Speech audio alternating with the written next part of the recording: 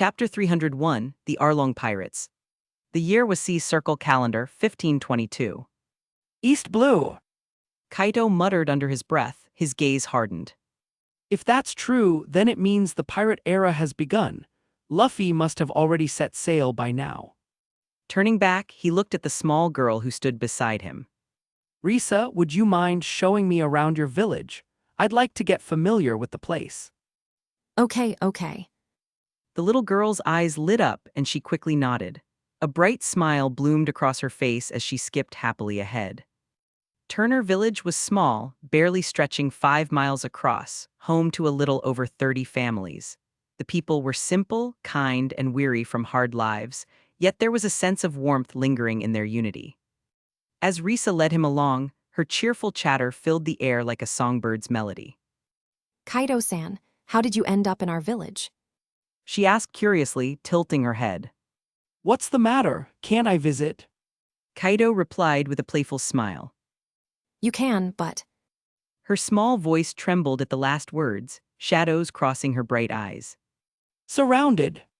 Kaido frowned. Trouble, it seemed, had found him the moment he arrived. He crouched down and gently picked Risa up. Little one, how about taking me to see your village chief? All right, let's go.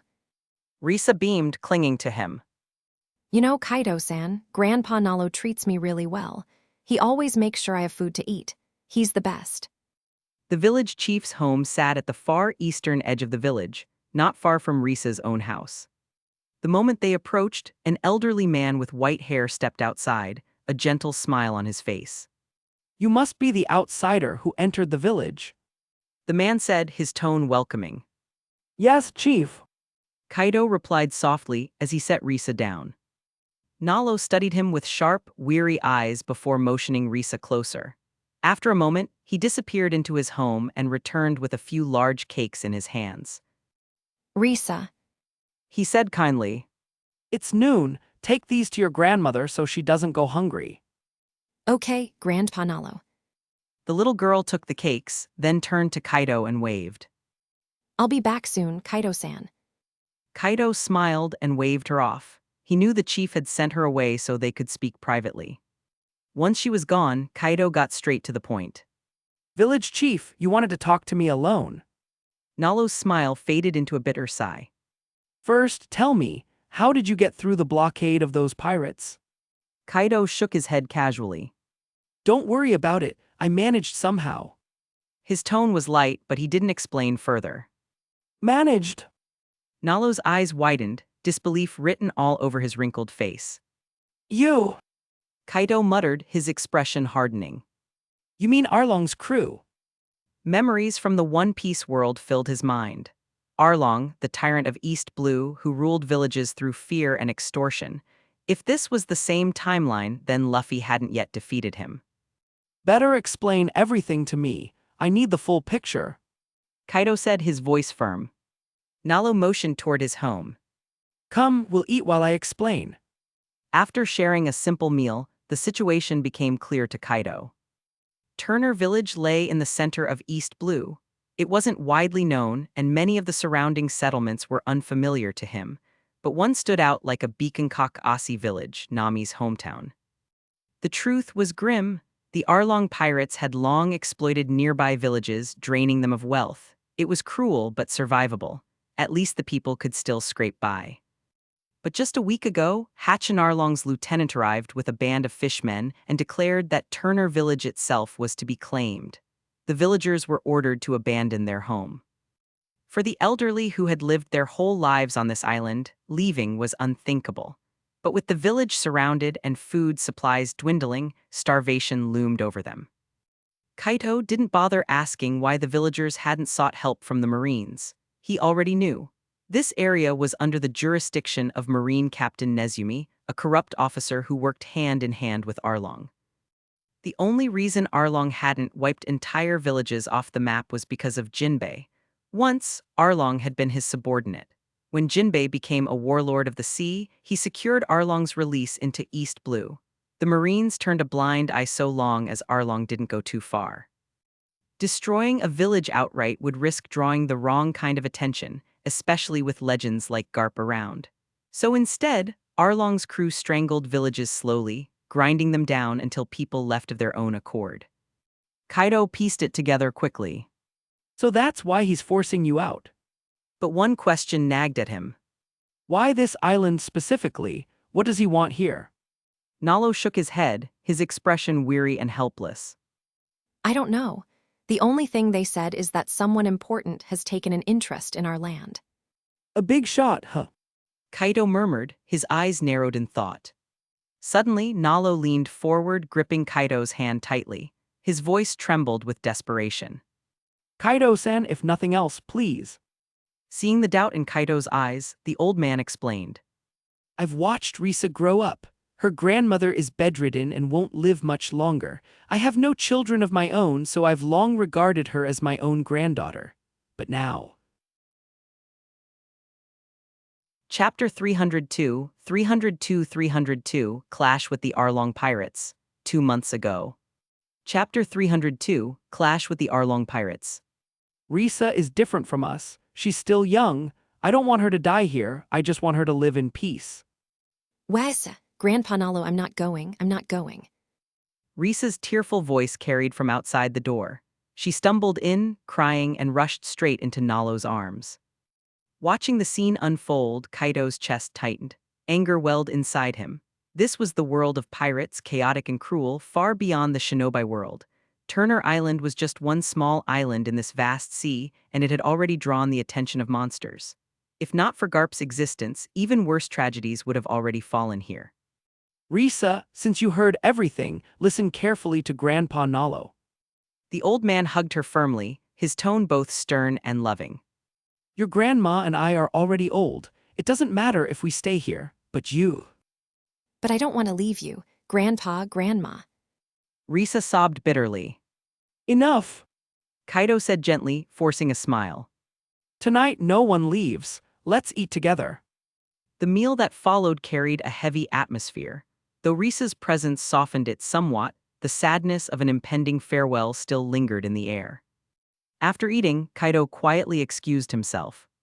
I'll step outside. The mood in here is too heavy. Nalo nodded with understanding. Go ahead, I'll check on my wife. The two parted ways. Once alone at the deserted beach, Kaido's expression hardened. He stepped onto the air, his body lifting effortlessly. The technique was the Navy's moonwalk, mastered to perfection. From Nalo's words, he already knew Arlong's men had surrounded Turner Village. To deal with them, he only needed to find their ships. Flying straight, he soon spotted 2 small pirate vessels ahead, crude, wooden, clearly belonging to Arlong's underlings. Kaito landed silently on the stern. His voice was calm, yet carried deadly weight. Are you from the Arlong pirates? The 2 lackeys froze in terror. A man who could fly across the sea was no ordinary human. Why, yes, my lord. One stammered. Who makes the decisions here? Our captain, Arlong Sama. Where is he? North, straight ahead, sir. Without another word, Kaito leapt into the sky. The pirates let out a breath of relief only to be consumed instantly by a searing beam of white light. Ship, men, everything vanished into the sea, leaving only drifting fragments of wood. Kaito didn't even glance back. His focus was already northward. Each pirate ship he spotted along the way was destroyed without hesitation. Mercy had no place here.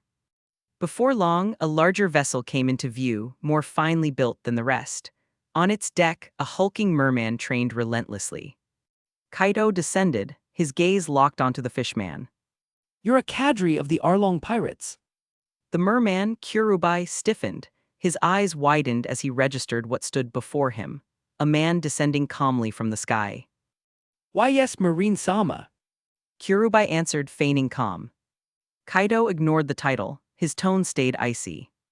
I heard Arlong is blocking Turner Village, trying to take the island for himself and force the villagers to leave. Cold sweat slid down Kyurubai's back. The words confirmed his worst fear. This stranger was here for Turner Village. If he had known such a terrifying figure lived nearby, the Arlong pirates would never have dared move against them. We didn't know it was your village, sir. We'll withdraw at once. Kyurubai stammered. Kaito shook his head. No need. The Arlong pirates will cease to exist after today. Before Kurubai could react, Kaido vanished. Panic surged through the merman, his eyes darted wildly, searching the sky. Up there! He looked up, nothing but clouds. Time to die. Chapter 303, 303, The Path to Kekkei, 1 month ago. Chapter 303, The Path to Kekkei. Kaido didn't waste a glance on the minions. Stepping on the air, he hovered effortlessly above the waves. A single casual punch sent a white beam of light tearing through the ship, reducing it to splinters. Without slowing down, his figure flickered forward, moving swiftly through the sky. After confirming that every pirate ship surrounding Turner Village had been destroyed, Kaido landed back on the island with a calm expression. Kaido! The village chief, Nalo, stood before him, stunned into silence. Grandpa Nalo, surprised.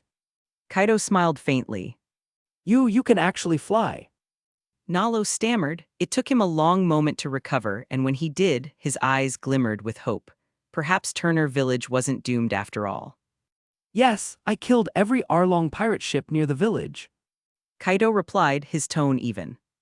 I came to ask for a map leading to Kekkei Village. I'll go directly and put an end to Arlong and his crew. That way they'll never trouble you again. You want to kill the Arlong pirates? Nalo's face paled. His voice dropped into urgency. Kaido, I know you mean well and I see you have skill, but you must understand. He gripped Kaido's arm earnestly. Take Risa and leave instead. You killed their men, Arlong will never forgive us. The rest of us are old, it doesn't matter if we die, but you. To him, Kaido was still a young man, probably in his early 20s. Even with strange powers, how could a single man hope to defeat a monster like Arlong, who had dominated East Blue for years? Kaido only smiled faintly. Ordinary eyes couldn't see it, but ever since he had sealed the power of the god tree within himself, his body had become nigh immortal. Decades could pass, yet he remained unchanged. He was no ordinary boy, he was the strongest. Don't worry, Kaido said. He didn't bother arguing further. Grandpa Nalo's heart was in the right place, but his knowledge of the world was limited. After exchanging a few more words, Kaido went to speak with the elders of the village. The location of Kekkei was common knowledge among them, and soon he had precise directions. It wasn't far. By ship it would take a full day. For Kaido, half an hour was enough. After finding Nalo and bidding Risa a quiet farewell, he set out. Kekkei village lay to the south of Turner. After half an hour of flight, an island covered with orange groves appeared on the horizon. As night fell, Kaido descended. He didn't rush to Arlong's base. Instead, he walked into the village. His stomach reminded him he hadn't eaten since morning. The village was surprisingly wealthy, more like a prosperous town than a simple farming settlement, yet the atmosphere felt heavy.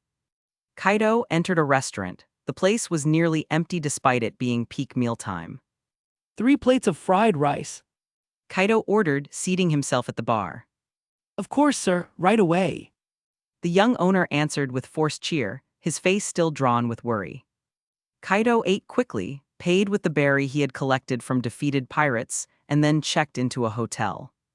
Tomorrow, He murmured to himself. I'll end this. Meanwhile, inside Arlong Park, the mood was grim. The fishman cadres sat in silence, their faces twisted with fury. Moments earlier, Kurubai's life card had disintegrated. Those cards had been made for them by Jinbei himself. The meaning was undeniable. Kurubai was dead.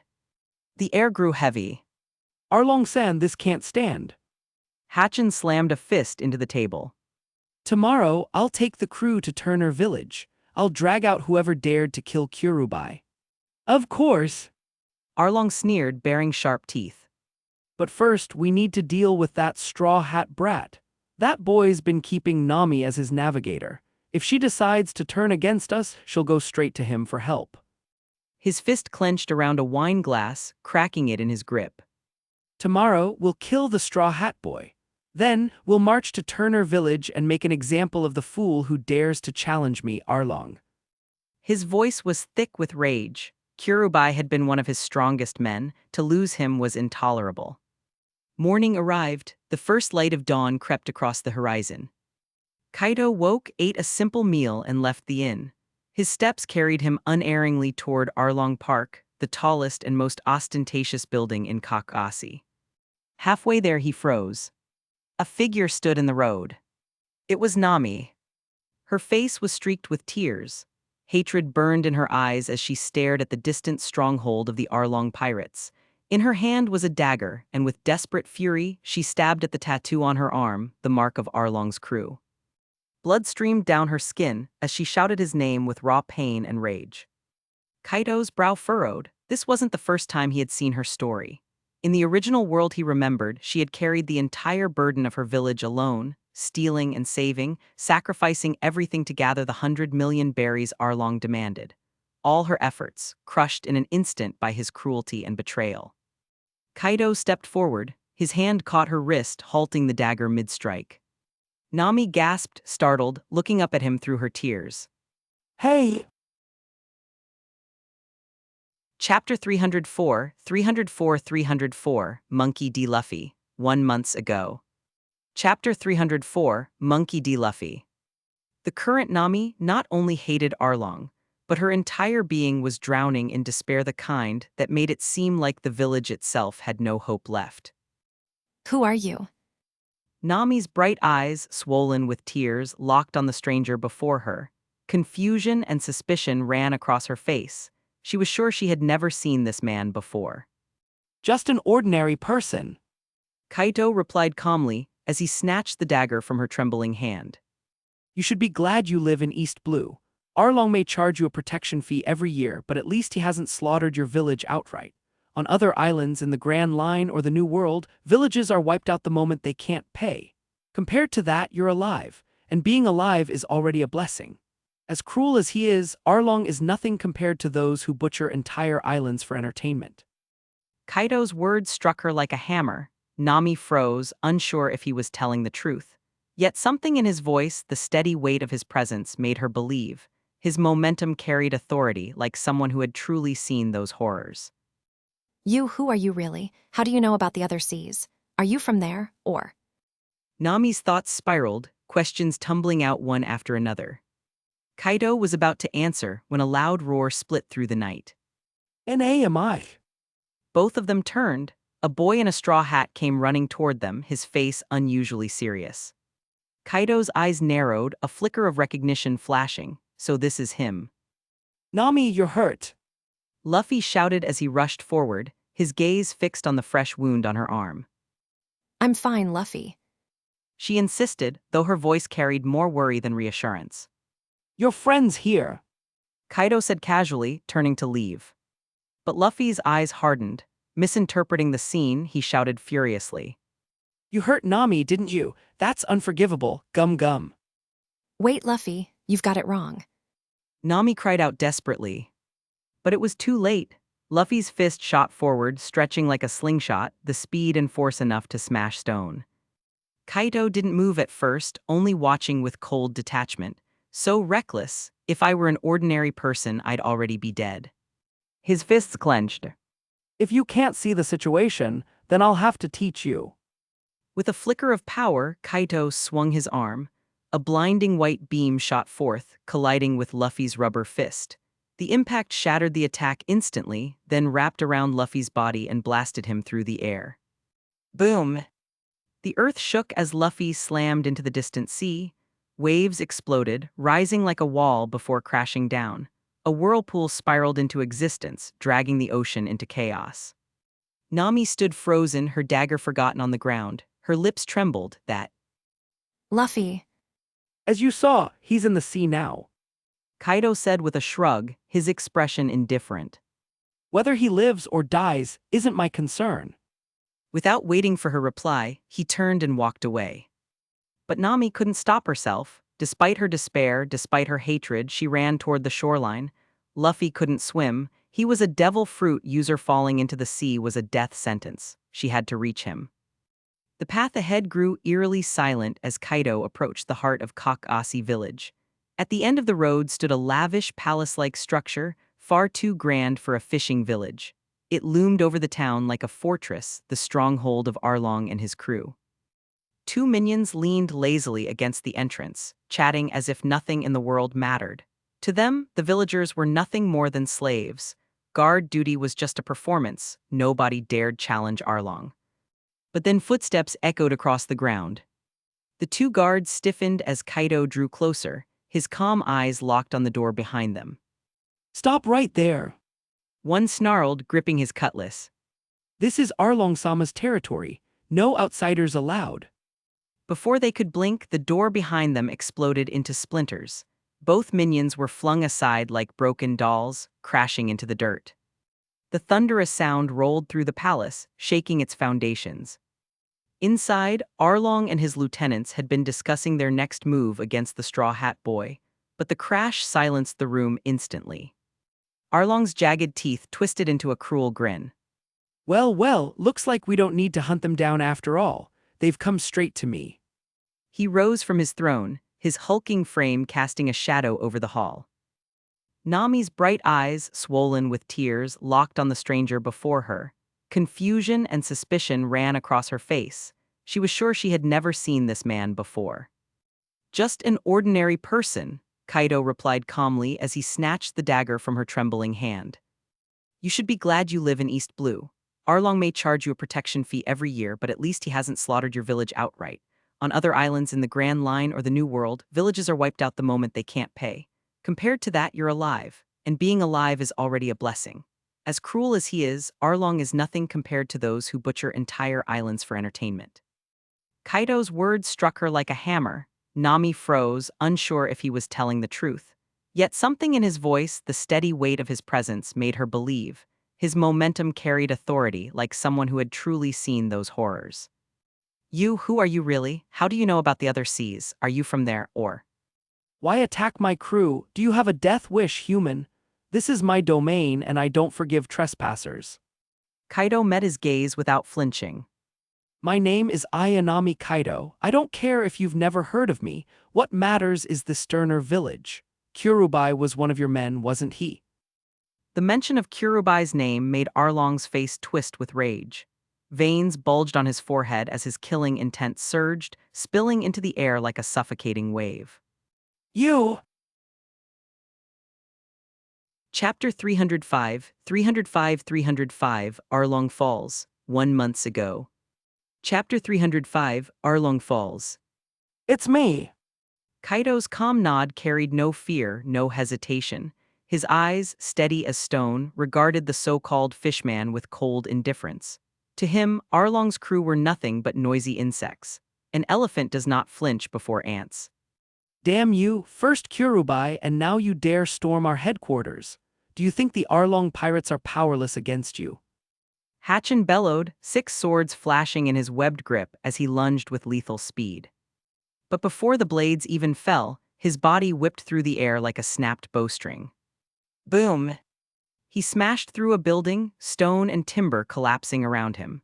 Dust billowed as he lay unconscious in the rubble, blood dripping from his lips, a deep fist-shaped dent carved into his stomach. It happened too quickly, he never stood a chance. Arlong's eyes narrowed. Hatchin, one of his strongest fighters, felled with a single blow. Even Arlong himself would have needed effort to subdue him. But this stranger, he had crushed him like nothing. This man is dangerous. Before Arlong could react, Kaido vanished. Boom! Another thud sounded behind him. Turning sharply, Arlong froze. Kaido held one of his men by the throat, expression unreadable. A twist, a lifeless body, and then those cold eyes fixed on Arlong himself. It's your turn. Damn you! Arlong roared, fury igniting as the last of his officers fell. He surged forward like a living cannonball, maw gaping with rows of glinting teeth. His bite could shatter bone, rip flesh in an instant. But Kaido was no ordinary man. He was something far beyond. Time seemed to slow as he sidestepped and drove his fist into Arlong's gut. Boom! The shockwave rattled through Arlong's frame, eyes bulging as blood burst from his mouth. His massive body sailed backward, colliding with Hatchin's broken form. The impact brought down the symbol of tyranny itself, Arlong Park. Its walls crumbled into ruin, dust rising over Kakasi village. Look, it's Arlong's base. Someone's fighting them. Whispers surged among the villagers, their long-buried courage flickering back to life. Genzo, scarred and resolute in his uniform, clenched his teeth and sprinted toward the chaos. In the orange grove, Nami tended Luffy's wounds, smacking his head when his groans grew too dramatic. Shut up, you're lucky you're even alive. She snapped. Sanji, Zoro, and Usopp stood close by, tense and restless. Their reckless captain carried their dreams, seeing him hurt gnawed at them. Then the earth shook. Boom! The orchard quivered, Nijiko froze, oranges tumbling from her basket, eyes widening at the pillar of dust. She dropped everything and ran. Nami, come quick, it's bad. What is it? Nami demanded, alarmed. You'll see, hurry. Nami burst outside, her heart pounding. The sight rooted her where she stood Arlong Park in ruins, the clash still raging. She rubbed her eyes in disbelief before sprinting toward it. Amid the wreckage, Arlong staggered from the dust, towering body trembling, blood dribbling from his mouth. For the first time, fear glimmered in his predator's eyes. This strength. So what if you came from there? He snarled through the pain. I'll tear you apart. But agony seized him mid-charge. His eyes fell in horror. Kaido's hand had driven straight through his chest, blood cascading in crimson sheets. Too much talking. Chapter 306, 306, Your grandfather, Garp, 1 month ago. Chapter 306, Your grandfather, Garp. You did this. When Kaido walked out, Nami's bright eyes widened and her mouth opened slightly in shock. She clearly hadn't expected the person inside to be the one she had just met outside. Then her pupils shrank as she noticed the blood-stained bundle in Kaido's hand. She raised her trembling finger toward it, her tone filled with both fear and excitement. This. The surrounding villagers also looked at him with hopeful expressions, their breath caught in anticipation. Kaido's voice was calm and steady. That's right, it's the head of a fish. His words froze the crowd in silence for a heartbeat. Then, like sparks igniting a powder keg, cheers erupted across the square. Arlong is dead. I heard him right, Arlong's dead, somebody hit me. The villagers shouted, cried, and laughed all at once. Some even fell to their knees, tears streaming down their cheeks. For more than a decade, the shadow of the tyrannical fishman had weighed on their hearts like a curse. To hear that he was finally slain was like seeing the chains of fate shatter before their eyes. Thank you. Thank you for killing Arlong and saving our village. Nami bowed deeply, tears falling freely. No. Kaido shook his head, his voice detached. I had my own grudge with him, that's why I killed him. Even so, thank you. Nami insisted, bowing again. Then live well after this. With those words, Kaido stepped past her. The crowd instinctively parted, opening a clear path for him as though guided by some invisible force. Benefactor, please. Genzo called out from behind. You rid us of that monster. At least stay for a meal. But Kaito continued walking without turning his head. Suddenly, his stride slowed. Several familiar figures appeared in front of him. It was Luffy and the rest of the Straw Hat crew. That's the guy who knocked Luffy out in one blow. Sanji muttered around his cigarette, a serious look on his face. His gaze flicked toward the package in Kaido's hand. And it looks like he's the one who took out Arlong too. Unlike him, Zoro's eyes gleamed with battle hunger, his hand already resting on the hilt of his sword. Usopp, on the other hand, trembled so hard his knees nearly buckled, fear plain in his wide eyes. Hey! Luffy suddenly grinned, flashing his teeth despite his bandaged body. You hit me, but I'll forgive you. Join my crew. Sanji and Usopp nearly fell over at their captain's words, both stunned by his reckless boldness. Nami, who was nearby, froze for a second at the scene. She quickly hurried toward them, her heart pounding. Facing Luffy's invitation, Kaido shook his head without hesitation. No, a group of ants can't command an elephant. Then his tone sharpened, cold and cutting. And besides, The sudden shift stunned everyone. Kaido's gaze locked on Luffy. do you know why your grandfather, Garp, stayed in the Marines? Do you understand how he faced the comrades who once fought beside him? Have you ever thought about the ridicule he suffers because of the path you chose? Luffy froze, the smile slipping off his face. His eyes widened like he'd seen a ghost. How do you know my grandpa? Usopp's jaw dropped. Sanji's cigarette almost fell from his lips. This revelation was even more shocking than Arlong's death. Marine hero Garp, everyone in East Blue knew the name, and now they knew their eccentric captain was his grandson.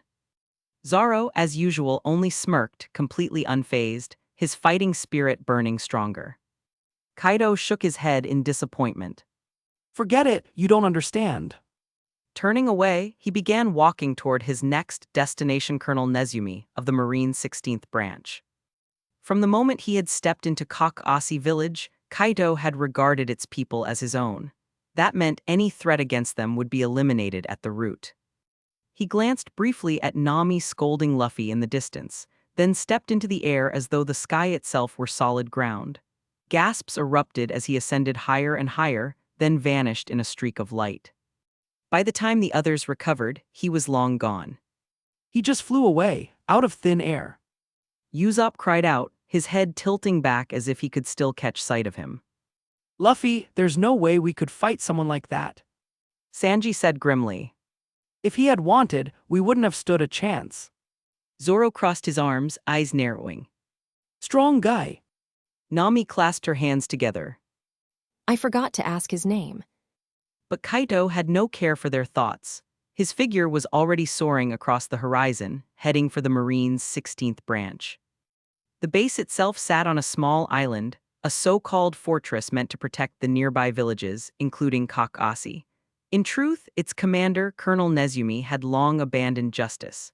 Instead, he schemed with Arlong, draining the life from the people he was sworn to protect. Compared to Logtown's marine base, this one looked pathetic, more like an old barracks than a fortress. Its single heavy cannon was rusted over, and even the marine flag drooped, faded, and torn. Kaito descended at the front gate. The two Marines on guard gawked at him in shock. I'm a bounty hunter. Kaido said plainly. Here to cash in. One of the guards quickly straightened. Why, yes, sir, please come with me. With the rise of the pirate era, bounty hunters had become common ordinary men and women who hunted criminals for reward money. Each Marine base kept a redemption point specifically for them. Before long, Kaido was led into a dim room where Colonel Nezumi sat, his eyes narrowed with lazy arrogance. Colonel, this man is here to exchange a bounty. The Marine guard reported. Got it, leave us. Chapter 307, 307, The Colonel's Greed, 1 month ago. Chapter 307, The Colonel's Greed. With the Marines gone, only Colonel Nezumi remained in the room, accompanied by a young clerk with a notebook in hand. You're the bounty hunter here to exchange a head for money. Why haven't I seen you before, a newcomer? Colonel Nezumi wiped his greasy beard, his eyes filled with cunning calculation.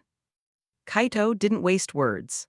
After confirming the man before him was indeed Colonel Nezumi, he placed the wrapped head onto the table, untied it, and spoke in an even tone. This is the leader of the Arlong pirates. I killed Arlong. The moment Nezumi saw the severed head, a flicker of shock passed across his sly features, followed quickly by barely contained rage. For years, he had taken bribes from Arlong enough money to secure a future transfer out of this backwater base. Now, with Arlong dead, that steady stream of wealth had been cut off. His long-term plans of easy money and a comfortable reassignment were gone in an instant. Still, he couldn't show his fury outright. Collusion with pirates was forbidden in the Marines. Nezumi's eyes shifted greedily back to Arlong's head. 20 million berries. Impressive. A bounty hunter strong enough to take down a pirate worth 20 million. Excellent. The identity is confirmed. The bounty is 20 million. Kaido replied calmly. Of course, of course. Nezumi said smoothly, then he turned to his adjutant. Fetch 5 million berries for the bounty hunter. 5 million. Kaido's eyes narrowed, his voice sharpened. As far as I know, Arlong's bounty is 20 million. Since when did it become 5? Nezumi smirked. The remaining 15 million is. His expression was smug, filled with pride. He had pulled this trick on countless bounty hunters before. Normally, he only skimmed 10%, but this time was different. Arlong's death had ruined him. His greed demanded more. You dare to steal 15 million as handling fees. Marines allowing filth like you. Kaido's tone flattened, stripped of all emotion. Nezumi leaned back, unfazed. I'm the colonel of the 16th branch. My word here is law. You'll take what I give you and you'll be grateful for it. That's enough, you can die. Before Nezumi could react, Kaido's hand shot forward and clamped around his throat. Stop, what are you doing? Do you mean to defy the Marines? Let go of Colonel Nezumi. The clerk shouted in panic. Defy the Marines. Kaido's eyes gleamed coldly. Heh, I couldn't care less about your ranks and rules. This man dies here. The temperature in the room seemed to drop. Murderous intent radiated from Kaido, suffocating the air. His presence was like that of a reaper. You. Nezumi gasped, eyes wide with disbelief. Yes, and as for your so-called reward, consider your death my answer. With a sharp twist, Kaido snapped his neck. Nezumi's body crumpled to the ground. He turned his gaze on the terrified clerk. Your master is dead, now it's your turn. Why, you're insane, this is treason against the Marines, you. The man's voice cracked with fear. Marines? Kaido sneered. Even if the elites of Marine headquarters came here, they would die if they stand against me. Chapter 308, The Rear Admiral. Behind Rear Admiral Kata Kongbo, a young officer stood respectfully, his eyes sharp. Yar, have you finished investigating Colonel Nezumi's case? Yes, Rear Admiral, everything has been confirmed. Yar replied, handing him a stack of reports. If Kaido had been present, he would have been surprised. The documents contained a complete account of everything he had done since arriving in this world, every action recorded in detail. Kata Kongbo scanned through the files. His expression darkened as he read about Nezumi's corruption and Kaido's involvement. Finally, his hand slammed against the desk. Disgraceful, that rat was filth in a Marine's uniform. Such scum deserves worse than death. He roared. Is Kaido still in Kekkei village? Yes, he's remained there ever since eliminating Colonel Nezumi. Kata Kongbo's expression grew stern. Justice cannot be stained. Kaido knew of Nezumi's crimes yet killed a Marine officer with his own hands. That cannot be forgiven, he must be brought in. Though his ideals were strict, Kata Kongbo was not as ruthless as Akinu. He would not harm civilians, but criminals, no matter who they were, had no place in the world he envisioned. What are your orders, Rear Admiral? Yor asked. Prepare a warship, take men with you tomorrow, we will go to Kekkei village and arrest Kaido. He will be sent directly to Impel Down. Yes, sir. Time passed like flowing water. 10 days slipped by since the fall of both Arlong and Colonel Nezumi. In Kekkei village, Kaido stirred from his rest inside a makeshift shelter of wood and hay. Though simple, it was enough for him. He stretched, then looked out at the brightening horizon. It's been nearly half a month since I arrived here. He murmured.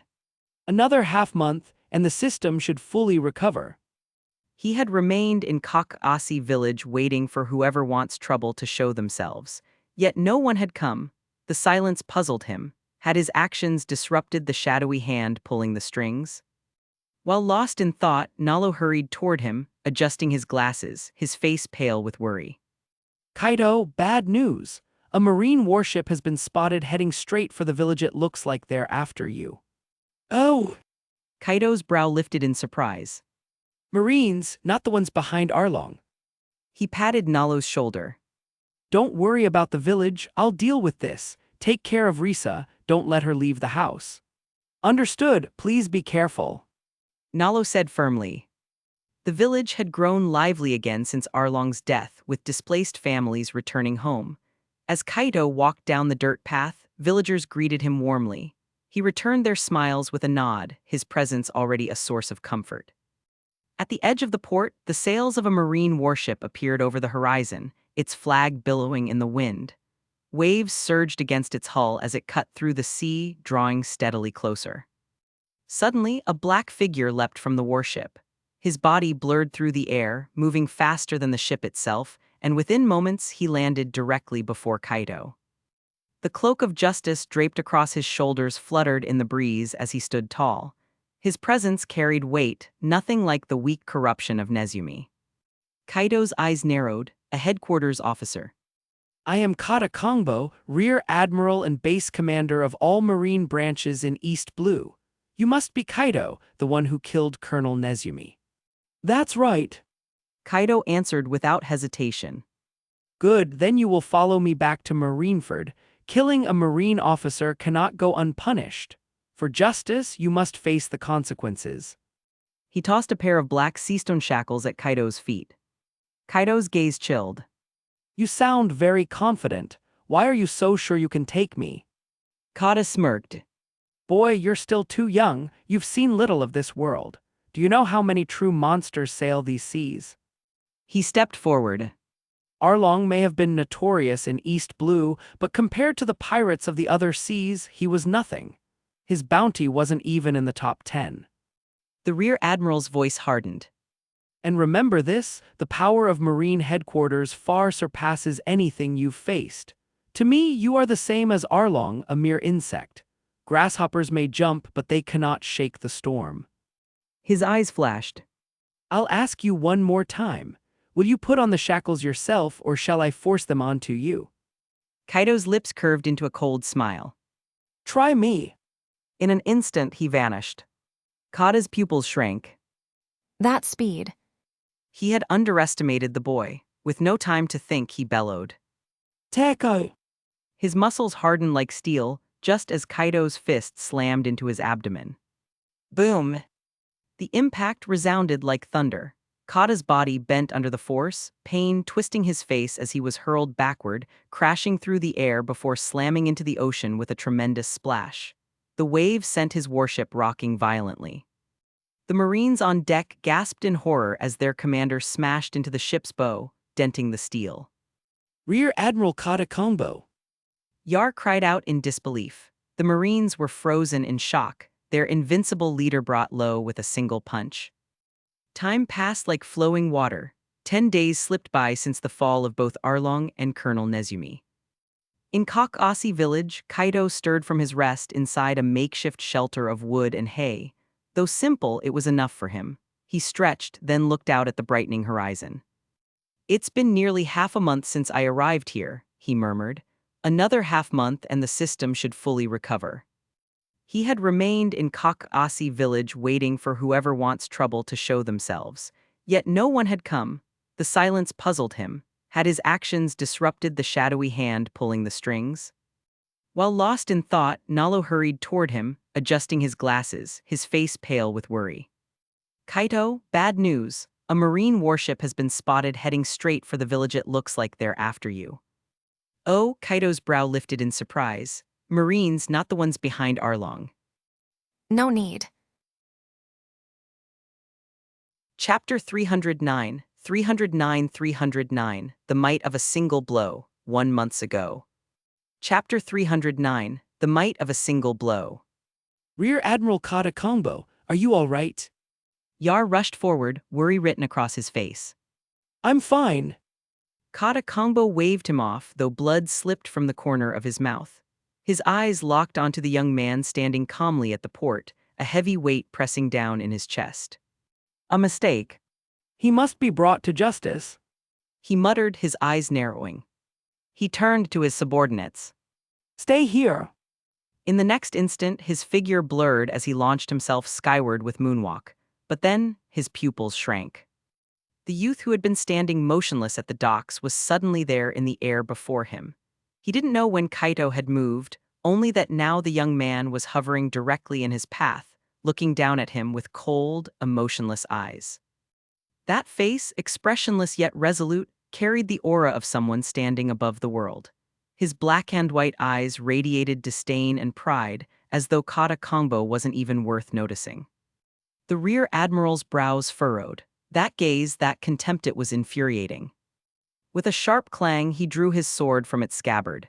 In an instant, his blade was coated with a pitch-black sheen, armament haki.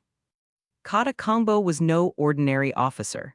Stationed here at headquarters, he had mastered both observation and armament haki, the Marine Six styles, and was an accomplished swordsman. With his blade in hand, a fierce aura burst forth from him. The killing intent of a true swordsman filled the sky as he launched himself toward Kaido.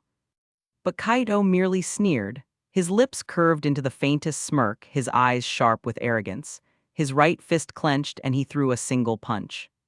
Blood Requiem first step. A deafening hum filled the air. From his fist, a massive beam of white compressed force shot forth, tearing through the sky like a pillar of destruction. Kata Kongbo's heart lurched. Impossible. He felt it, the overwhelming, fatal pressure racing toward him. His body screamed to evade, but it was already too late. Teeth clenched, he swung his blade. A pale crescent of swordlight tore free, sharp and swift like a swallow in flight. Secret technique swallow return. The crescent slashed toward the incoming beam, sword pressure tearing apart the air. The two attacks collided with a violent crash. The crescent shuddered, resisting for only a heartbeat before the beam crushed it apart like brittle glass. The overwhelming power surged onward, racing straight for him. No. Kata Kongbo's eyes widened in disbelief.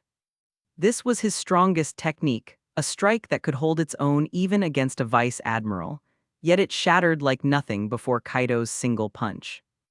Desperately, he layered every defense he had left: armament haki, iron body, and his sword reinforced with haki. He braced against the incoming force. The white beam struck. The defenses shattered one after another in the blink of an eye. In that final instant of panic, Kata Kongbo felt his world drown in blinding white. Boom!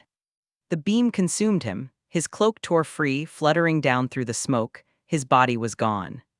Kaido lowered his fist, frowning. I didn't mean to kill him. He had used only half the strength he used against Luffy. That same amount had left the rubber boy alive, yet this rear admiral had been obliterated instantly. Too weak, he thought. The high-end combat power here is far beneath the Shinobi world. It seems I'll need to start holding back. He muttered quietly. On the warship below, silence reigned. Yar stared upward, disbelief etched into every line of his face. The rear admiral. The Marines around him trembled. One strike. The commander who's led us for 7 years. Panic spread like wildfire. Retreat. Yar roared, snapping out of his daze. As Kata Kongbo's adjutant, he knew the truth more than anyone. His commander's strength had been top tier among rear admirals, even capable of dueling a vice admiral, yet Kaido had erased him instantly. This wasn't power on the level of a vice admiral. No, this was admiral-class power.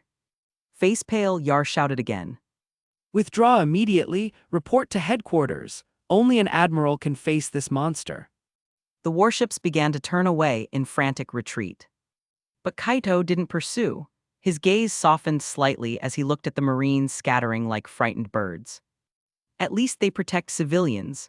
Flawed as they are, they're still better than the pirates who plunder without conscience. He exhaled slowly. So, Resolving himself, Kaido descended back to the island. He would give it half a month. If no one came, he would seek information from underground intelligence groups. Whatever dangers threatened Turner Village would be erased before he left. At Marine headquarters, a solemn silence filled a spacious office. Fleet Admiral Sengoku set down the transponder snail, his face grim. He looked at Tsuru and Garp. you both heard. Tsuru's expression tightened. Kata Kongbo was one of the strongest rear admirals, to fall in a single move. Chapter 310, 310, The Vice Admiral's Arrival, 1 month ago. Chapter 310, The Vice Admiral's Arrival. Who do you think we should send for this mission? Sengoku asked, his eyes flicking toward Garp, who was, as usual, snoring away in his chair. The fleet admiral's brow twitched. This old man cared deeply about East Blue most of the time, yet he had the nerve to fall asleep at a moment like this. Tsuru sighed, spreading her hands helplessly. Aokiji is on leave. Akinu is holding down the New World to keep those pirates from moving. At present, only Kizaru is available. Kizaru. Sengoku muttered, rubbing his temple. The thought of entrusting something so delicate to that lazy man gave him a headache. Tsuru offered another suggestion. What about Mama Usagi? She's technically only a vice admiral, but you know her strength rivals an admiral's. After a moment of silence, Sengoku nodded. Very well, send Mama Usagi. He cast another glance at Garp, who had shifted in his sleep and now drooled slightly onto his coat. If that idiot weren't napping, he'd be the perfect choice. That very night, a marine warship slipped out of headquarters, sailing through wind and wave. Standing on the deck, letting the sea breeze whip through her long dark hair, was a woman of elegance and authority. Vice Admiral Mama Usagi, her sharp eyes fixed on the horizon, gave off an aura that demanded respect. 10 days had passed since Kaido struck down Rear Admiral Kata Kongbo with a single blow. Though the news had been kept quiet within Marine ranks, it quickly seeped into the underworld. Kata Kongbo wasn't just any officer. To those in the shadows of East Blue, he was considered its emperor, a man who commanded fear and respect far beyond official Marine channels. If Arlong was the ruthless pirate who conquered in the East Blue, Kata Kongbo was East Blue's ruthless iron fist. Now he was gone. The shockwaves were greater than even Arlong's movements. Whispers spread through taverns, gambling dens, and smuggling routes. If Kata Combo can be killed in an instant. The underworld grew cautious, some even fearful. All eyes turned toward Turner Village and toward Marine. Everyone knew they would not let such a killing go unanswered. A higher power would be dispatched, perhaps even the hero of Marine himself, Monkey D. Garp. Garp, born in East Blue, was its unspoken protector. His presence alone had long kept the sea known as the weakest, relatively stable. Whenever a pirate grew too bold, Garp crushed them without hesitation. In a dimly lit chamber, seated on a luxurious leather sofa, East Blue's intelligence chief, Loken, swirled wine lazily in a crystal goblet. His plump face gleamed with smug satisfaction. His network of spies stretched across the sea, and any notable event reached his ears first. Lord Loken, urgent report from Logtown. A young man said as he hurried in, holding a sealed envelope. Logtown Gateway between East Blue and the Grand Line. If trouble stirred there, all of East Blue would feel the tremors. A sharp light flashed in Loken's eyes. He snatched the envelope, tore it open, and scanned the contents with swift precision. His lips curled. So Marine didn't send Garp after all, they sent her. HMPH, a miscalculation on my part. He sipped his wine and waved the paper lazily. Spread the word to the other leaders. Let's see how far this woman dares to chase. As you command. The youth bowed and left, leaving the room steeped in silence again. Loken leaned back into the sofa, gaze flickering with calculation. I hope she leaves once she captures the boy, if she lingers. And so, as the intelligence flowed through the veins of the underworld, East Blue seemed to fall eerily silent.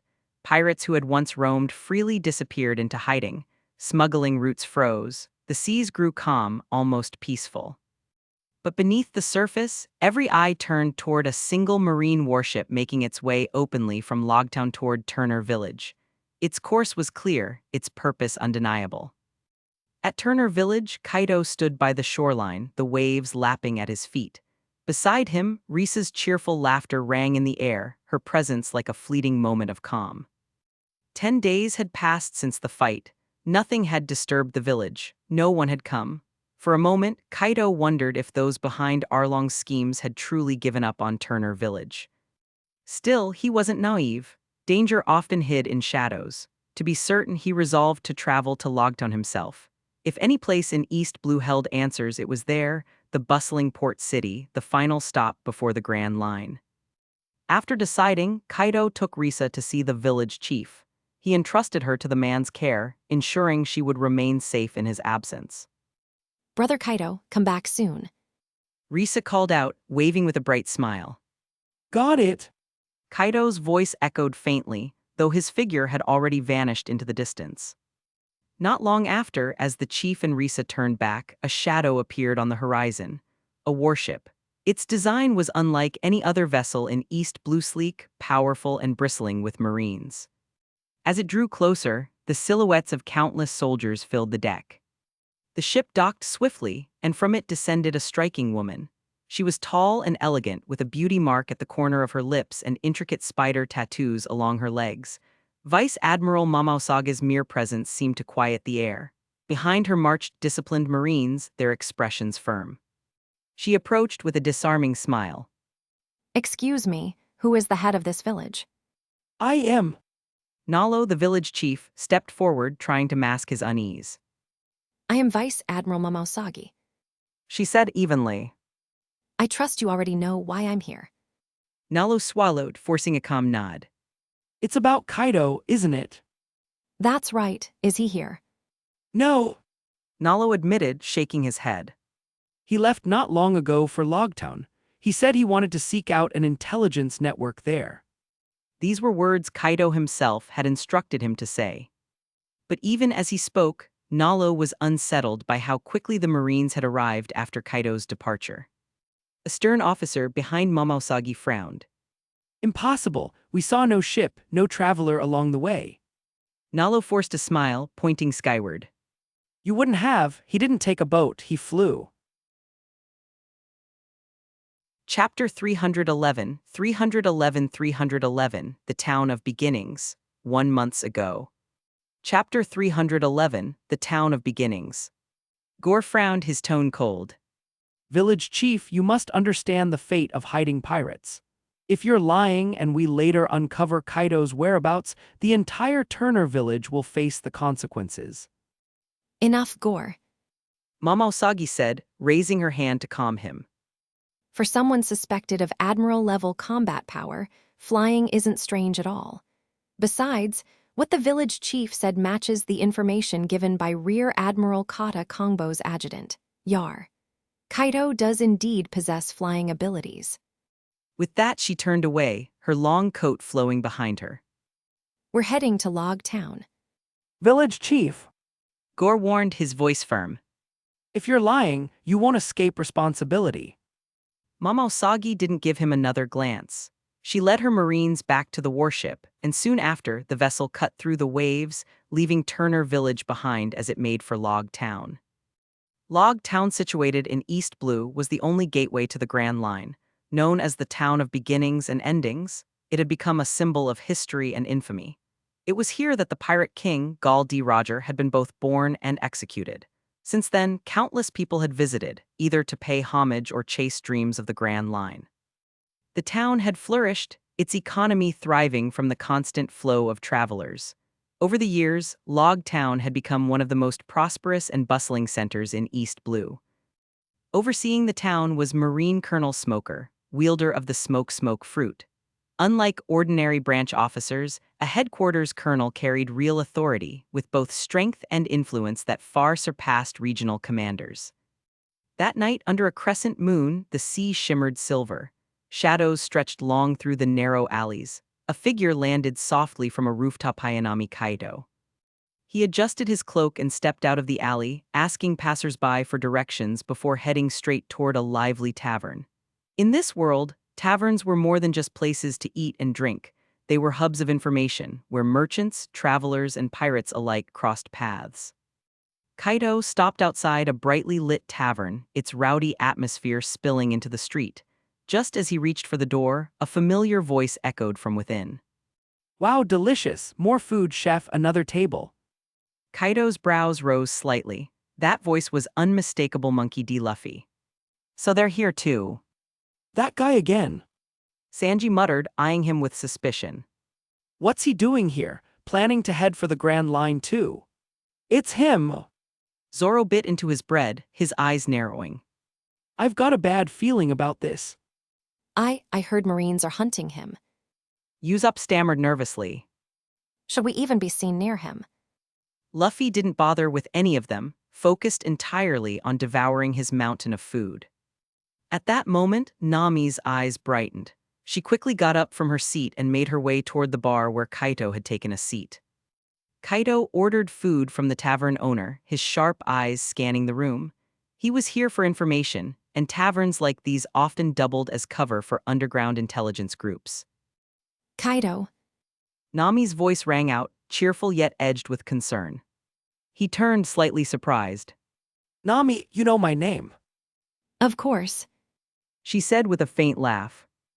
Your name is all over East Blue lately. You killed a Marine base commander. The news has spread everywhere. She lowered her voice, her expression turning serious. But that's not all. Marine headquarters has dispatched a vice admiral to capture you. Kaido raised an eyebrow. A vice admiral, not one of the admirals themselves. Don't underestimate her. Nami warned, her tone urgent. Her name is Mamausagi, though her real name is Jin. She's the strongest among all vice admirals, and some say she's next in line to become an admiral. She's not someone you can take lightly. Is that so? Kaido leaned back, his calm demeanor unshaken. He had expected them to send Akinu, Kizaru, or at least Garp. Sending Jin instead almost felt like they weren't taking him seriously enough. Nami frowned. You're not worried. She's said to rival the admirals in strength. Instead of answering, Kaido smoothly shifted the topic. You mentioned an intelligence organization earlier. Do you know where I can find one in Log Town? You don't. Nami blinked, clearly surprised. With how strong you are, I thought you'd already know. Kaido simply nodded. After a pause, Nami leaned closer and whispered. Most intelligence organizations disguise themselves in taverns or restaurants places where people gather. They mark themselves by printing small paper symbols on their tableware. If you look carefully, you can find them. She reached over, grabbing a plate from a nearby table and flipped it over. Etched into its surface was a faint, almost invisible mark. See, this tavern is one of their bases. You're lucky, you found it right away.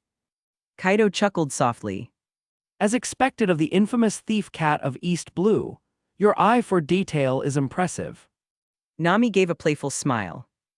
All you have to do now is approach that waiter over there and tell him you're here for information. He'll handle the rest. She pointed toward a stern-faced man standing at the side of the tavern. Kaido narrowed his eyes slightly. He doesn't look much like a waiter. Trust me. Nami replied. That's how you know it's real. Kaido rose to his feet. Thank you, Nami. I owe you one. He paused, then added. If we meet again, I'll give you a den mushi. That way you can contact me whenever you need to. Nami quickly shook her head, flustered. No, you've already done more than enough for me. Besides, you saved my village. Helping you with this is nothing compared to that. Kaido smiled faintly. Then we'll leave it at that, until next time. Goodbye, Kaido.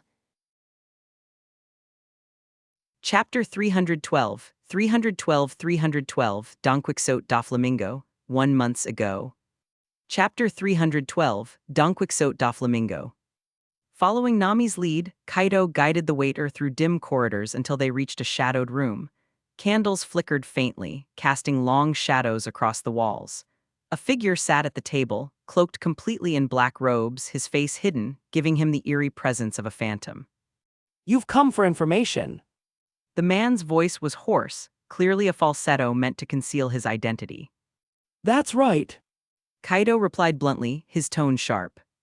I want to know who ordered Arlong to block Turner Village. Turner Village? The figure muttered softly. His gaze sharpened as he studied Kaido, and for a fleeting second, surprise flickered across his eyes. He clearly recognized who Kaido was. This information, he finally said after a pause. Kaido's eyes narrowed, their sharpness like a blade unsheathed, his presence suffocating the room. Is it that you don't know? The man's body stiffened. Like one of the intelligence brokers felt his scalp go numb as cold sweat slid down his neck. It was as if a monstrous beast had locked onto him, suffocating him with unseen fangs. I really don't know. Locke stammered, his forced hoarse voice trembling uncontrollably. You recognized me the moment I walked in. That means you know a lot more about me than you're admitting. Kaido said calmly, his tone flat yet heavy with menace. If I kill you here, can you stop me? Or do you think your men outside could protect you? Locke's breath hitched, his instincts screamed danger, but he forced out. You'll regret this. By threatening an intelligence dealer, you'll make enemies of every organization across the seas. Kaido's eyes glinted with cold amusement. Do you really think I care? Before Locke could react, Kaido's figure blurred, vanishing like a ghost. A heartbeat later, he stood before him, one hand gripping Locke's throat effortlessly. The man's legs dangled helplessly, his face flushing red as he gasped for air. Speak! Locke choked, barely managing to squeeze out his words. More than a month ago. Kaido dropped him unceremoniously, his expression unreadable. You could have said that from the start. He turned and strode out without a backward glance. Locke collapsed, coughing violently, his face twisted with resentment as he glared at Kaido's departing back. It's not my fault. He rasped. Inform the leader Kaido has violated the laws of the intelligence network. Put his bounty on the underground list. A disembodied voice echoed from the shadows, understood. As Kaido walked back toward the hotel lobby, his eyes gleamed coldly. Don Quixote da Flamingo. So a small village ties back to a monster like him. Kaido murmured. Interesting. Crack, plates shattered as he stepped into the lobby. The once lively tavern was in chaos. Marines clashed with pirates, and the smell of spilled liquor and food mixed into a nauseating stench. Straw Hat Luffy, East Blue's rising pirate star. Smoker barked, his 2 cigars trailing smoke as he stood firm. This time, you and your crew won't escape. Smoke billowed around him as his Logia powers activated, his body shifting into vapor. Luffy charged recklessly, his strikes useless as they passed harmlessly through Smoker's smoke-formed body. Meanwhile, Tashigi fought Nami and the others, blades clashing amid overturned tables. Kaido frowned slightly, Smoker already, that was faster than expected. As he entered, heads turned instinctively toward him. Hey Kaido, we meet again. Luffy called cheerfully, waving as if they weren't in the middle of a battle. Smoker froze mid-attack, his eyes narrowing. Kaido. All Marines, withdraw. Smoker barked suddenly. Colonel Smoker. Tashigi blinked, startled. What's going on? Follow my orders, get outside now, then send word to headquarters. Kaido is here in Log Town. Vice Admiral Momoasagi must be informed immediately. Smoker commanded. At the sound of Kaido's name, Tashigi froze for a moment, then her face hardened with grim understanding. Yes, Colonel. Within moments, the Marines withdrew, leaving only Luffy, his crew, Smoker, and Kaido in the tavern. The room fell into a heavy silence. Kaido walked past without sparing Smoker a glance, his calm indifference cutting deeper than any blade. Damn you! Smoker roared, lunging forward. White Fist! His arm morphed into thick smoke, striking forward like a coiled whip. Kaido didn't even look. His hand shot out, catching the smoke-forged fist midair. With a crushing grip, the smoke dissipated under his will. Elementalization, huh? Kaido muttered, unfazed. Looks like it's time I sharpen my mastery of haki. Chapter 313, 313, The System Wakes. 1 month ago. Chapter 313, The System Wakes. Needless to say, Luffy and his crew had become the very embodiment of Smoker's frustration. Time passed like flowing water, and 5 days slipped away in the blink of an eye. During that time, Kaito remained in Logtown. One reason was to await the arrival of Doflamingo's subordinate, Gladius. The other was to prepare for the impending hunt from Momoasagi and her division. Smoker knew where Kaito was but chose not to engage. Instead, he sent a marine to tail him discreetly while he continued his relentless pursuit of Luffy. The day the skies turned dark, lightning crawling through the clouds like serpents of light, was the day everything changed. On the execution platform once used to end the Pirate King's life, Luffy now stood shackled. Beside him, the clown buggy held a long knife, grinning wickedly, ready to recreate Roger's legendary execution 20 years later. Below, Alvida, Smoker, Tashigi, and countless townsfolk watched in collective disbelief. I said, you've got to have a limit to how far you take a joke. A loud, furious voice roared from behind. Everyone turned instinctively. Sanji and Zoro were standing there, confident smirks on their faces. Get them! Alvida barked. A wave of her followers rushed forward, charging straight at the two. Above, Buggy raised his sword high, lightning reflecting off the blade. Luffy's grin widened, that same fearless smile as his idol's once was. Sanji, Zoro, looks like I'm dying. He shouted. From within the crowd, Kaido watched the spectacle and exhaled softly. I didn't think I'd get to witness this in person. He muttered, narrowing his eyes toward the roiling sky. That storm. A deafening boom split the heavens. A blinding bolt of lightning shot down from the clouds, striking Buggy's blade directly. The current surged through him, his entire body glowing as if lit by 1,000 suns. Another explosion followed, and the execution stand that had towered over Logtown for decades shattered in an instant. Buggy crashed to the ground, charred black and barely conscious. So it really was Dragon's doing. Kaido murmured, the corner of his lips curling slightly before he turned to leave. Ding dong, system upgrade successful. Congratulations, host, you have obtained the following rewards. 1. Access restored. You may now use abilities from the Shinobi world. 2. Training space expanded 50-fold. 3. Acquired. Observation Haki, Armament Haki, and Conqueror's Haki. Kaido closed his eyes and took a slow, deep breath. The familiar surge of chakra coursed through his body once again, blending seamlessly with his Haki. A faint smile tugged at his lips. He hadn't expected to regain his full strength here, nor did he anticipate the system's generosity. Seems it can be playful when it wants to be. He exhaled and focused. Time to find a quiet place to train my Conqueror's Haki. Kaido-kun, are you there? Kaguya's anxious voice echoed in his mind. I'm here, Kaguya, what's wrong? Kaido-kun. What do you mean? Kaido frowned. A voice in my mind said I can only remain outside for 3 hours a day. 3 hours? He clenched his jaw slightly. Looks like the system did something again. Can you still act like before, when we were in the Shinobi world? No, I can only channel chakra to you like a tailed beast. If I touch anyone, I'll instantly be pulled back inside your body. She sounded displeased. I see, that's just how the rules of this world work. Kaido lied smoothly, unwilling to mention the system's restrictions. That secret would remain his alone. The rules of this world, so Kaido-kun. Yeah. Kaido replied calmly.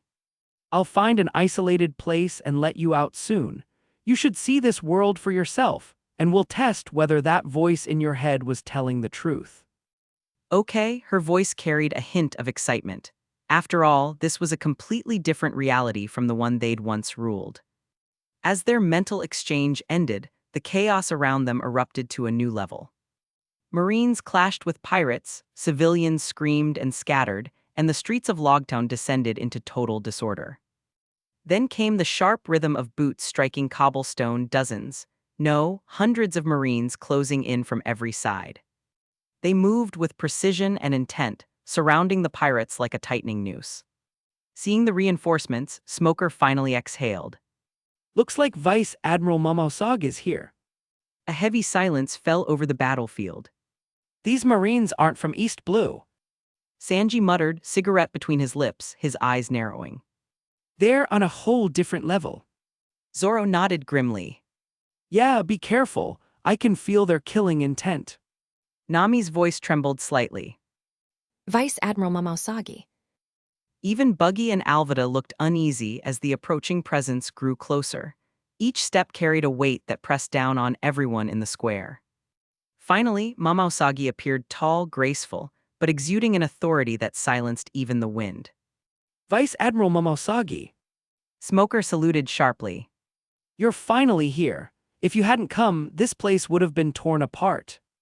Momosagi's eyes swept across the pirates coldly. You said Kaido was here. All I see are ordinary criminals. He was here. Smoker replied, gritting his teeth. The intel I received said he's been staying at a hotel nearby, keeping a low profile. It's as if His jaw tightened. he's waiting for you. Momosagi's lips curved into a small, amused smile. Oh, waiting for me. Interesting. Her expression quickly hardened. Marines, capture every last one of them. Chapter 314, 314, Monkey D. Dragon, 1 month ago. Chapter 314, Monkey D. Dragon. With the reinforcements brought by Momousagi, the Marine headquarters forces grew even stronger, and the combined might against Buggy's pirate crew became overwhelming. Within minutes, the Marines had the upper hand, suppressing most of the chaos. Damn it, we can't keep this up, Alvida, let's move. Buggy shouted with a furious expression. Activating his chop-chop fruit, his body split apart and darted toward the outskirts in desperation.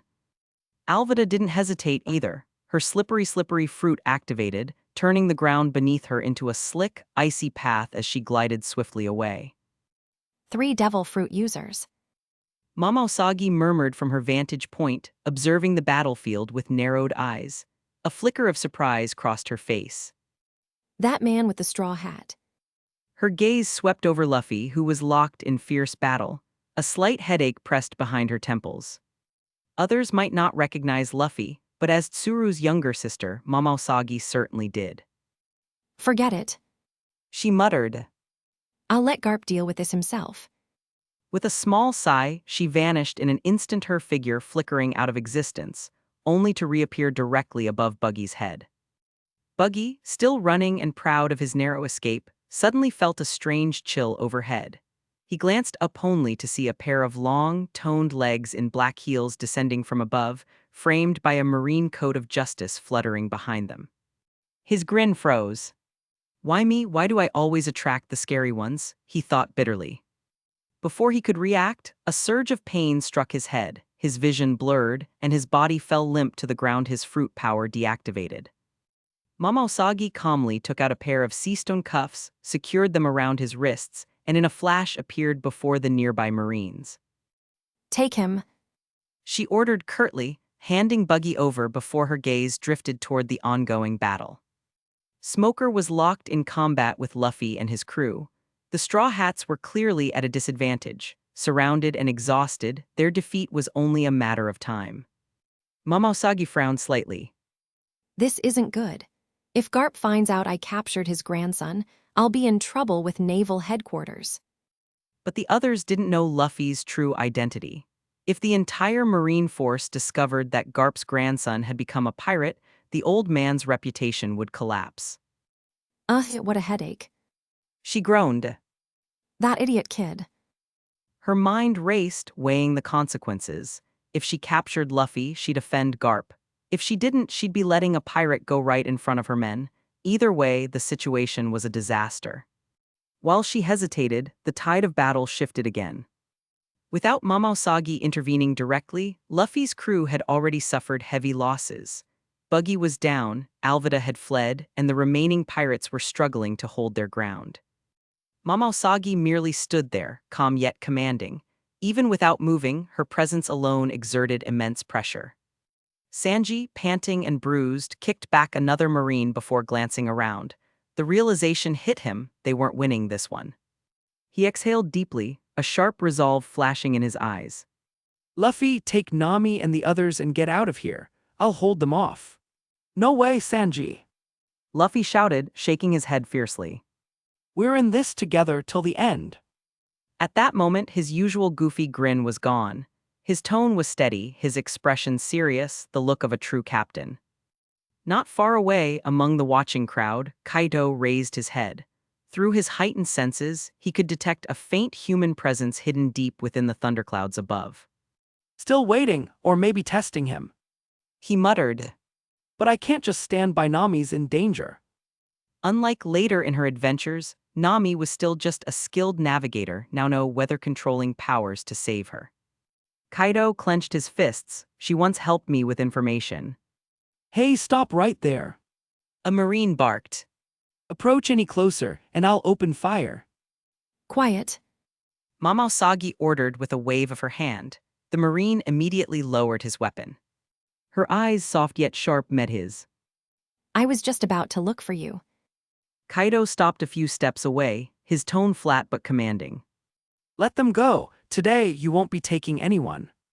Momousagi tilted her head slightly, amused. Do you really think you can protect them? You may be strong, but you're not that strong. Kaido gave a faint smile. Who said I'm the one protecting them?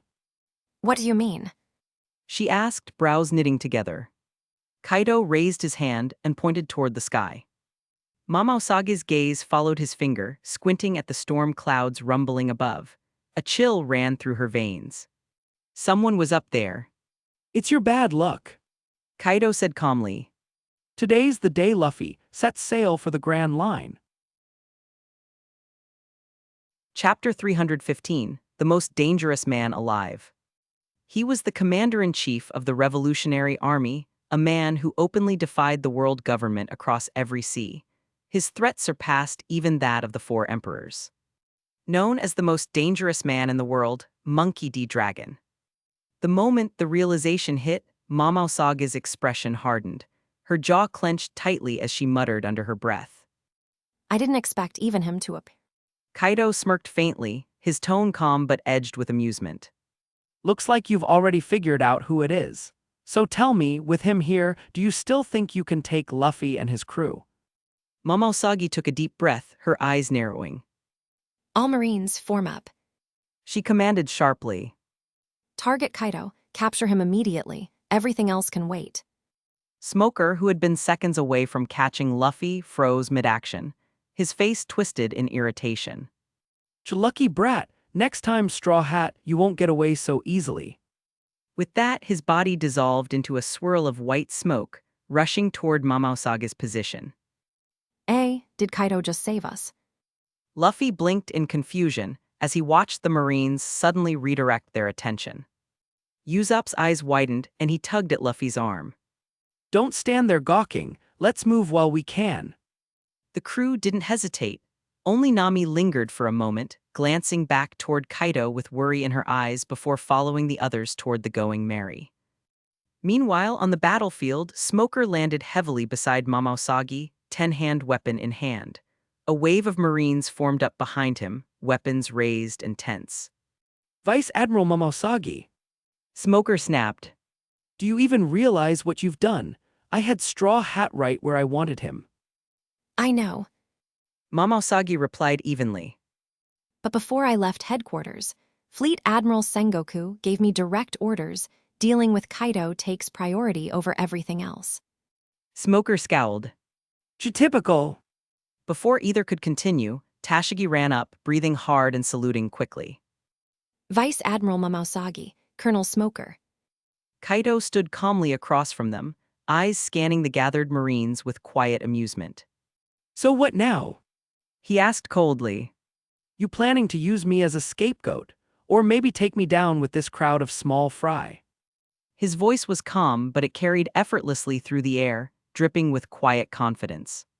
Clang! Mama Usagi drew her sword, her expression unreadable. Of course they won't be your opponents. Your only opponent. As her blade left its sheath, a powerful aura burst from her body, sharp and cutting, like the ocean wind before a storm. The air trembled. This was sword aura, the power of one who had truly mastered the blade. Her sword pressure dwarfed even that of Rear Admiral Catacombo. His might had been a gentle stream, hers was an endless sea. The difference was staggering. The Marines behind her flinched instinctively, retreating several steps. Even standing nearby made their skin prickle, the invisible edge of her aura slicing lightly against their cheeks. Smoker grimaced, his coat rippling in the pressure. So this is the true strength of Mama Usagi, Vice Admiral. That power. She whispered. Get back, Tashigi. Smoker ordered firmly. This isn't a battle you can handle. But, no buts. He barked. Go. Tashigi bit her lip, nodded reluctantly, and retreated with the others. She could feel it. The sheer gap between her and Mama Usagi was like that between an ant and an elephant. Within moments, only 3 figures remained in the clearing: Mama Usagi, Smoker, and Kaido. The surrounding Marines held their distance, too afraid to interfere. The tension was suffocating. In the nearby crowd, whispers rippled through the onlookers. Who is that guy?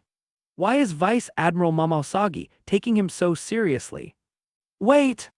Eyes widened in realization as rumors spread like wildfire. Smoker was the first to move. Knowing he couldn't withstand Mama Usagi's sword aura for long, he chose to strike before the pressure crushed him completely. His body turned to smoke as he launched forward, his fist materializing in a swirl of white vapor. White blow. A massive fist of condensed smoke shot toward Kaido, tearing through the air. The impact pressure was intense, but Kaido didn't even flinch. At the last instant, his figure blurred and vanished. Whoosh! Before Smoker could even react, Kaido reappeared directly in front of him and drove a jet-black fist straight into his stomach. Boom! The air rippled with the impact as Smoker's eyes went wide. His body bent around the blow before he was blasted backward like a cannonball. Ugh! He coughed violently, blood splattering into the air. His smoke form flickered erratically. What? Why didn't my Logia form activate? As the realization hit, his mind raced, that black sheen on Kaido's fist. Colonel Smoker. She ran toward him, panic etched on her face. I'm fine. He groaned, trying to rise, but pain shot through his ribs and he stumbled again. Damn! He winced, glancing up at Kaido in disbelief. So this is the man who took out Rear Admiral Catacombo in one move. Marines these days are getting weaker. He said with a faint smirk. You're nothing like the old guard. Then his gaze shifted to Momousagi. Now that the distractions are gone, are you sure you want to do this? Momousagi didn't answer. Instead, a sharp gleam flashed along her blade. Whoosh! A white crescent of sword energy erupted from her swing, bright, cold, and fast enough to slice the air itself. The slash cut toward Kaido with terrifying precision, the killing intent palpable even from afar. Kaido's eyes narrowed slightly, the power behind that attack. So this is the strength of a true swordsman. Chapter 316, 316, Kaido vs Jin, 1 month ago. Chapter 316, Kaido vs Jin. The sharp sword aura sliced through the air and grazed Kaido's skin, its pressure like a storm of needles biting into his flesh. A faint sting spread across his body and his expression darkened. With a low grunt, Kaido clenched his fist. A violent surge of energy exploded outward like a volcano erupting. In an instant, the crescent-shaped slash in front of him shattered into fragments of scattered light. Without hesitation, Kaido stepped forward, his heel cracking the concrete beneath him. The floor split apart as he shot toward Momousagi like an arrow loosed from a bowstring. Momousagi's expression didn't waver, but her eyes flashed in surprise. She hadn't expected Kaido to break her strike purely through brute force. Gripping Kenpira with both hands, she vanished in a blur of movement, activating Saru, one of the Marine's 6 styles.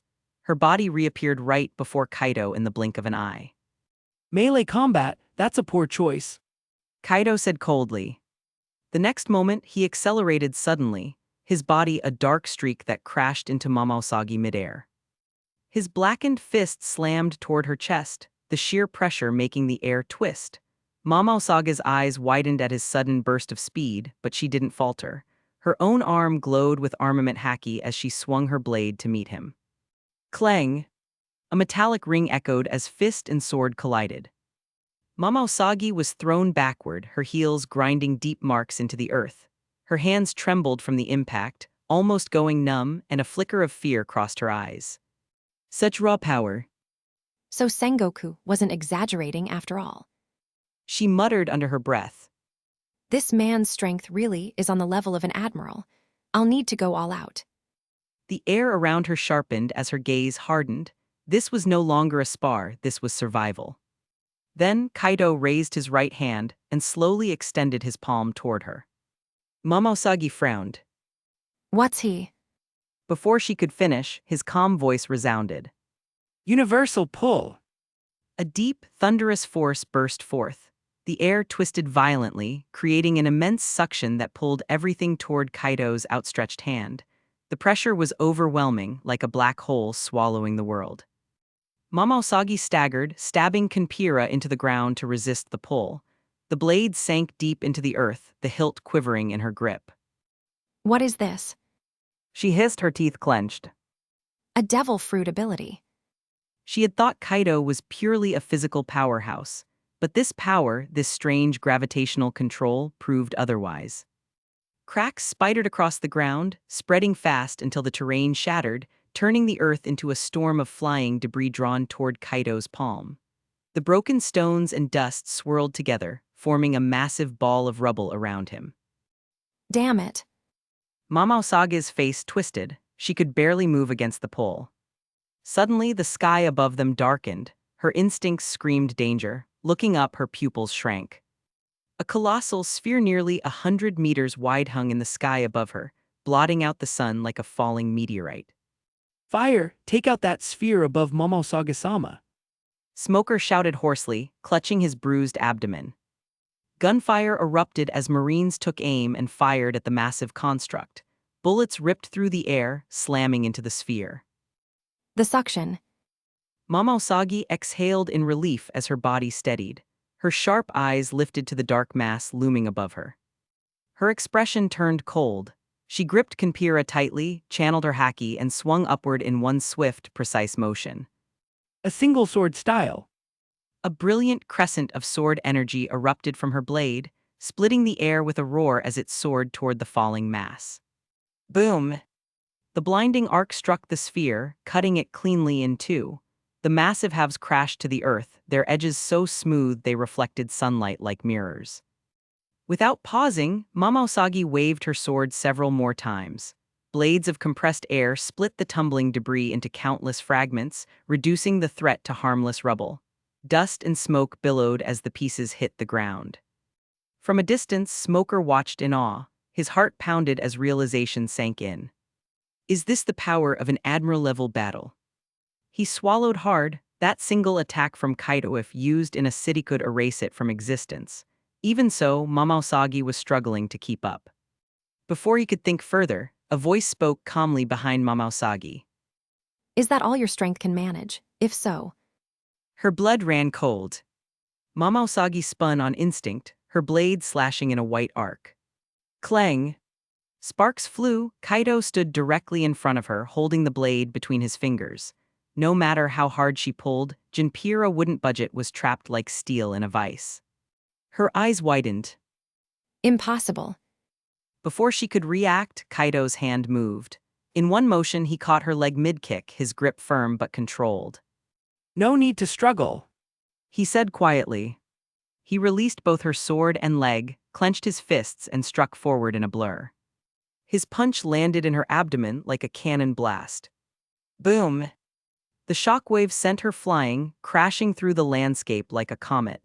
The ground trembled with each impact until she finally vanished into the distance, leaving a deep trail of destruction. Momosaga-sama. One of the Marines cried out, horror in his voice. Open fire, don't let him escape. Another officer barked furiously. Stop, let him go. Smoker shouted immediately, voice sharp. Can't you see, he's toying with us. If he gets serious, everyone here dies. The others froze, unsure. A younger officer sneered. Smoker-san, don't you want to avenge Momosaga-sama? Smoker's glare turned cold. Use your head, Yar. You think you can stop someone who just overpowered a vice admiral? You'll just get yourselves killed. The Marine swallowed hard, silenced by Smoker's tone. Kaido stood amidst the dust, calm and unbothered. His eyes glowed faintly as the wind swept past him, carrying away the remnants of battle. Admiral level, huh? He murmured to himself, a faint smirk tugging at his lips. Then I suppose that means I'm beyond that. Chapter 317, 317, Akinu's nephew, 1 month ago. Chapter 317, Akinu's nephew. The reason, not everyone climbs the tower just to reach the moon. Smoker muttered, smoke curling from his mouth. His sharp eyes glared at Yar, who still wore that arrogant smirk. Vengeance, no. Smoker continued, his voice heavy with disdain. You just want them to die. He had heard the rumors about Yar long ago. If not for the man's powerful uncle, Admiral Akinu, Yar would never have become Momosaga's adjutant. He had the attitude of a soldier, but none of the discipline. How can someone like Akinu have such a useless nephew? Smoker thought grimly. You! Yar's face flushed red, his voice cracking with anger. Smoker, you forget your place. Yar barked, puffing out his chest. I'm Mamalsaga-sama's adjutant, a Marine Commodore. My rank is higher than yours. With Mamalsagi injured and away, I'm in command here. When I say shoot, you shoot. He turned sharply toward the troops. Fire! Stop it! Smoker roared, stepping forward. The surrounding Marines froze, glancing between the two officers. None dared to move. What are you waiting for? Yar's face turned livid. I'm a Commodore, he's just a colonel. You follow my orders. Smoker exhaled a cloud of smoke, his voice steady and cold. I remember Mamalsaga-sama saying something to the entire crew when you joined as her aide. His piercing gaze locked onto Yar. Yar's face flushed red, his voice cracking with anger. Smoker, you forget your place, Yar barked, puffing out his chest. I'm Mamalsaga-sama's adjutant, a Marine Commodore. My rank is higher than yours. With Mamalsagi injured and away, I'm in command here. When I say shoot, you shoot. He turned sharply toward the troops. Fire. Stop it, Smoker roared, stepping forward. The surrounding Marines froze, glancing between the two officers. None dared to move. What are you waiting for? Yar's face turned livid. I'm a Commodore, he's just a colonel, you follow my orders. Smoker exhaled a cloud of smoke, his voice steady and cold. I remember Mamalsaga-sama saying something to the entire crew when you joined as her aide. Marines, fall back with me. Smoker ordered. This time, the troops didn't hesitate. They followed Smoker's command, rallying behind him and leaving Yar standing there, humiliated. Far in the distance, Kaido stood on a ridge, arms folded. His heightened senses picked up every word of their exchange. So, He muttered with a faint smirk. that's a death wish. His body blurred and then vanished completely. Yar blinked. Before he could even react, a shadow appeared beside him. What? A strong hand wrapped around his throat. Kaido's eyes glowed faintly, cold and merciless. Pathetic. With a sharp squeeze, a crack echoed through the air. Yar's neck snapped instantly and his body went limp. The light left his eyes before he even understood how he'd died. Smoker turned at the sound. His cigar dropped from his lips as he saw Kaido standing there, holding Yar's lifeless body like a rag doll. This guy. Smoker muttered under his breath, his heart pounding. I didn't even see him move. Damn. He breathed, lighting another cigar with shaky hands. Note to self. Mamalsagi soon returned, limping slightly as she clutched her abdomen. Her pale face hardened as her gaze swept the area. Where's Kai? She demanded. He's gone. Smoker replied flatly. Gone. She murmured, scanning the ruined battlefield, relief mixed with frustration in her tone. Good. If he hadn't left, we might not be standing here. Her eyes suddenly locked on a fallen body in the distance. Wait, that's Yar. She rushed forward and knelt beside the corpse, her expression darkening. Smoker, what happened? Smoker explained everything: the argument, Yar's arrogance, Kaido's sudden appearance, and the effortless execution. When he finished, Mamalsagi rubbed her forehead tiredly. So he overheard us. Her expression turned grim. This is bad. After all, Yar wasn't just any Marine officer. He was Akinu's only nephew. The admiral, known for his ruthless sense of justice, had no children of his own. He treated Yar like family, protecting and promoting him whenever possible. If Akinu found out his nephew had been killed by a mysterious fighter under Marine watch. Trouble. She muttered under her breath. Smoker nodded silently. He understood exactly what she meant. Forget it. Mamalsagi said finally, straightening up despite the pain. Smoker, I'll leave the cleanup to you. I'm heading back to report. Yes, Mamalsaga-sama. Smoker replied with a salute. She vanished in a burst of movement, leaving Smoker standing amid the wreckage. That night in a small, dimly lit room in Logtown, Kaido reappeared. He had rented this place days ago as a temporary hideout. Now, it was silent except for the faint hum of the night wind. He sat on the bed, exhaling slowly before closing his eyes. His body rested, but his mind entered the familiar emptiness of the training space. The bustling streets of Logtown faded. The scene twisted and morphed until the city around him became a vast, green forest. Towering trees replaced the buildings, sunlight filtering softly through the leaves. Kaido took a seat beneath a large oak, his thoughts already focused. First, He murmured. that comes first. Armament haki would reinforce his body and strikes, granting him strength beyond the limits of normal flesh. Even with his current power, mastering it to perfection would make him untouchable. Observation haki came next, its ability to sharpen the senses, perceive life, and, at higher mastery, glimpse into the future. He already had other means to sense life through his Rinnegan and electromagnetic perception, but true observation haki could offer something more. It's worth the effort. He said quietly. Then there was Conqueror's haki, the power of a king, rare, instinctive, and unteachable. It could bend the will of others, crush weaker spirits, and at its peak, coat one's strikes in sheer willpower. Host Conqueror's haki training initialized. A faint glow surrounded him as countless shadow clones appeared, each assuming a training stance. 2,000 clones generated, dividing focus, 90% armament haki, 10% Conqueror's haki comprehension. Good. Kaido said softly, eyes still closed. Let's begin.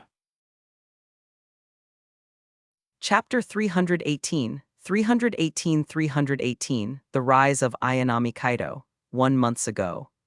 Chapter 318, The Rise of Ayanami Kaido. The surge of power within Kaido's body was overwhelming. He could clearly sense the three distinct currents flowing through him, one dark, one golden, and one translucent like air. The dark current pulsed through his muscles, crackling like restrained lightning. That was his armament haki, the same power he had used earlier against Smoker. The golden current radiated from his core like a storm ready to burst, unmistakably Conqueror's haki. The final, colorless flow drifted lightly through his mind and nerves. That was observation haki. To confirm, Kaido focused on the golden current. A low hum filled the air. In an instant, a majestic aura erupted from his body. It was sharp and heavy, like the unseen pressure of a king's will descending upon the world. Within a radius of nearly 100 meters, the atmosphere trembled. The air itself seemed to kneel. But Kaido frowned. Too weak. The strength of his Conqueror's haki was impressive, yet compared to monsters like Shanks, it was still shallow, raw potential, unrefined. He sat back and closed his eyes. Armament haki can be trained. There are no shortcuts. Observation haki, I already have other ways to sense my surroundings. My electromagnetic perception and Rinnegan are more than enough. But Conqueror's haki. He crossed his arms thoughtfully. Still, armament comes first. Meanwhile, far away at Marine headquarters, tension filled the air. Inside Fleet Admiral Sengoku's office, Sengoku sat with Vice Admiral Tsuru, Garp, and the ever-casual Kizaru. I called you all here because Mama Usagi just sent in her report. Sengoku began, his expression grim. Tsuru leaned forward. It failed, didn't it? Sengoku nodded. She was completely overpowered. And according to her description, the target Kaido possesses a terrifying suction ability strong enough to affect an entire battlefield. Even Mama Usagi couldn't resist it. That kind of power. Tsuru murmured. Indeed. Sengoku replied. To think someone of that caliber appeared in East Blue of all places. Kizaru glanced lazily at his nails. So you called me here to deal with him. Should I go arrest this Ayanami Kaido and send him to impel down? Sengoku shook his head. No, despite everything, he hasn't committed any major crimes besides killing a corrupt base commander and a colonel. I plan to issue a bounty instead. A bounty? Kizaru raised an eyebrow. How much are we talking? 100 million berries. Kizaru paused, then gave a small frown. Only 100 million? For someone with admiral-level strength, you realize that's practically an insult. Bounties are based on threat to the world, not strength. Sengoku reminded him. Kizaru shrugged. If you say so, Marshal. But Tsuru's eyes had already narrowed. You mentioned he killed a Marine. Who was it? Sengoku exhaled deeply. You're... Silence filled the room. Oh dear. Tsuru whispered. Akinu's nephew. Garp sighed, rubbing the back of his head. This is going to be a headache. Sengoku leaned back. Yar's death was witnessed by multiple Marines. We can't hide it. And when Akinu returns... Kizaru muttered. Everyone in the room knew the truth. Akinu had raised Yar like his own son. It was the one thing that could truly shake the iron-willed admiral's composure. What are you going to do then? Tsuru asked quietly. What choice do I have? Sengoku said with a heavy sigh. We'll make it official. There's no covering it up. Garp suddenly laughed. Ha ha ha, so that's how it is, huh? A kid from East Blue strong enough to crush Momousagi and kill Sakazuki's nephew. I like him already. Sengoku shot him a glare. You're not going anywhere near him yet, Garp. When Sakazuki returns, you'll go with him. If he goes alone, I doubt he'll stop until the entire island's gone. Garp chuckled, standing up. Fine, I'll wait, but I'll be keeping an eye on this Kaido kid. The next day, Ayanami Kaido's bounty poster spread across every corner of the seas, carried by news coup pigeons. Word of him reached the ears of pirates and marines alike. Whispers of a man who had defeated a vice-admiral and killed Akinu's nephew spread like wildfire. Kaido stood silently in his rented room in Log Town, the bounty poster in hand. His face was calm, unreadable. 100 million berries. He said softly. You really underestimate me. He placed the poster aside, his eyes closing as his aura surged once again. Then I'll give you a reason to raise it. Chapter 319, 319, The Flames of Turner Village, 1 month ago. Chapter 319, The Flames of Turner Village. Is that you? What's the matter? Mr. Kaido, there's a ship that came back from the Grand Line. It's docked at the port of Log Town. Clive said nervously. Have you found out what group it belongs to? I went to the intelligence office to ask, but the fee was too high, so I couldn't get the information. Too high? How much are we talking about? 10 million berries. Understood, keep watch, and once you uncover the news, your reward won't be small. Yes, Kaido-sama. Clive replied with excitement before rushing off. Kaido's eyes narrowed, a ship from the Grand Line. Sir, everything's loaded. Are we proceeding as planned? Continue according to the original plan. Came a calm yet commanding voice from within. Understood. Bell replied, bowing slightly. Before he could step away, a cold voice echoed out of nowhere. No need. The air twisted as space rippled, and Kaido appeared silently in front of him, expression unreadable. Bell froze, eyes wide. Before he could react, Kaido smashed the door in front of him with a single punch.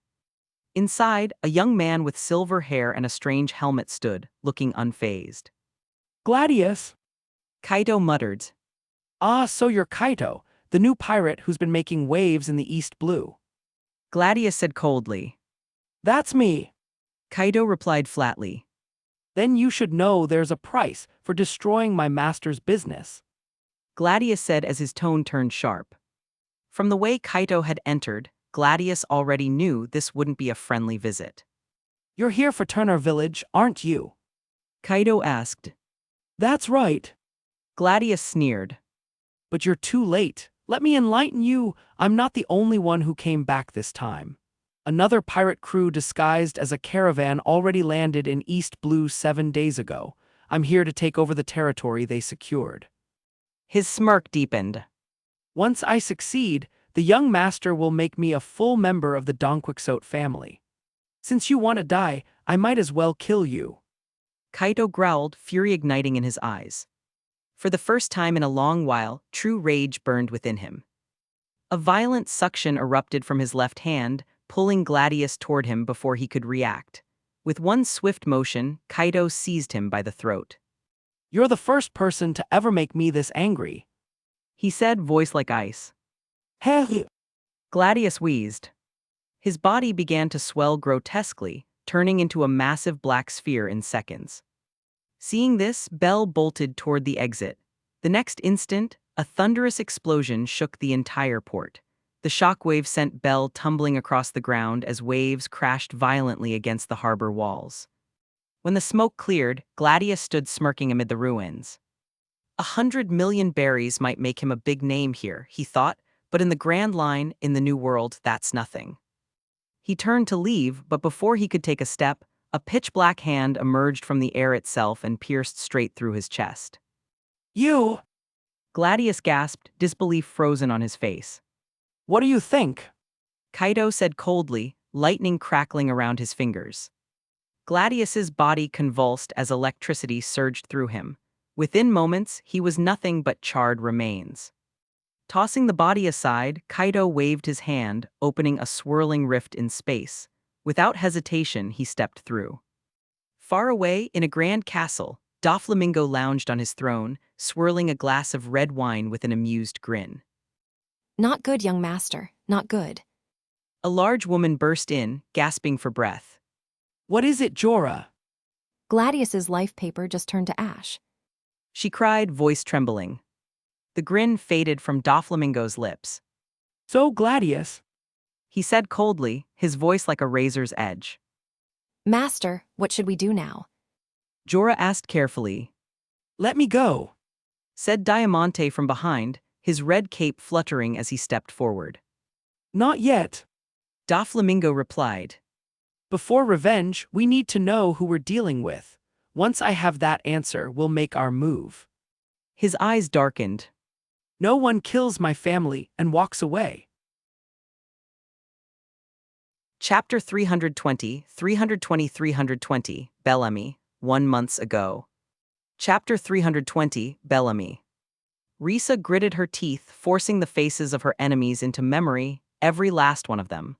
She would never forget. Boss, there's no one left alive. Gunner Rebus called out flatly, his voice echoing among the burning ruins. Bellamy turned with a grin, his eyes gleaming with ambition. Light it up, clean the area, and then we'll officially join the Don Quixote pirates. To him, this was a dream come true. Doflamingo had been his idol since childhood, and now, becoming part of the Don Quixote family made his blood race with excitement. But before he could give the final order, the air around them began to ripple. Space twisted like liquid, and from the distortion stepped a man calm, tall, and cold-eyed. A space-type devil fruit user. Bellamy muttered, his confidence faltering. He clenched his fists and spoke carefully. What business do you have on my territory? Arrogant as he was, Bellamy wasn't a fool. Spatial powers were rarer than even Logia-type fruits, and this man's entrance alone spoke of terrifying strength. He decided it was best not to provoke him. Hey, brat, don't think that just because you've got some space-type ability, I'll be scared of you. You've got 3 seconds to get off my turf, or I'll kill you where you stand. Kaido finally lowered his gaze to meet Bellamy's. His tone was flat, yet it cut deeper than steel. You! Bellamy sneered. Hey, big talk, kill him. Cannons roared and muskets fired. Dozens of explosions filled the air only to vanish before even touching Kaido. The blasts simply disappeared, erased as if they'd never existed. Spatial manipulation. Bellamy's face twisted in disbelief. Suddenly Kaido vanished. Where is he? Bellamy shouted, spinning around. His observation haki stretched out, but no trace of Kaido could be found. Then the ground began to quake violently. The dirt under their feet softened like melting wax, transforming into a strange, swirling pit that dragged everything down. Not good, everyone get out of here. Bellamy yelled, his legs snapping into springs as he launched himself high into the air. But the others weren't as lucky. The soil beneath them devoured the corpses and the living alike, swallowing them whole before turning solid once more. Kaido reappeared before Bellamy and the few survivors left. His eyes were cold. The dead have been buried, now. Bellamy's pupils shrank. That power just now, that wasn't space. What the hell are you? No one can use 2 devil fruits. He was right to be afraid. No human could possess 2 fruits without dying instantly. Fire style, fire dragon bullets. The air trembled. The temperature spiked as blazing fireballs the size of moons ignited around him, suspended in midair. Then, with a flick of his hand, they rained down upon Bellamy's men like falling meteors. What the fire? Bellamy's composure broke. Who the hell are you? The heat was unbearable. Even from afar, the flames scorched the air. Retreat, everyone retreat. Bellamy roared, bolting toward the port. But as the pirates tried to follow, the earth erupted again. Tree roots as thick as serpents burst from below, wrapping around them and dragging them down. Damn it, what is this? Boss, help us. Their desperate screams were drowned out by the roar of approaching fire. Bellamy didn't look back, he couldn't. The heat alone made his skin burn. Behind him, the world became an inferno. The fireballs struck the ground, creating massive craters glowing molten red. From above, it looked as though meteors had wiped Turner Village off the map. When the flames finally died, nothing remained, no bodies, no ruins, not even ash. Kaito's eyes hardened. He turned toward where Risa hid, relieved she was still alive. Then, he looked at the fleeing figure of Bellamy and smiled coldly. "You really think you can escape from me?" In the blink of an eye, he vanished. Up ahead, Bellamy gasped for breath, leaping through the air toward the port. Good. You wait for me, bastard. I'll get my revenge the next time we meet. He hissed. He landed on the dock, shouting orders as he scrambled onto his ship. Within moments, the sails unfurled, and the vessel sped away from the blazing shore. But then, Damn! Kaito's voice was calm, too calm. Bellamy clenched his fists. If I'm not fighting you, I'm not afraid of you. Are you really going to kill us all? Kaito's gaze sharpened. Turner Village was once my home. I heard you were targeting it, so I waited. Chapter 321, The Village's Silent Grief. People were waiting for him, but Kaito didn't want to miss anyone, and instead of returning to Logtown, he went straight to Turner Village. That, he realized, was his mistake. You said you waited for someone, Gladius. Bellamy sneered. Killed by me. Kaito replied flatly, his gaze sweeping over Bellamy. Now it's your turn. HMPH, like I'd be afraid of you. Bellamy growled, his whole body twisted and compressed as he transformed into a bouncing mass of coiled energy. In an instant, his arm turned into a spring, launching a powerful, elastic punch straight at Kaito. The air cracked with the force of it. Spring fist. Kaito's expression didn't change. A black sphere formed before him, a truth-seeking orb reshaping into a dark wall of energy. Boom! The impact echoed. Bellamy's eyes widened as pain shot through his arm. It felt as if he had just punched a mountain of iron. Damn it! Bellamy cursed, jumping back to gain distance. But before he could react, the black wall disintegrated into swirling fragments that shot toward him. The shards instantly coiled around his body, trapping him like a living cocoon of metal. Bellamy froze, completely restrained. Kaito's eyes stayed cold, a trace of disdain flashing in their depths. He extended his right hand. A wave of invisible force pulled Bellamy forward like a rag doll. With a firm grip on the dark chains, Kaito turned and walked toward Turner Village. In the blink of an eye, they arrived at the village's center. Kaito raised a hand, and the ground trembled violently. Under Bellamy's horrified gaze, the earth shifted, the scorched craters closed up rapidly until the land was smooth again. Then, with another gesture, the soil rippled like water. Grains of dirt burst outward and bodies began to rise, one after another, from beneath the earth. The corpses of Turner Village's people surfaced, filling the area with silent tragedy. Bellamy's voice trembled. You! Kaito ignored him. To him, Bellamy was already a dead man. He tossed Bellamy aside carelessly, not bothering to check if he could break free from the truth-seeking orb's bindings. Then he vanished in an instant, reappearing above a small, hidden cellar. Risa, it's me. Come out, everything's over. Kaito called softly down the narrow opening. Hearing his voice, Risa's face lit up with hope, but she quickly remembered Grandpa Nalo's warning. Biting her lip, she stayed silent. It could be a trick. Stubborn girl. He murmured. With a flick of his wrist, the floorboards tore open, revealing the dark space below. Sunlight streamed in. Risa flinched, her eyes adjusting to the brightness. When she finally looked up, she saw him. Kaitone, is that really you? Tears welled in her eyes, her face lighting up with disbelief. It's me. Kaito said softly, smiling. The danger's over, you can come out now. Really, you're sure? She asked, her voice trembling. Of course. He said gently. Two vine-like tendrils sprouted from his arms, coiling around her waist. Don't be afraid, I'll pull you up. The vines retracted smoothly, lifting her out of the cellar. She stared at the sight in awe, and when she reached the surface, she threw herself into his arms. Kaitone, it's really you, you're finally back. She sobbed. Grandma's gone.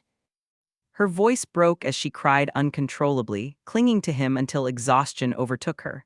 Eventually, she fainted in his arms. Kaito gently brushed her hair aside, lifting her up. He turned toward Bellamy's bound form, his eyes cold once more.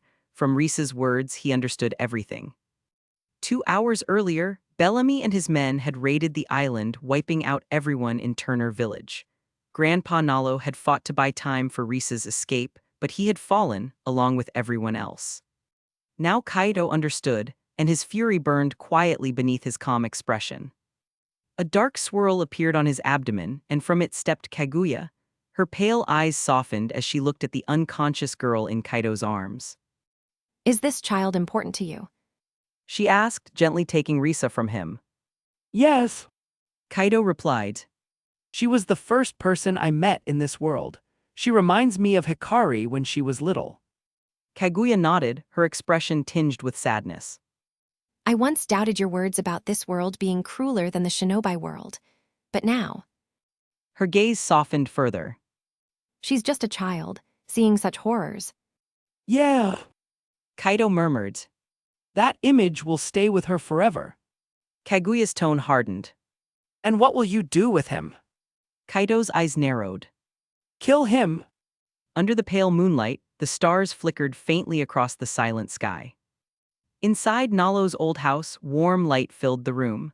Risa stirred in her sleep, then slowly sat up. She recognized her surroundings and tiptoed toward the kitchen after hearing soft sounds. When she peeked in, a beautiful woman was cooking quietly. You. She asked, her voice small, hunger and caution mingled in her tone. He's outside. He'll be back soon. Kaguya replied, gently smiling. You must be hungry. Come, sit down. You still haven't said who you are. Risa said, frowning. Kaguya chuckled softly, her eyes full of warmth. I'm Kaito's wife. You can call me Kaguya-san. She handed Risa a bowl of steaming porridge. It's still warm. Eat up before it gets cold. Chapter 322, Farewell. Risa stared at the bowl of thick white porridge in Kaguya's hands, her small throat bobbing as she swallowed hard. Emmy, I'll wait for Kaitone to come back. She said quickly, turning her head away and closing her eyes as if that would block out the delicious smell. Kaguya couldn't help but smile softly. The girl's stubbornness was both amusing and heartbreaking. She remembered raising Hikari years ago, the same age, the same innocence. Children were easy to understand, even in a cruel world. Well, Kaguya said with a teasing lilt. if you're not going to drink it, I suppose I will. She lifted the spoon and took a sip. Risa peeked through half-lidded eyes, her throat rolling again. You're lying. You're trying to trick me. You're quite sharp for your age. A familiar voice entered from behind. Risa spun around. Kaitone. Kaito stepped into the kitchen, his face relaxed but warm. I heard everything from the doorway. You shouldn't make Kaguya worry. Risa dashed forward and hugged him tightly. You're back. Of course. He said, ruffling her hair affectionately. Now drink your porridge. Kaguya's right, she's my wife after all. Risa's eyes widened. Sorry, Kaguya-san. She murmured apologetically. Kaguya chuckled. It's fine, little one. Now eat up before it gets cold. By the next morning, sunlight poured through the windows. After finishing breakfast with Risa, Kaito took her by the hand and led her into the forest behind the village. Mounds of earth and simple gravestones stretched out before them. Though he hadn't lived here long, Kaito's perfect memory recalled every name, every face. Risa. He said quietly, his voice heavy. Bow your head. These were the people of this village. Risa nodded and knelt beside him. She bowed several times, her small shoulders trembling as tears streamed down her cheeks. Kaido didn't speak, there was nothing left to say. He moved deeper among the graves until they reached two special tombstones set apart from the rest. These belong to your grandpa Nalo and grandma.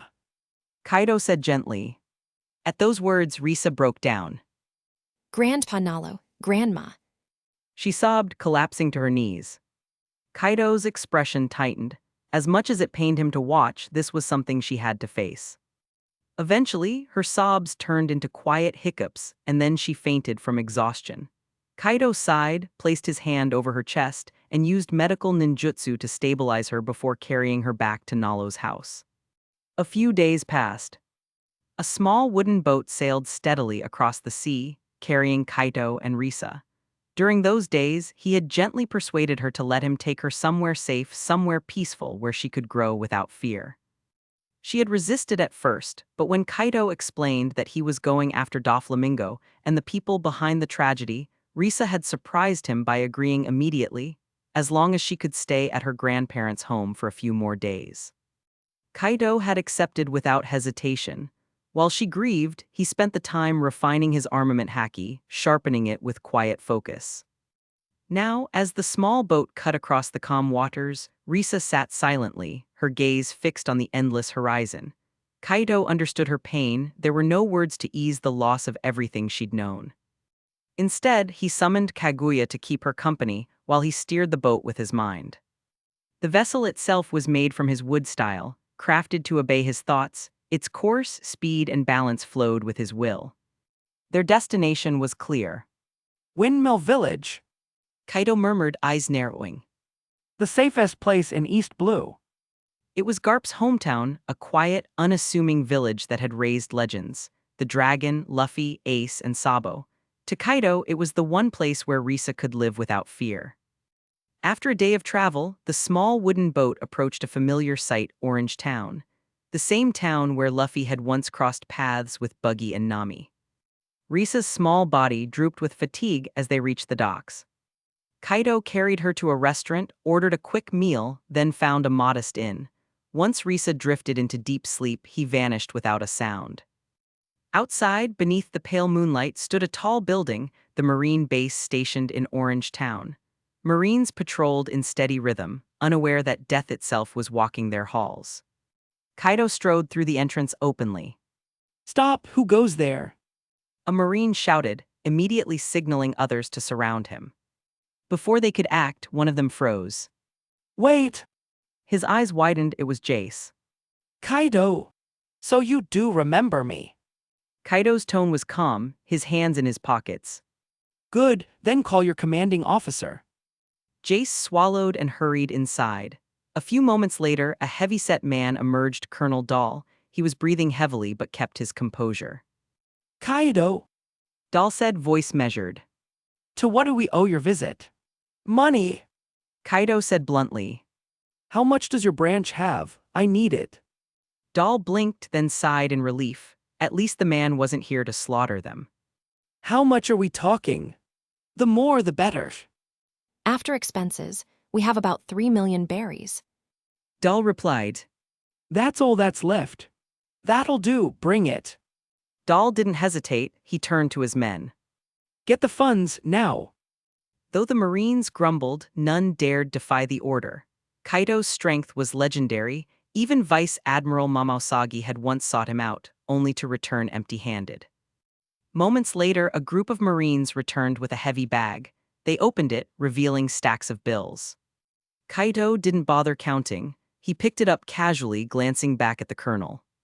You're brave, Dahl. I'll repay this someday. And then he vanished. The Marine stood frozen in silence. One of them finally broke the quiet. Colonel Dahl. Dahl exhaled heavily. It's better this way. That man could destroy our entire branch without effort. Losing money is nothing compared to losing lives. Another Marine clenched his fists. But still, enough. Dahl turned toward the base. I'll report this to headquarters. For now, no one says a word, understood. Chapter 323, 323, A Peaceful Haven. 1 month ago. Chapter 323, A Peaceful Haven. Windmill Village, a quiet settlement near the Goa Kingdom, was a place untouched by the chaos of the seas. The villagers lived simple, contented lives, their hearts at peace. Thanks to Garp's presence, pirates rarely dared to approach. It was a serene corner of East Blue, a paradise standing apart from the world. At the edge of the port, a dark figure approached swiftly across the water. Within moments, a small canoe cut through the waves and docked at the shore. From it stepped Kaido and Risa, their cloaks fluttering in the gentle sea breeze. The windmill village wasn't large, everyone knew everyone. So when two unfamiliar faces arrived, word spread through the town almost instantly. Just as Kaido and Risa made their way toward the Makino bar, an old man wearing a straw hat stepped into their path. Are you outsiders? What business do you have with Makino? The man's eyes were sharp but cautious. He was Slap, the village chief. You must be Mr. Slap. Kaido replied with a polite smile. I want to speak with Miss Makino about something important. In truth, he wanted to ensure Risa could live here peacefully. As her guardian, he needed to earn the villagers' trust and leave a good impression. Slap studied Kaido carefully. The man carried himself with calm strength, and the young girl beside him clung closely, her eyes wide and quiet. He remembered the wanted posters, a bounty over 100 million berries. A pirate that dangerous couldn't be taken lightly. Yet something about this one. Come with me. Kaido gently patted Risa's head and followed. Before long, they arrived before a building marked with a familiar beer emblem. Slap pushed open the wooden door and called out. Makino, you here? Chief, what's going on? A soft voice came from within as Makino stepped out, her face calm and kind. Someone's here to see you. Slap gestured toward Kaido, though his cautious gaze remained. Sensing the tension, Makino smiled reassuringly. It's all right, Chief. I'll handle it. Her eyes shifted to Kaido and Risa. You are. That's right. Kaido nodded. I need a favor. He explained his plan simply. He wanted Risa to stay here for a while. Makino's gentle expression softened in surprise. You're leaving her here. Kaido gave a faint nod and ruffled Risa's hair. The people who destroyed Turner Village. Slap sighed heavily beside them. Though wary, he could tell Kaido wasn't the kind of man who killed for pleasure. Makino looked between the two of them before smiling again. If Risa's willing, I'll take care of her. Thank you. Kaido said sincerely. He crouched and looked Risa in the eyes. Risa, this is Makino. She's very kind. Will you stay here with her for a while? Risa's eyes turned misty as she shook her head. No. Silly girl. Kaido said softly, brushing a tear from her cheek. I need to finish something important. For Grandpa Nalo, Grandma, and everyone you lost in Turner Village. I don't want to lose you too. Risa cried, clutching his leg. Please don't go. Let's just stay here. Her voice trembled with fear and longing. Kaido's heart tightened, but he forced a small smile. All right. He decided to remain for a few days, just long enough for Risa to feel safe here. After that, he would continue his mission. After all, Doflamingo's base in Dressrosa wouldn't be hard to find.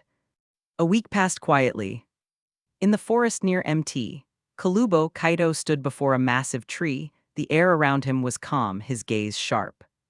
He clenched his fist, letting armament haki flow through his arm until it turned obsidian black. Then, with a slow exhale, he struck forward. Boom! The tree didn't shatter immediately, it trembled slightly, as though resisting. Kaido observed the faint cracks forming along its trunk, then nodded in satisfaction. Not bad. As he walked away, a tall, broad-shouldered woman emerged from behind a nearby rock. Her name was Daden, a mountain bandit with a sharp tongue but a soft heart. Is that the pirate with the 100 million bounty? She muttered skeptically. HMPH. Doesn't seem that strong. Can't even break a tree properly. She placed a hand on the tree trunk to rest. Craig. Without warning, the entire tree exploded into countless splinters, so cleanly cut that every fragment looked measured and even. Daden froze. Her jaw dropped, a shiver ran down her spine as she stared at the pulverized remains. That guy. she whispered, swallowing hard. No wonder he's worth that much. She turned and hurried back toward the mountains, cold sweat dripping down her temple. She'd seen enough for one day.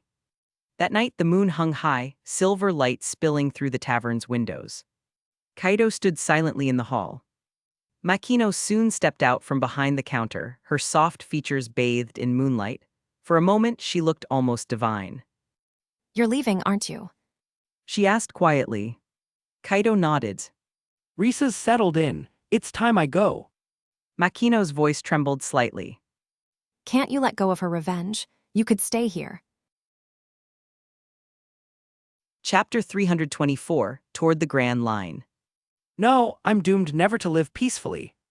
Ayanami Kaito muttered with a tired smile.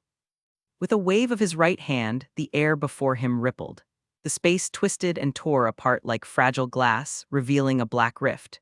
Reaching into the void, he pulled out a small package, the 300 million berries he had seized from the Marines back in Orange Town. This Kaito said, handing it over. is for Risa's living expenses. Use it to take care of her. Makino blinked in shock, not at the money, but at the way he had just ripped open space. No, please, I can't accept this. She said quickly, shaking her head. Risa is a sweet, clever girl. I already adore her. And besides, I've been living alone here for so long. Her voice carried genuine warmth, and Kaito could sense the sincerity in her words. Take it anyway. He said gently. Keeping it with me won't let me rest easy. Seeing there was no room for refusal, Makino finally accepted the package, though she sighed softly. I understand, but I'll hold on to it until you come back, so make sure you do. I will. Kaito promised. Makino hesitated, then asked. Will you be meeting Luffy and Ace? Maybe. Kaito said thoughtfully. Why do you ask? Her cheeks turned a faint shade of pink. It's nothing serious, just. Kaito chuckled quietly. Even if you hadn't said it, I would have. I'll help them if they ever need it. Thank you. Makino said softly, her expression brightening. He gave her a reassuring smile. From now on, Risa will be in your care. We're family now. If you ever need help, contact me. Makino's eyes glimmered. Then promise me one thing, Kaido. Be careful. Kaito gave a faint nod. I'll return. With that, he stepped forward and vanished. The air where he stood rippled briefly before settling, leaving Makino staring at the empty space with a quiet ache in her chest. For some reason, the silence that followed felt heavy, almost lonely. A new destination. In Logtown, under the dim glow of street lamps, space distorted once more. Kaito stepped out of the void, his cloak fluttering lightly. He drew in a deep breath of the salty air and exhaled. Finally, some room to breathe. It's time to get moving, Doflamingo. He spent the night in a modest hotel, resting and gathering his strength. By dawn, after a quick breakfast, Kaito used wood release to craft a sturdy mid-sized ship. Once it was done, he stepped aboard and set sail toward the Grand Line. As the waves grew rougher, a familiar sound echoed in his mind. Ding, host has entered the Grand Line. New system missions released. 1. Eliminate the one who wields the power of the Thunder Fruit and uncover its origin. 2. Establish your own pirate crew and dominate the seas. Complete both missions to advance to the next world. Kaito arched a brow, amused. Enel. The missions were straightforward. The first clearly pointed toward Enel of Skypia. The second meant forming a crew and taking control of the sea's simple goals for someone like him. Well, Skypia it is. He murmured, smirking. Might as well take a detour. With a flick of his wrist, a spatial vortex formed beneath the ship, absorbing it into his personal pocket dimension. He rose into the air, floating effortlessly above the open sea. To reach Skypia, I'll need to stop at Jaya Island first. But to get there, I'll need a log pose tuned to that island. He sighed, rubbing his temple. Troublesome. The nearest islands were Whiskey Peak and Little Garden. Whiskey Peak, he recalled, was filled with bounty hunters disguised as townsfolk, a trap waiting for unsuspecting pirates. Still, it was worth checking. Let's start there. He decided and took off through the clouds. The bounty hunter's town. Not long after, the twin peaks of Whiskey Peak came into view, and beneath them lay the familiar town. Kaito descended from the sky, landing quietly in the middle of a cobbled street.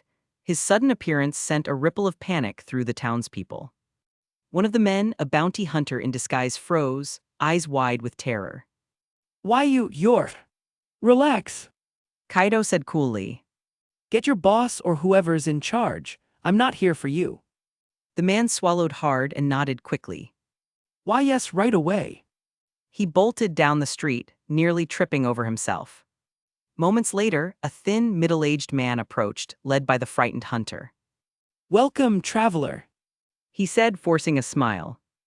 I'm Gabai, the mayor of Whiskey Peak. What brings you here? Kaito's expression didn't change. Mayor, isn't this a bounty hunter stronghold? The man froze, his fake smile faltering. Kaito said coolly, get your boss or whoever's in charge, I'm not here for you. The man swallowed hard and nodded quickly. Why yes, right away, he bolted down the street, nearly tripping over himself. Moments later, a thin, middle-aged man approached, led by the frightened hunter. Welcome, traveler, he said, forcing a smile. I'm Gabai, the mayor of Whiskey Peak. What brings you here? Kaito's expression didn't change. Mayor, isn't this a bounty hunter stronghold? The man froze, his fake smile faltering. W.E. that is. I'm not interested in your little operation. I just need a log pose that points to Jaya Island. Relief washed over Gabai's face. Ah, I see. Unfortunately, we don't have one for Jaya Island. We usually trade within nearby waters. The farthest we've been is Alabasta. Fine. Kaito said. Then give me a log pose for Alabasta. Right away. Gabai said quickly, scurrying off. Back in a small upstairs room, several bounty hunters sat waiting impatiently. When Gabai entered, a bald, burly man spoke first. So, when's the banquet? That guy's a big catch. He licked his lips greedily, eyes shining with ambition, but the look on Gabai's pale face made the room fall silent. You idiots! Gabai hissed. That's not someone we can touch. If we try, this whole town will be erased. Chapter 325, Alabasta 1. All right, don't think about it. Gabai said with a bitter smile. He couldn't shake off the memory of the overwhelming pressure he'd felt when speaking to Ayanami Kaito earlier. That suffocating aura had pressed down on him like a mountain, stealing the breath from his lungs and freezing him in place. His instincts had screamed at him with maddening intensity, don't provoke him, don't seek death. What do you mean, we're just giving up? That's 100 million berries. The bald man snapped, frustration dripping from his voice. If we pulled this job off, we could rest for at least a month. Gabai's eyes swept across the gathered bounty hunters, their faces filled with greed and expectation. He exhaled deeply, repeating Kaito's words to them. It's not that I don't want to take this job. He said helplessly. But that man already knows exactly what we're planning. The bald man frowned. So what? If he knows and still came here alone, isn't he just seeking for trouble? Do you really think someone like that is a fool? Gabai asked sharply, his tone turned grim as he continued. He came here because he's absolutely certain he can deal with every single one of us. Honestly. The room fell silent, faces paled as his words sank in. He wouldn't do that. The bald man muttered, unease flickering across his expression. What do you think? Gabai shot back. He's a pirate with 100 million on his head. You think someone like that got famous by being merciful? He shook his head. Do what you want, but I'm out. I'll hand him the record pointer for Alabasta and pray he leaves town quickly. Without another word, Gabai turned and hurried out, leaving the rest of the bounty hunters exchanging nervous, silent looks. Later, under the hot afternoon sun, Gabai jogged down a dusty street, clutching a glass sphere in both hands. He found Ayanami Kaito standing calmly near the port, his expression unreadable. Sir, this is the record pointer you wanted. Gabai said breathlessly, wiping the sweat from his brow as he offered it. Kaito accepted it with a nod, examining the device closely. Inside the transparent sphere, a compass-like needle floated, constantly pointing in one direction no matter how he turned it. the record pointer essential for navigation across the Grand Line. On Earth's unpredictable seas, the magnetic forces, currents, and wind patterns of each island were wildly different, rendering normal compasses useless. This special pointer stored magnetic signatures, allowing travelers to safely move between islands. Without it, one would simply vanish into the endless waves. This pointer records 4 islands. Gabai explained quickly. We're here now, and the other 3 are Little Garden, Drum Island, and Alabasta. You can reach them in sequence. Understood. Kaido said simply. In a single smooth motion, he flicked his wrist, and a thin black needle appeared between his fingers. With barely a sound, he sent it flying into the distance. It vanished in the blink of an eye. Sir, what was that? Gabai asked, confused. You'll understand soon enough.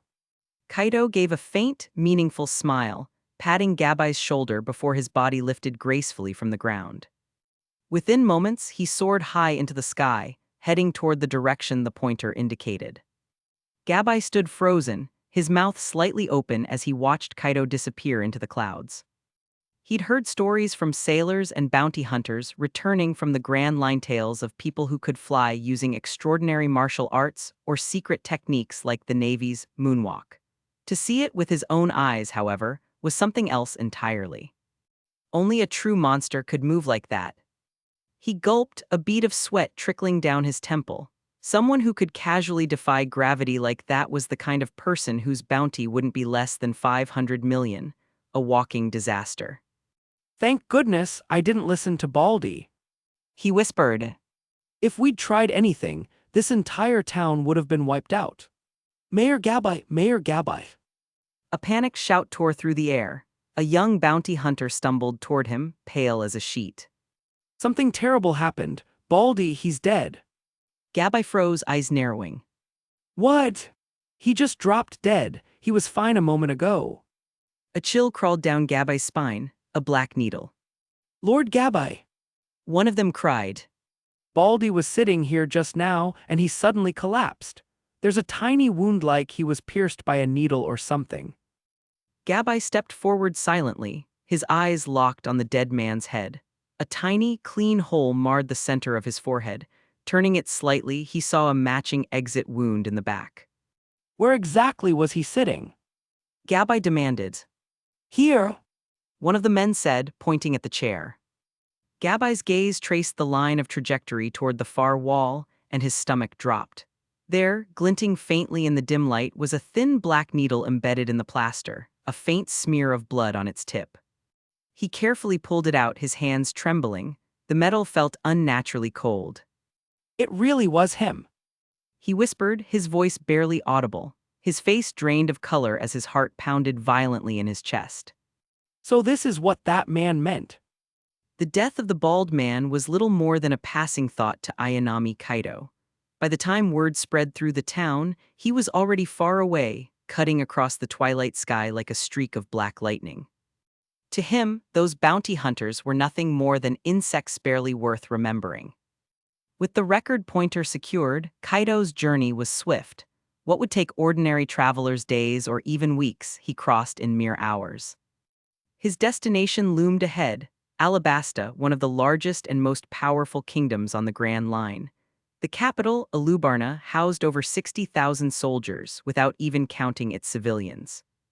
As Kaido descended, the last rays of the sun painted the land in molten gold. Endless dunes stretched to the horizon, the desert shimmering like an ocean of fire. Damn, it's hot. Chapter 326, Alabasta 2. Crocodile, wielder of the sand fruit, ruled the desert as its self-proclaimed king. His mastery over sand rivaled that of Gara from the hidden sand village, a man who could turn the battlefield into his domain with a single motion. As the president of Baroque Works, Crocodile's hidden goal was to uncover the ancient weapon Pluton, rumored to be buried somewhere in the sands of Alabasta. Years of careful scheming had left the kingdom's ruler, King Cobra, disgraced and isolated. The people had turned against their monarch, their hearts poisoned with doubt and despair. Civil war tore the once glorious land apart. But now change was coming. In Alubarna, Alabasta's capital, towering stone palaces and elegant spires lined the horizon. Once a city of splendor, now it was a war zone. The rebels clashed with the royal guard, while Luffy and his crew fought desperately against Crocodile's forces. The leader of the rebellion, Koza, had finally learned the truth thanks to Princess Vivi, his childhood friend. Realizing they had been deceived, Koza rallied his army to fight alongside the king in one final attempt to drive Crocodile out of Alabasta forever. Explosions echoed through the streets. A cloud of dust rose into the sky and distant roars shook the air. At the center of the chaos, two figures faced off: Monkey D. Luffy and Sir Crocodile. From the highest balcony of the palace, King Cobra, Vivi, Nami, and Koza watched the duel unfold, tension etched across their faces. The fate of their kingdom rested on the outcome of that battle. On the battlefield, Crocodile smirked. Mugiwara, you're nowhere near my level. You should know that by now. Luffy stood his ground, fists clenched tight. I'll never forgive you for what you've done. You destroyed Vivi's home. I'm not letting you get away with that. Gamu Gamu no. Luffy's arms blurred, launching a barrage of punches that cracked the air like gunfire. Dozens of fists rained toward Crocodile. But the Sand Warlord didn't even flinch. The moment Luffy's fists struck, his body dissolved into a swirling mass of sand, falling harmlessly to the ground before reforming again. I'm a Logia-type sand fruit user. Crocodile sneered. Your punches can't touch me. Then, with a flick of his wrist, his right arm turned into a swirling vortex of sand that coalesced into a massive blade. It's time to end this. The blade whipped forward like a storm. Luffy's eyes widened. Ah, that move again. He flung his arms out, grabbing a nearby building and yanking himself away just in time. Boom! The sand blade tore through the ground, carving a deep trench and splitting the cobblestones. Dust filled the air as buildings cracked under the force. You slippery little monkey. Crocodile growled, transforming into sand and soaring into the air after him. Gamu Gamu no bazooka. Luffy braced himself atop the ruins, stretched his arms back, and launched forward like a spring, slamming both fists into Crocodile's chest. Crocodile's body burst apart into grains of sand again, harmlessly scattering in the wind. Pointless, he said coldly as he reformed. With a casual motion, he swung his arm, sending a crescent-shaped sand slash tearing toward Luffy. The attack sliced through the air like a blade of wind. Luffy barely dodged by stretching his arm and flinging himself aside. The building behind him wasn't so lucky; it was severed cleanly in half, collapsing with a thunderous crash. Chunks of debris rained down across the street. From the palace, Cobra's expression tightened. Luffy doesn't have the upper hand. Vivi's voice trembled. Father, that's impossible. Crocodile's body turns into sand. It's the unique elemental form of a Logia user. The king's guard, Chaka, stepped forward. Your Majesty, allow me to assist him. Sanji crossed his arms, a faint smirk on his lips. If help was all it took, we'd have jumped in already. Zoro remained silent, but his eyes stayed fixed on the fight. Even he could tell Luffy was at a severe disadvantage. Another explosion rocked the city. Luffy's body flew through several walls before crashing into the street below, coughing up dust and blood. Crocodile floated above, his expression unreadable. Give it up, boy. Your will means nothing here. But Luffy, stubborn as ever, slowly pushed himself up again. Before Crocodile could finish him, a calm voice echoed across the battlefield. Excuse me, but does anyone here have an eternal pose to Gaia Island? Everyone froze. The sudden intrusion was so casual it almost felt unreal. Cobra blinked. And? He trailed off as he looked up, and his breath caught in his throat. High above them, standing effortlessly in midair, was a lone figure. The wind tugged at his black coat as sunlight glinted off his silver hair. His calm eyes reflected the battlefield below, utterly unbothered by the chaos. He radiated a quiet, overwhelming power that made even the air seem to bend around him. Kaido had arrived. Him really? Usopp gasped. Zoro and Sanji looked up at the same time, eyes narrowing in recognition. Nami's reaction was, Kaido, you're here. Did you come to save us? Kaido shook his head slightly, his voice calm. No, I came for the eternal pose to Gaia Island. I heard Alabasta had one, so I came to ask. His tone was flat, no hint of urgency, no sign that he cared about the raging battle beneath him. Vivi blinked, confused. Nami is your friend. Yes. Nami said eagerly, puffing up with pride. He saved my hometown. You should have seen it, it was incredible. She launched into an excited retelling of how Kaido had liberated her island, completely forgetting the danger surrounding them. Right, and his bounty is now 100 million berries. She added, chest out and voice full of pride, as if it were her own bounty being praised. 100 million. Vivi's eyes widened, a spark of awe lighting up her expression. Between him and Luffy. At that question, even Sanji and Zoro glanced at each other in silence. The wind carried Kaido's voice faintly from above. If you have what I need, He said. I'll take it, the rest of this. The air around him shimmered faintly with Conqueror's haki, though he made no effort to release it fully. Even restrained, it was enough to make the weaker soldiers around the battlefield falter, their legs trembling as an instinctive fear gripped their hearts. Below, Crocodile paused mid-motion, glancing upward. His expression tightened for the first time since the battle began. That aura, He murmured. who is this man? A faint smirk played at Kaido's lips as the sandstorm howled beneath him. Just a passerby. Chapter 327, 327, The Desert King's Judgment, 1 month ago. Chapter 327, The Desert King's Judgment. As soon as Nami's words fell, even King Cobra and his ministers turned their expectant gazes toward her, waiting for an answer. If this mysterious man, Ayanami Kaido, was truly powerful, then perhaps he could defeat Crocodile and save Alabasta from ruin. Under the weight of everyone's stare, Nami and the rest of the Straw Hats fell silent. How could they admit that their captain, Luffy, wasn't even close to Kaido's level? After all, Luffy was still their leader. Saying it out loud would be humiliating. It's hard to compare. Sanji said, breaking the tense silence and sparing Nami the awkwardness. No comparison. What do you mean by that? Vivi pressed, desperation lacing her tone. This was her homeland, they were talking about its salvation. Nami hesitated. She knew Vivi wouldn't let it go, and finally, with a nervous swallow, she admitted softly. Luffy.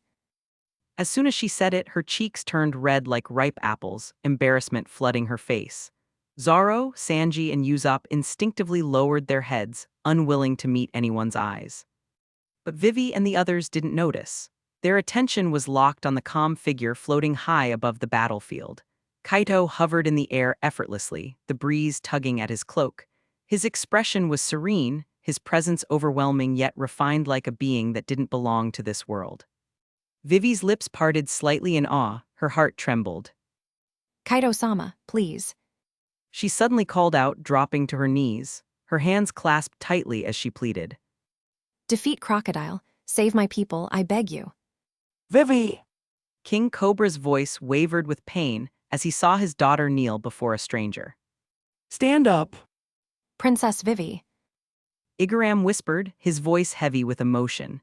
Kosha, Bell, and Chaka all looked at Kaido's figure with conflicted expressions. Kaito frowned slightly. He had come here for one reason, the eternal pose that pointed to Gaia Island. He had no interest in meddling with others' affairs. He already knew Luffy would eventually handle Crocodile. This wasn't his fight. But the sight of a proud princess kneeling for her people gave him pause.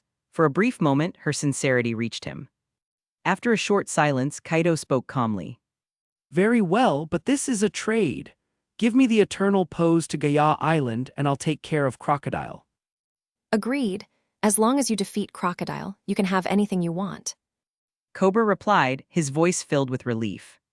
Kaido nodded once. Deal. Then, without another word, he vanished. One instant he stood before them, and in the next he was gone, leaving behind only a faint ripple in the air. Everyone froze in astonishment. They hadn't even seen how he disappeared. Vivi's eyes widened, hope flickering within them. She whispered. Zoro and Sanji exchanged a look of disbelief. They had once thought they could challenge Kaido after growing stronger in the Grand Line. Now they realized they couldn't even follow his movements. they both fell silent, their pride quietly crushed. Amidst the ruins of Albana, Luffy stood panting heavily, his clothes torn and his face bruised. Crocodile towered before him, calm and cruel, a smirk curving his lips. Mujiwara, Crocodile sneered, grinding his cigar between his teeth.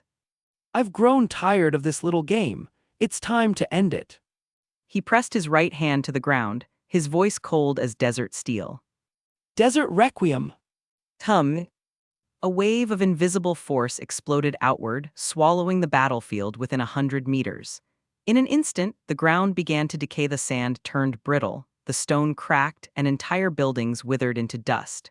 The air shimmered with heat and death. Craig? What the? Luffy gasped, dodging desperately as the whips of sand sliced through everything in their path. But this time, there were too many. The attacks were relentless, forming an entire storm of cutting sand that blotted out the light. Even Luffy, agile as he was, couldn't evade them all. Each slash that brushed past drained the moisture from his skin, leaving faint, dry marks wherever they grazed. Damn it, how can this guy be so strong? Luffy shouted, sweat dripping down his chin. His breathing grew ragged, his strength nearly spent.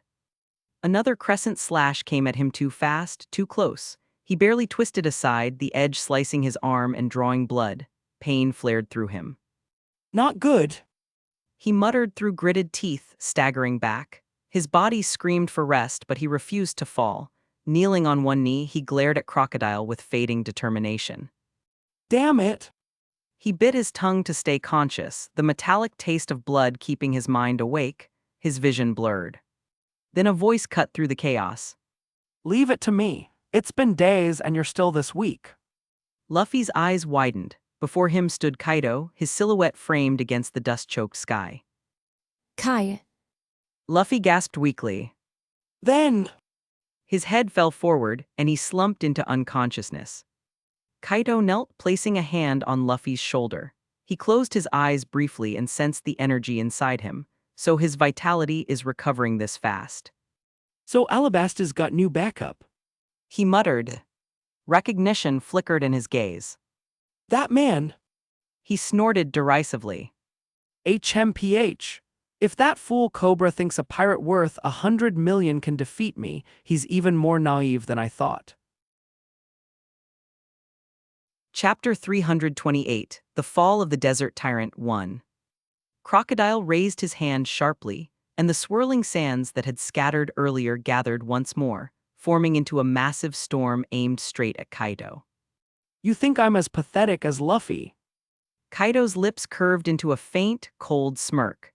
With a swift motion, he kicked Luffy's unconscious body out of the battlefield's range, then disappeared without a sound. The instant Kaido vanished, the torrent of sand collapsed, crashing into the ground and splitting the earth with jagged cracks. In mere seconds, the once flat terrain turned into a chaotic wasteland. Crocodile's eyes darted from side to side, scanning for his opponent. What speed? He muttered, the arrogant disdain fading from his face. His expression turned grim. He's fast enough to be dangerous. I'm right here. Came a calm voice from behind him. Crocodile spun around instantly only to meet a dark afterimage. Before he could react, pain exploded through his abdomen. His body stiffened, the force of the blow knocking the air from his lungs. He looked down with disbelief. Kaido's leg was coated in a deep, metallic black sheen that shimmered faintly in the sun. Warmament Haki. Crocodile choked out, clutching his stomach. That's right. Kaido replied flatly. Then his leg twisted sharply, the air rippling from the force. The impact erupted like a thunderclap, launching Crocodile's body through the air like a falling meteor. Bang, bang, bang. Walls and debris shattered as Crocodile's body tore through everything in its path. Dust filled the air, followed by a violent crash as he slammed into the side of a concrete villa. The wall caved inward, cracks spiderwebbing outward from the impact. Vda. Crocodile coughed violently, blood spilling from his mouth, mixed with bits of flesh. His body trembled as he staggered forward, half collapsing to the ground. You! He rasped, pointing weakly at Kaido. Before he could speak further, another surge of blood gushed from his lips, draining what little color remained in his face. From a nearby rooftop, King Cobra, Vivi, and the royal guards stared at the battle in stunned silence. For a long moment, none of them could even breathe. Is Igaram whispered. the same crocodile who held Alabasta hostage for years. Bell muttered, eyes wide. Then the silence broke. He's flying. He coughed blood. Their voices rose in joyous disbelief. For the first time in years, hope flooded their hearts. Across the city, countless citizens and rebels alike had gathered on rooftops or near den mushy broadcast screens. Everyone watched the same scene, the fall of the man who had ruled their desert through fear.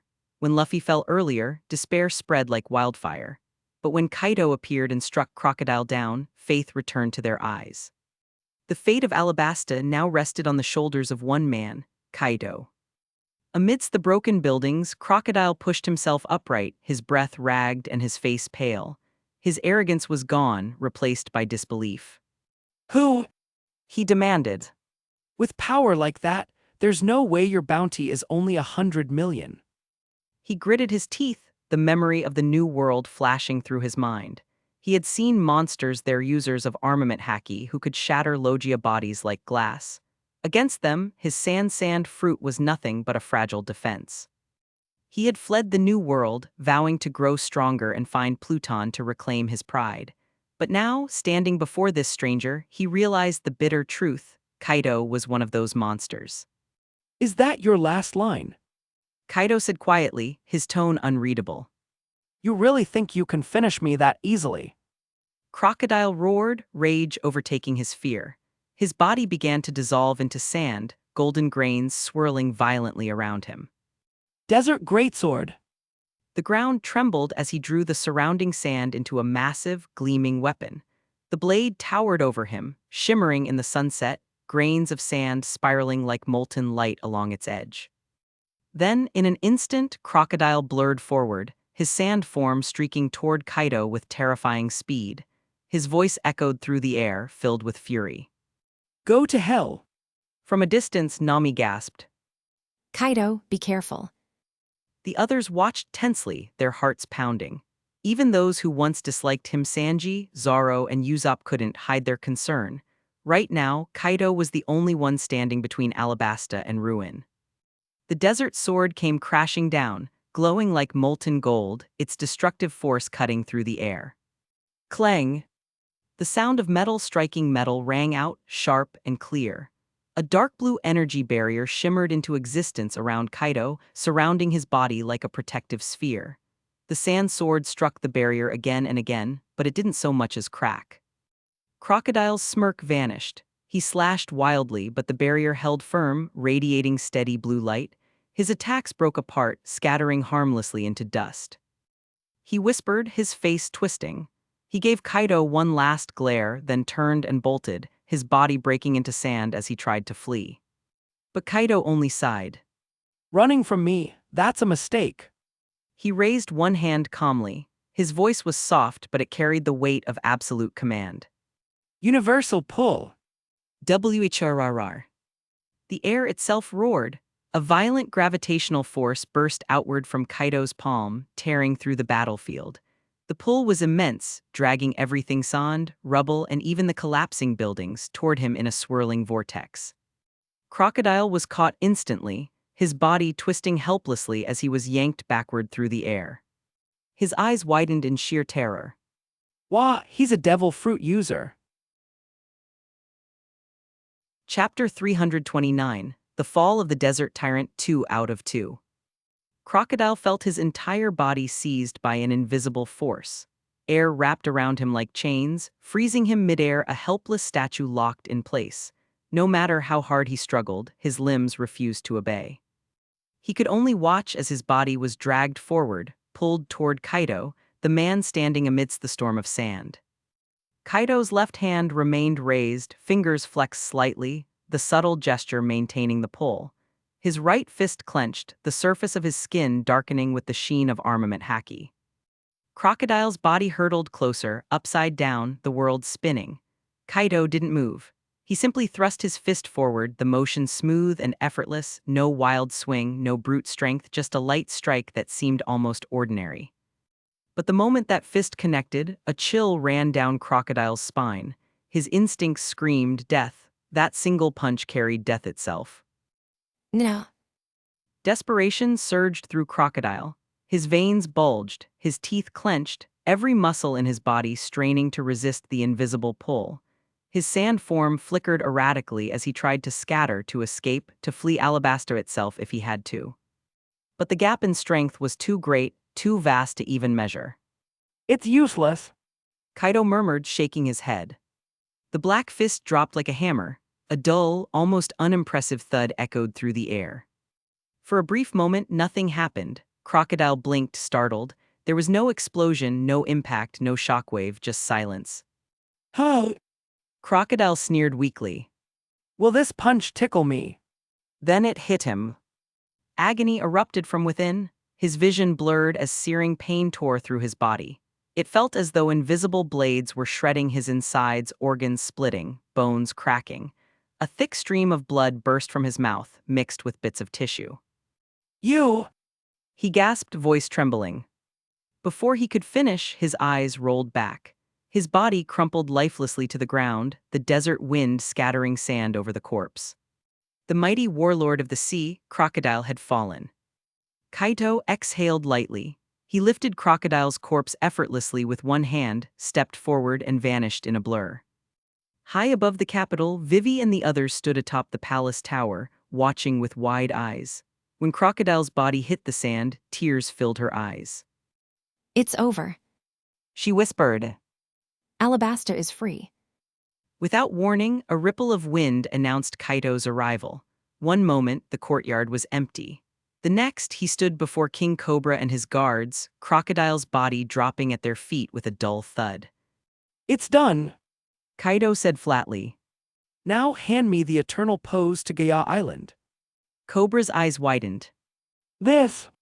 Pell confirmed after checking for breath. His face broke into a relieved grin. Crocodile is truly dead. Cobra stared for a moment, then his expression softened into joy. He's gone. He turned to his attendants. Pell Chaka, spread the word, Crocodile is dead, Alabasta is saved. He then faced his general again. You prepare a grand feast, the finest Alabasta can offer. Our hero deserves nothing less. With swift orders, the courtyard erupted in motion. Servants and soldiers dashed off, spreading the news. Cobra turned back to Kaido, bowing his head slightly. Lord Kaido, you've done what none of us could. Thank you. Kaido remained silent, his expression unreadable. The sun's setting. Cobra continued, gesturing toward the horizon. Please stay the night in the palace. You'll have the eternal pose by morning. It's the least we can do. Kaido glanced skyward, the red sunset had faded, the sky now swallowed by night. He nodded once. Fine. Relief washed over the king's face. With smiles and gratitude, they led Kaido toward the palace. Vivi hurried off to thank Zoro and the Straw Hats, making sure her allies felt appreciated for their part in freeing her homeland. Night fell over Alabasta. The royal palace glittered with light and laughter. Music filled the banquet hall as tables overflowed with dishes and wine.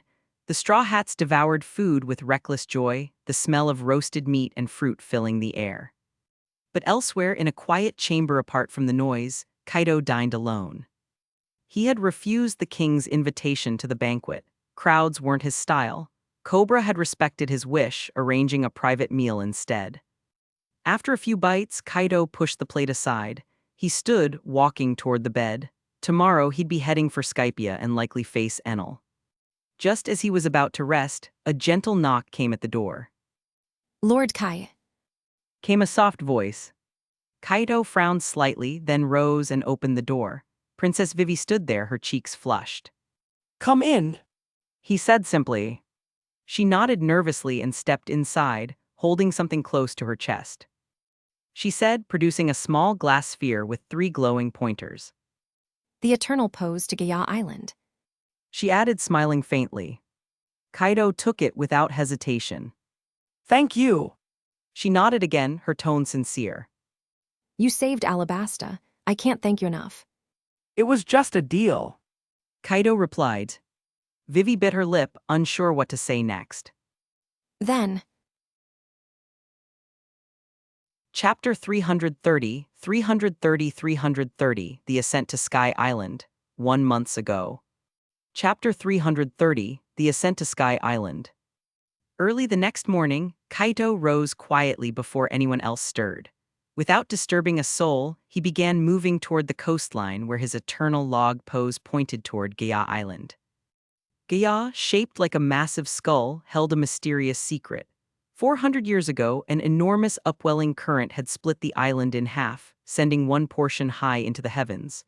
That fragment became known as Sky Island. This was exactly why Kaito sought Gaya, because finding it meant finding a path to the sky. All he needed to do was reach it and ascend along the same current. By the time Kaito arrived, the sun had already climbed high, painting the ocean with gold. He stopped briefly at a small shop, refreshed himself, then walked to a quiet area where no one would see him. The moment he was sure he was alone, his body shimmered with power, and he launched himself skyward. To reach Sky Island, one had to first pass through the White Sea, 7,000 meters above sea level. For ordinary people, it was an impossible task, but Kaito was no ordinary man. He didn't need a knock-up stream or any vessel, he could simply fly under his own power. As he climbed higher, the air grew thinner and colder. The wind whipped violently, the pressure biting at his skin, but Kaito's body didn't falter. The harshness that would cripple others meant nothing to him. Minutes later, a vast layer of shimmering clouds appeared below. The endless whiteness looked like an ocean suspended in the sky. This was the White Sea. A rare smile touched Kaito's face. He'd found it. With a sharp breath, his body became a blur of motion, cutting through the air like a streak of light. Soon, he saw it, a floating island rising from the cloud sea, adorned with shining buildings and pale green trees. Angel Island. Just like in the legends. Descending onto the island, Kaito noticed several locals staring at him. The people of Sky Island had small, white wings sprouting from their backs, while he had none. Their gazes turned hostile almost instantly. Of course, Kaito understood why. 4 centuries ago, when Gaya's half had been launched into the sky, it was renamed the Island of the Gods by the Sky Islanders. The original inhabitants, the Shandia tribe, were driven away. Since then, a 400-year war had raged between the two peoples. A man without wings could only be a Shandian in their eyes, an enemy. Kaito ignored their glares completely, walking leisurely through the streets as if the tension in the air didn't exist. He was only here for one reason, to find Enel, the so-called god who ruled this place. But that raised a small problem. He didn't know the exact location of God's island. Judging by the way the Sky Islanders eyed him, he doubted anyone would be kind enough to give directions. He smirked faintly. Extracting information from them by force wasn't worth the trouble. Still, if some fool decided to provoke him, he wouldn't mind using his powers to draw out their memories. Kaito activated his electromagnetic sensing, feeling the electrical signatures of the beings around him. It revealed the presence of others, but not their appearances, useless for locating one particular person. Right! He muttered. A thought struck him. In the original record of this world, Konai's often played her harp at Angel Beach, accompanied by a small white fox. That made things easier. Following the coastline, he soon spotted the beach and the creature he was looking for. A snow-white fox sat gracefully on the sand, its fur gleaming like silk under the sunlight. Its bright eyes darted curiously at him, sharp and intelligent. That must be Konai's pet. Kaito thought, watching it tilt its head. If the fox is here, she can't be far. Just then, a gentle melody drifted through the era harp's voice carried by the wind. The tune was pure and delicate, tinged with a melancholy sweetness. Kaito followed the sound until he reached a clearing by the shore. There she was, a girl with light blonde hair tied into Sky Island's unique braided style, a small knot resting at the end. She sat on a rock, completely absorbed in her music. Kaito stopped and listened. The notes rose and fell like waves, sometimes calm and steady, sometimes surging like a storm. For a moment he closed his eyes and simply let himself sink into the rhythm. It was peaceful, almost nostalgic. When the song finally ended, nearly an hour had passed. He opened his eyes to find Konai smiling gently at him. You're awake. She asked softly. Kaito nodded. Your music is beautiful. Her smile brightened instantly. Thank you. You're actually the first person from the Blue Sea to say that to me. Her eyes crinkled happily, like crescent moons. A moment ago, she'd only been curious about him. Now she felt a faint warmth, perhaps even admiration. You must be from the Blue Sea, right? She continued, studying his clothes. Yeah, Kaido replied easily. I came here looking for God's Island, but it seems people here aren't too friendly toward outsiders. At the mention of that name, Konai stiffened. She glanced around nervously, lowering her voice. God's Island. She whispered. You shouldn't ask about that. Even if you find it, you'll die if you go there. Why? Because She said, leaning closer. that's where the ruler of Sky Island lives, Lord Enel the god. His power is terrifying. He controls lightning itself. Even the former god couldn't stand against him. The fear in her eyes was unmistakable. Kaido, however, only chuckled. A god, he's just a man who ate a fruit, nothing more. Lightning doesn't make you divine. Konai looked shocked at his casual tone. You. Relax. He interrupted. Just tell me where the island is. She hesitated, biting her lip. You really intend to go there? Kaido nodded. I'm going to retrieve something.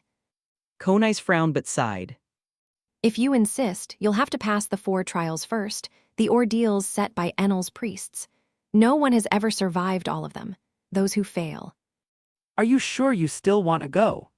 Of course. Kaido said with calm certainty, a spark of light flashing in his eyes.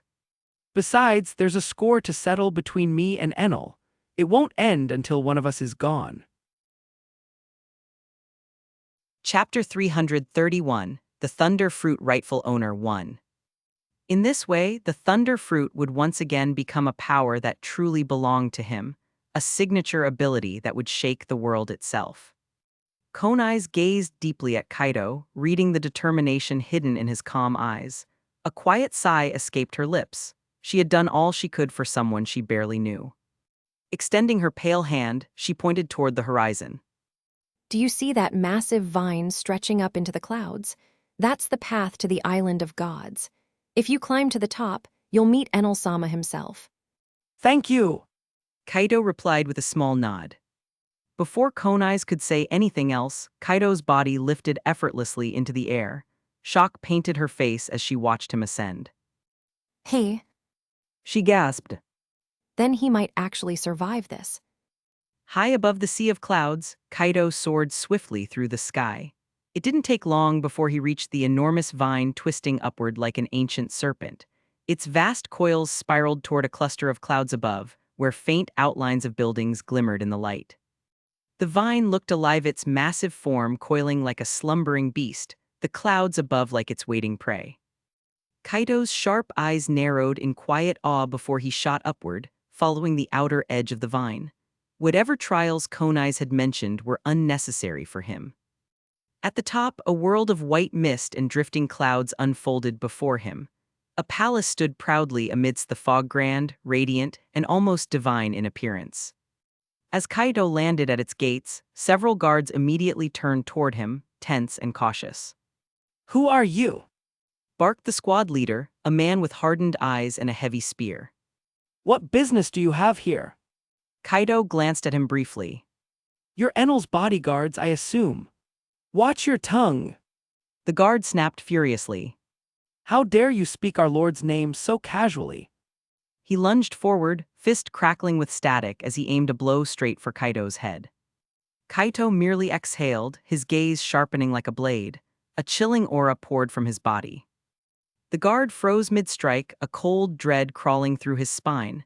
It felt as if an ancient predator's eyes had locked onto him. His arm trembled uncontrollably, sweat dripping down his face. Somewhere deep inside, he knew. Who are you? The guard stammered. And what's your connection to Lord Enel? Lord Heh. Kaido chuckled coldly.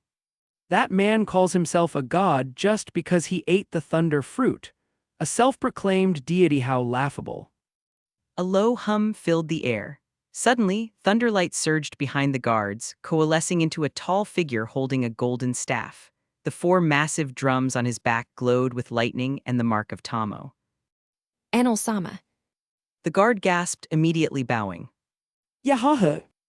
Enel's voice carried a mix of amusement and arrogance. A man from the blue sea dares to trespass on my island. You must be eager to die. But I'm afraid the one who'll die today isn't me. Kaido said, his lips curving faintly, his voice hardened. That thunder fruit, you've had your fun. Now return it to its rightful owner. The word struck Enel harder than any lightning bolt. His lazy expression vanished, replaced by shock. The thunder fruit, his greatest secret. No one knew of its origins, not even those closest to him. How could this stranger know? Yahaha, are you saying the thunder fruit once belonged to you? Enel's laughter rang out, but his eyes had turned cold. Yes. Kaido replied firmly. Now give it back. HMPH, even if it once was yours, I'm the one who ate it now. If you want it back, come and take it. Enel's grin twisted into a cruel sneer. Kaido's gaze turned razor-sharp. That's exactly what I plan to do. Die, fool! Enel roared. Lightning exploded from his staff, a blinding blue arc lancing straight into Kaido. The impact filled the sky with crackling energy, the air vibrating under the raw force. Enel smirked. Pathetic, you thought you could steal my power. How disappointing. He turned his back, addressing his men. Dispose of what's left of him. Feed his remains to the beasts. Yes, Enel-sama. The guard replied immediately. But before they could move, a calm voice echoed from within the lightning itself. I'm curious. Kaido said, his tone mocking. How could you possibly think your thunder would harm me? The thunder fruit gave you strength, but it also blinded you with arrogance. Enel froze mid-step, turning slowly. His eyes widened as the figure inside the storm stepped forward unscathed. You! Kaido tilted his head. I thought you were giving me a bit of electric therapy to help me relax after the flight from the blue sea. The guards shifted nervously, uncertain whether to laugh or tremble. Enel-sama. One muttered, should we fall back? Go! Enel snapped. You'll only get in my way. Once the soldiers retreated, Enel's face darkened. You've angered me, mortal. Let's see how long your arrogance lasts. Show me. Kaido said evenly. God's punishment. Enel's fist surged with thunder, light bursting from his arm like the wrath of the heavens. He hurled it down at Kaido with all his fury. A blinding pillar of electricity engulfed Kaido completely, tearing through the palace floor and crashing down the vines below. Boom! The ground quaked, the sky flashed white. On Angel Island, the people stopped in their tracks as a colossal thunder beam split the heavens, bathing the island in electric brilliance. God Enel's wrath. Someone cried. He's unleashed his judgment. Who angered him this time? Chapter 332, The Thunder Fruit Rightful Owner 2 out of 2. Kaido stood calmly within the pillar of lightning, his expression flat.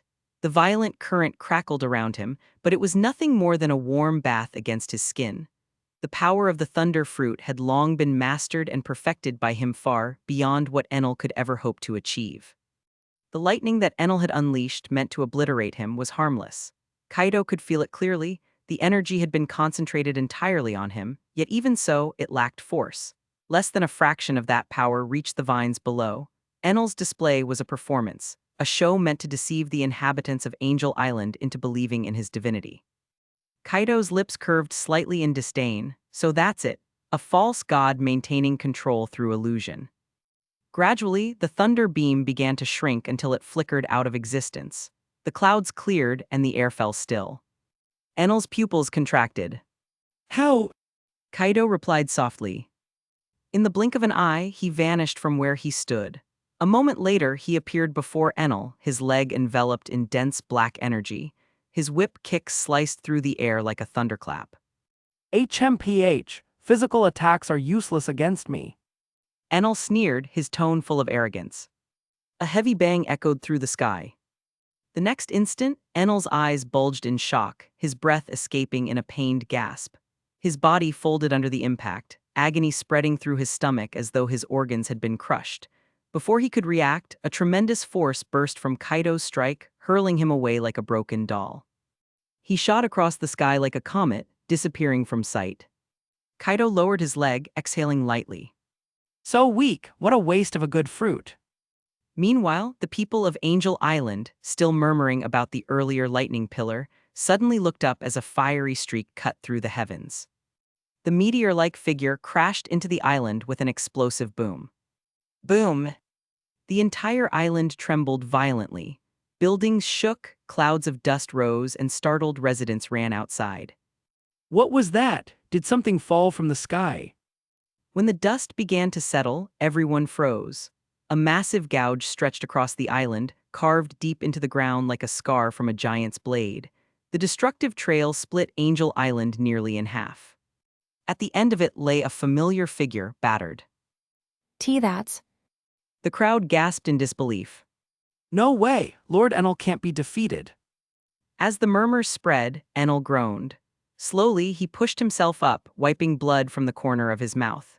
His face twisted in a mixture of pain and disbelief as he looked up, only to see Kaido standing calmly in front of him. You! Enel's voice trembled. My body is lightning itself.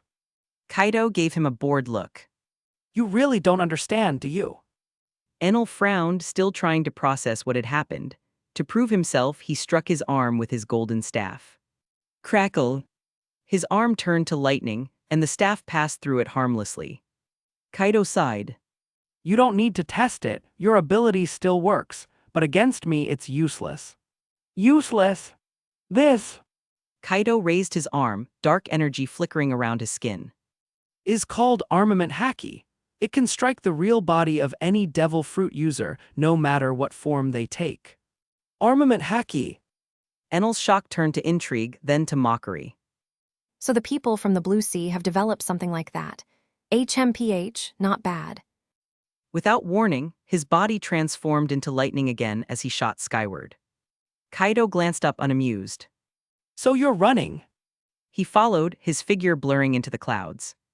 The sky darkened, heavy clouds forming over a floating ship, its hull lined with gold and carved with ornate designs.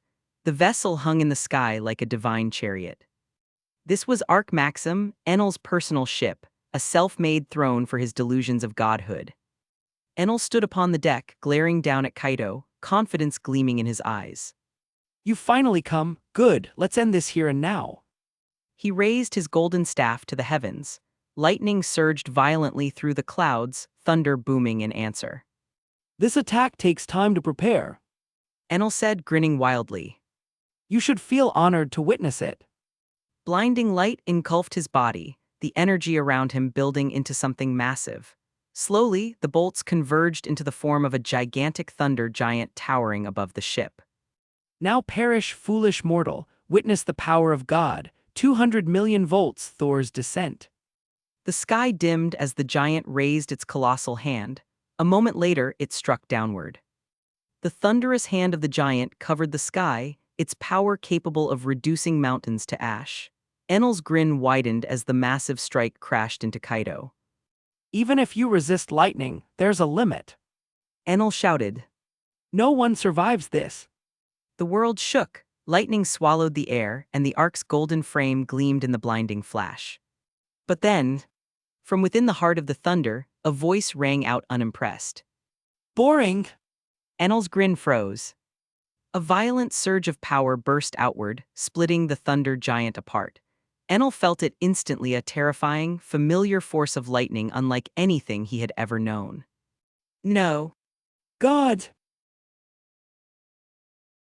Chapter 333, 333, Thunder Reclaimed, 1 month ago. Chapter 333, Thunder Reclaimed. For a moment, Enel, who had been wrapped in thunder, reverted to an ordinary man. No matter how he summoned lightning and crackling power, nothing changed. His thunder no longer answered him. It was as if the storm had been stolen away and his thunder fruit's effects had been stripped from him. Terror and confusion crossed his face. Could it be that the thunder fruit genuinely belonged to this man? The possibility rattled him. Around Ayanami Kaido, the stolen thunder began to wane. then was drawn inward as if pulled by some invisible gravity. Each arc of lightning dissolved into him, leaving the air disturbingly calm. Kaido's smile was small, almost casual, yet the look in his eyes was sharp as flint. In the next instant, he was already at Enel's side. What do you want? Enel stammered, trying to steady his voice. He forced calm, though panic still crept beneath it. I want your thunder fruit. Kaido said flatly, his words were precise and final. Thin, almost translucent palms extended from Kaido's aura, reaching for Enel's head. The tip of each palm glittered with residual stormlight. Enel's instincts screamed at him to flee, but the moment Kaido's reach brushed him, a weight like a mountain pressed him down. An inexplicable aura held him in place, paralyzing his limbs. He could not move, he could only watch Kaido's hand draw closer with helplessness. Click. Ding, congrats to host for killing Enel, the original Thunder Fruit user. Mission 1 complete, cause and effect lifted. Reward granted, Thunder Fruit ability enhancement. The system's announcement echoed in Kaido's mind like a cold bell. He felt a new current surge through him, an extra reservoir of energy threading into his blood. With every pass through his veins, his thundering lineage hardened and gained strength. An hour later, the added energy settled. Kaido opened his eyes and tested the change. With a simple thought, a gray-black lightning formed in his palm, crackling with an unbearable intensity. Space near him bent slightly, the air itself seemed to resist. This power, Kaido realized, should equate to billions of volts. The cost was lower than before. With full exertion, he could unleash tens of billions of volts without collapsing. Tens of billions enough that, in this pirate world, no one could stand against it. One last glance at Enel's motionless form, and Kaido vanished. Not long after, the commander of the guards led a search through the Ark. After a thorough sweep, they found Enel's body and confirmed the god's fall. Word spread across Angel Island like wildfire. The man who had called himself a god was gone, and a new name began to ripple through the crowds, the name of the one who had toppled him. By the time Kaido stepped down from Sky Island, the sun hung high, noon had painted the waves silver. Without Enel's stifling presence, the air felt freer, almost light. Kaido made for Gaya Island and headed straight for its heart. It was the busiest time of the day, and the eatery was crowded. A single seat remained at the front, and Kaido took it without fuss. The server approached with practiced politeness. Here's your special. The waiter said. Thank you. Kaido answered. Nearby, a familiar figure caught his eye, an orange cowboy-hatted man with the whitebeard tattoo on his back. He was eating with fierce appetite, the face between bites stamped with gritty resolve. Ace. Kaido said under his breath, then looked up at the man. The name tugged at memory. Portgas D. Ace, a well-known member associated with the Whitebeard crew. Ace glanced over, surprised to find someone watching. It's rude to stare. Ace replied, mild reproach softening into curiosity. I'm not staring. Kaido said simply. Just observing. Ace's expression shifted to amusement. Oh, you know who I am because of the mark, right? Of course. Kaido replied. You're not afraid of the logo? Ace asked. Why would I be? Kaido answered as he sampled the food brought to him. The flavors settled pleasantly better than expected. Ace laughed and dove into his meal, scarfing it down like a gale. Kaido ate with steady hands, and when Ace's portion ran out, he glanced at Kaido with a grin. The server returned with a fresh plate, and Ace's eyes lit up in immediate gratitude. You were part of Whitebeard's group once. Ace asked between mouthfuls, curiosity cutting through his hunger. Kaido paused. No. Ace's jaw tightened. You know, teach. Kaido set down his cup and replied calmly.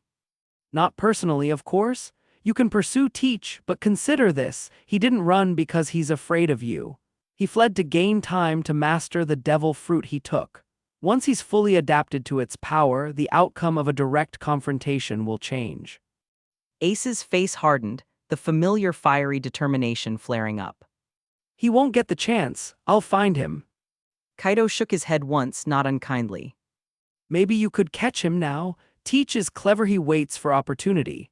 When the time is right, he won't run like a cornered rat. He'll hunt. Ace's expression flickered, a blend of confidence and unease. He leaned forward, voice lower. You seem to know a lot. You sure you don't know teach? I know how to check facts. Kaido said. Any humor in his voice was thin. Ace fell silent, the air between them tightened with tension. Enough talk. Ace said after a moment, forcing a smile that didn't reach his eyes. He shoveled the last of his food into his mouth and patted his belly with satisfaction. For Thatch, if I get the chance, I'll make that traitor pay. Chapter 334, 334, Kaido is found. 1 month ago. Chapter 334, Kaido is found. And also Makino. Kaido said quietly. Makino. Ace frowned, his brow creasing in confusion. What does this have to do with Makino? You know her. You'll understand when you return to Windmill Village. Kaido replied calmly, sidestepping the question. Back to Windmill Village. Ace's eyes widened as if struck by lightning. Wait, don't tell me. Kaido's expression twitched, his patience thinning. What kind of nonsense is this guy spouting? He exhaled sharply. No. Then what's your relationship with Makino? Ace pressed, his curiosity relentless, like a child peppering a parent with endless questions. Kaido waved a hand dismissively. Enough, we'll talk when you're back in Windmill Village. For now, I'll tell you one last thing. If you still plan to chase Teach after hearing this, then it's on you. Ace folded his arms, his fiery demeanor cooling slightly. Fine, go on. Kaido's voice grew heavier. Do you know how Shanks got the 3 scars over his left eye? Ace's expression darkened. Don't tell me it was Teach. That's right. Kaido confirmed, his tone low and steady. Teach was the one who scarred Red Hair, one of the 4 emperors. You really think someone who could wound Shanks is just a weak coward running from you? His strength is terrifying. And now that he's gained a new devil fruit. Ace fell silent. The weight of Kaido's words sank in. He wasn't stupid, he understood what Kaido was warning him about. Chasing Teach now would be suicide. Think about it. Kaido continued, his voice calm but sharp. Whitebeard's getting older. His power isn't what it used to be. You're young, Ace ambitious. One day you'll lead the Whitebeard pirates. Don't throw that away out of reckless pride. He patted Ace on the shoulder, tossed a few buli onto the table for their meal, and turned toward the door. For Makino's sake, I've said all I can. Kaido muttered as he stepped outside. If he still goes after Teach. He could already see it, Ace's capture, the Marines' propaganda, the chaos that would follow. If events played out as before, a great war would erupt. Makino. He sighed. Later that evening, Kaido checked into a small inn near the port. The room was quiet, filled with the faint scent of seawater. He sat on the edge of the bed, lost in thought. His current mission was nearly complete. The next step, forming his own pirate crew strong, loyal, and bound by willpower rather than greed. But before that, there were obstacles to overcome. Doflamingo first. He muttered. Then Fujitora. The plan was straightforward. Take down Doflamingo, recruit Fujitora, and head for the New World. But first, he had to get through the Sabyati archipelago. Troublesome. He sighed, massaging his temples. I don't even know the route from here. Guess I'll have to chart it myself. The next day, his journey brought him to the capital of 7 Waters, a city of gleaming beauty built upon the sea. Its canals wove through the heart of the city like veins, connecting vast docks and bustling markets. 7 mighty waterways flowed down from the mountains above, giving the city its name. It was magnificent, more than that, legendary. Shipwrights from across the world gathered here, crafting vessels that shaped history. Even Shanks' ship, the Red Force, had been built in this very city. Descending from the sky using chakra control, Kaido landed softly near the docks. The ocean breeze tousled his dark hair. Looks peaceful here. Kaido replied, his expression unreadable. Unbeknownst to him, Marine scouts stationed nearby had already spotted his arrival. Within minutes, word spread like wildfire through their ranks. Marine Division, capital of 7 Waters.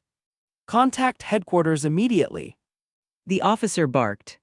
We've located Kaido, the man who vanished weeks ago. Marine Headquarters, Grand Line. Fleet Admiral Sengoku was buried in paperwork about the Straw Hat Pirates when the transponder snail began to ring. This is Sengoku. He said, setting his pen aside. Report! Marshal Sengoku, this is T-Pen from the Seven Waters Division. We've just confirmed the presence of Kaido. What? Sengoku's face hardened. You're certain? Positive, sir. What are your orders? Sengoku leaned back, tension tightening his jaw. Hold position, don't engage. I'll dispatch Sakazuki. Yes, sir. When the line cut off, Sengoku called out. Someone get in here. A young aide rushed through the door.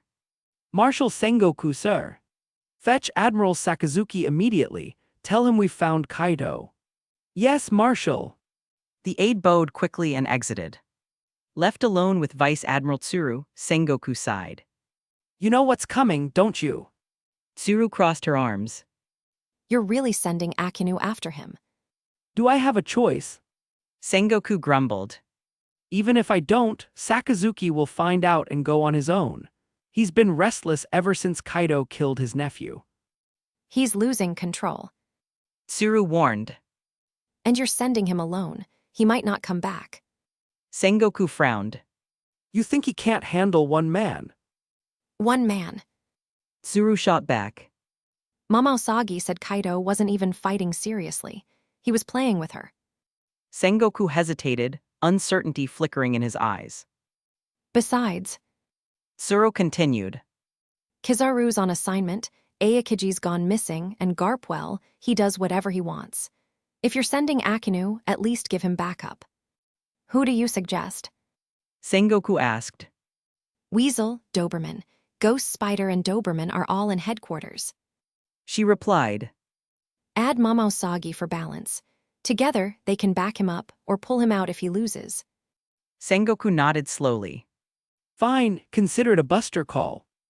As they finalized the orders, the office door swung open and Sakazuki entered, his magma-like aura already filling the room. You called for me, Sengoku. His voice was like grinding stone. Yes. Sengoku said grimly. We've found Kaido. Sakazuki's eyes narrowed, a dangerous grin forming. Finally. Chapter 335, Danger Level Buster Call. Marshal Sengoku, I heard you found Kaido's trail. Akinu's heavy footsteps echoed through the corridor as he entered the office, his tone sharp and impatient. Sengoku looked up from his desk, eyes narrowing behind his glasses. Yes, reports confirm sightings of him in the city of Water 7. Akinu's fists tightened, a low growl rumbling from his throat. Then I'm heading out. I'll bring that man back myself. A faint red glow flickered from his hands, heat rising with his growing irritation. Hold on. Sengoku interjected, raising a hand. You're not going alone. Mama Usagi and several vice admirals will accompany you. Akinu's brows furrowed, but Sengoku continued before he could object. They'll observe the battle and gain experience. Encounters between beings of admiral-level strength aren't exactly common. Akinu exhaled through gritted teeth. His instinct screamed to go alone, but even his ironclad sense of military order forced him to comply with a direct command from the fleet admiral. Fine, he muttered. Moments later, the door opened and 5 Vice Admirals Mama Usagi at the front stepped inside, their expressions tense but ready. Within the hour, 2 Marine warships left the naval headquarters, cutting across the sea with relentless speed toward the legendary City of Water. The Seven Waters City wasn't far from Enai's lobby. Using the Gate of Justice as a midpoint, the fleet reached their destination in just over 2 hours. The massive city gleamed under the sun, its canals glittering like crystal veins. The air smelled of salt and all the scent of shipbuilders and pirates alike. Here, craftsmen forged the finest ships on the Grand Line, and among them roamed countless pirates seeking repairs before returning to the New World. When the 2 Marine warships appeared on the horizon, the pirates lounging near the docks paused. Then, slowly, mocking smiles spread across their faces. Marine ships, huh? A scar-faced pirate scoffed. They sure picked the wrong port to stroll into. Idiots! Another muttered, flicking his cigarette. They think they can scare anyone here. The pirates who survived this far into the Grand Line were hardened monsters, infamous, cunning, and merciless. Few among them still feared the Marines. Some even grinned with excitement at the thought of another fight. Among the onlookers were the notorious Supernovas Kid, Hawkins, Apu, each radiating dangerous intent. On dock number 1, Bari leaned lazily against a post, smoke curling from his lips.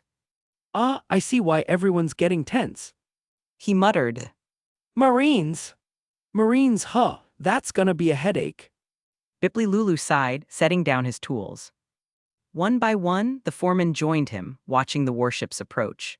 None looked particularly alarmed, just mildly inconvenienced. If a battle broke out, they'd fight or flee, then return to work once the smoke cleared. Life in Water 7 had a rhythm of chaos they'd long since accepted. The waves crashed as the Marine ships docked at the government pier. There, Vice Admiral T. Penn and a handful of Marines stood waiting, saluting smartly as the admirals arrived. Akinu stepped off first, the heat around him distorting the air. Behind him came Mamausagi and the 4 Vice Admirals Weasel, Ghost Spider, Doberman, and Huasheashinich, exuding the composure and pressure of seasoned warriors. Admiral Akinu, Vice Admirals, welcome. T. Penn stammered, clearly overwhelmed by the lineup before him. Akinu didn't respond. His gaze swept across the docks, eyes locking onto the pirates nearby. The look he gave them was predatory, like a beast waiting to strike. The moment his crimson glare met theirs, every pirate instinct screamed danger. Wait. Kid whispered, his confidence draining as the Admiral's magma-fueled aura rolled across the air. When he spotted Mamausagi and the others disembarking, his expression darkened further. No way. Man who spat to the side. Damn it, are they trying to wipe out every pirate in this city? That lineup's the same as a Buster call. Hawkins remained eerily calm, his cards shuffling between his fingers. If it were any other admiral, there might be a chance to run. But him. His gaze flicked to Akinu. Even the 4 emperors avoid unnecessary fights with that man. He's relentless. The others fell silent. The memory of Akinu's wrath, the mountain of corpses his justice had built, was enough to drain the color from their faces. For a tense moment, the entire dock held its breath. Then T. Penn stepped forward and spoke briefly with Akinu. Whatever was said, Akinu's expression didn't change. He turned sharply and began marching inland, his vice admirals following behind.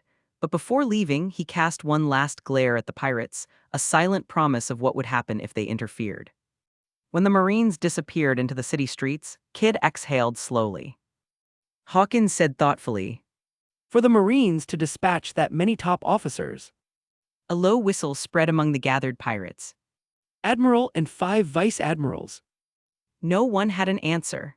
The tension dissolved into uneasy murmurs as the crowd dispersed, though curiosity burned in a few of them.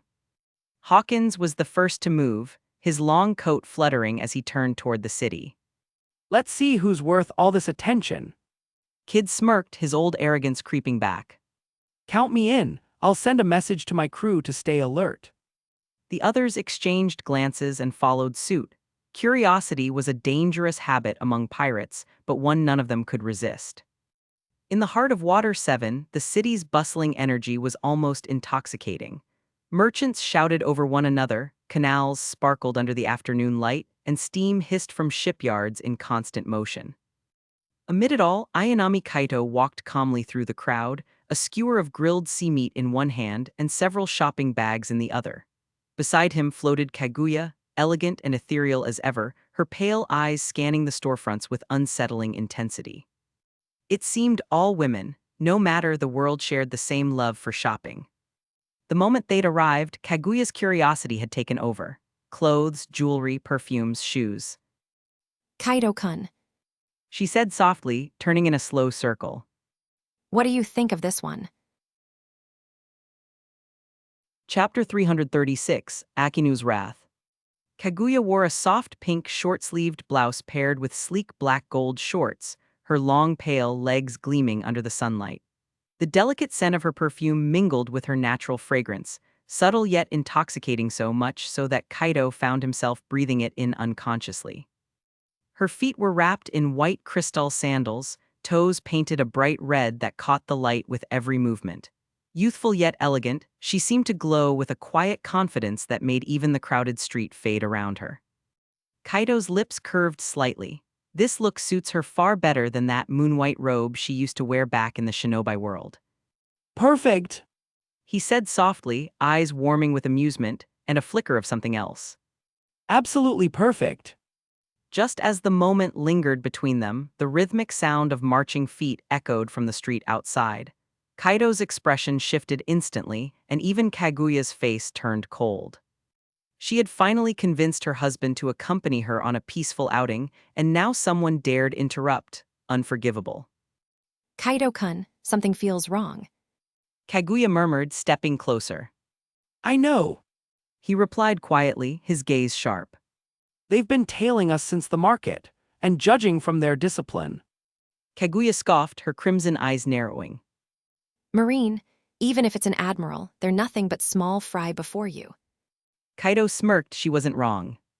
Since their arrival on Earth, Kaguya had quickly understood the structure of this world, the balance between pirates, marines, and the world government.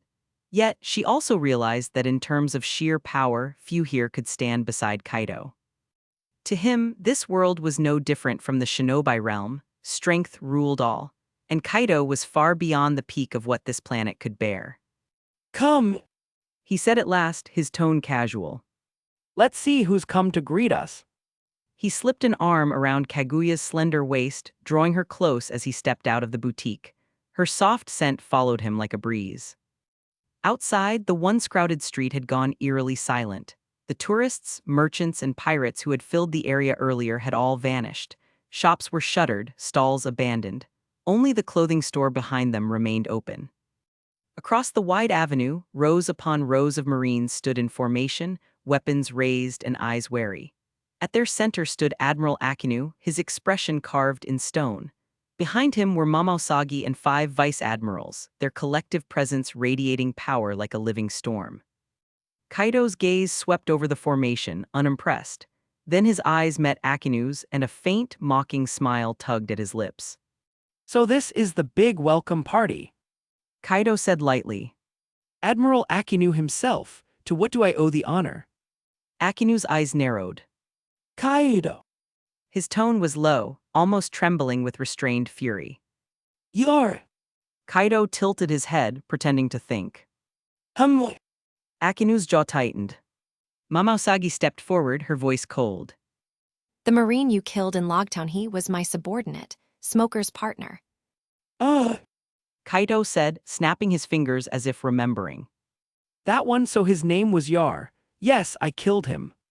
He smiled, utterly unapologetic. Akinu's fists began to steam. He was my nephew, my only blood relative. His voice shook with fury. Kaido met his burning gaze without flinching.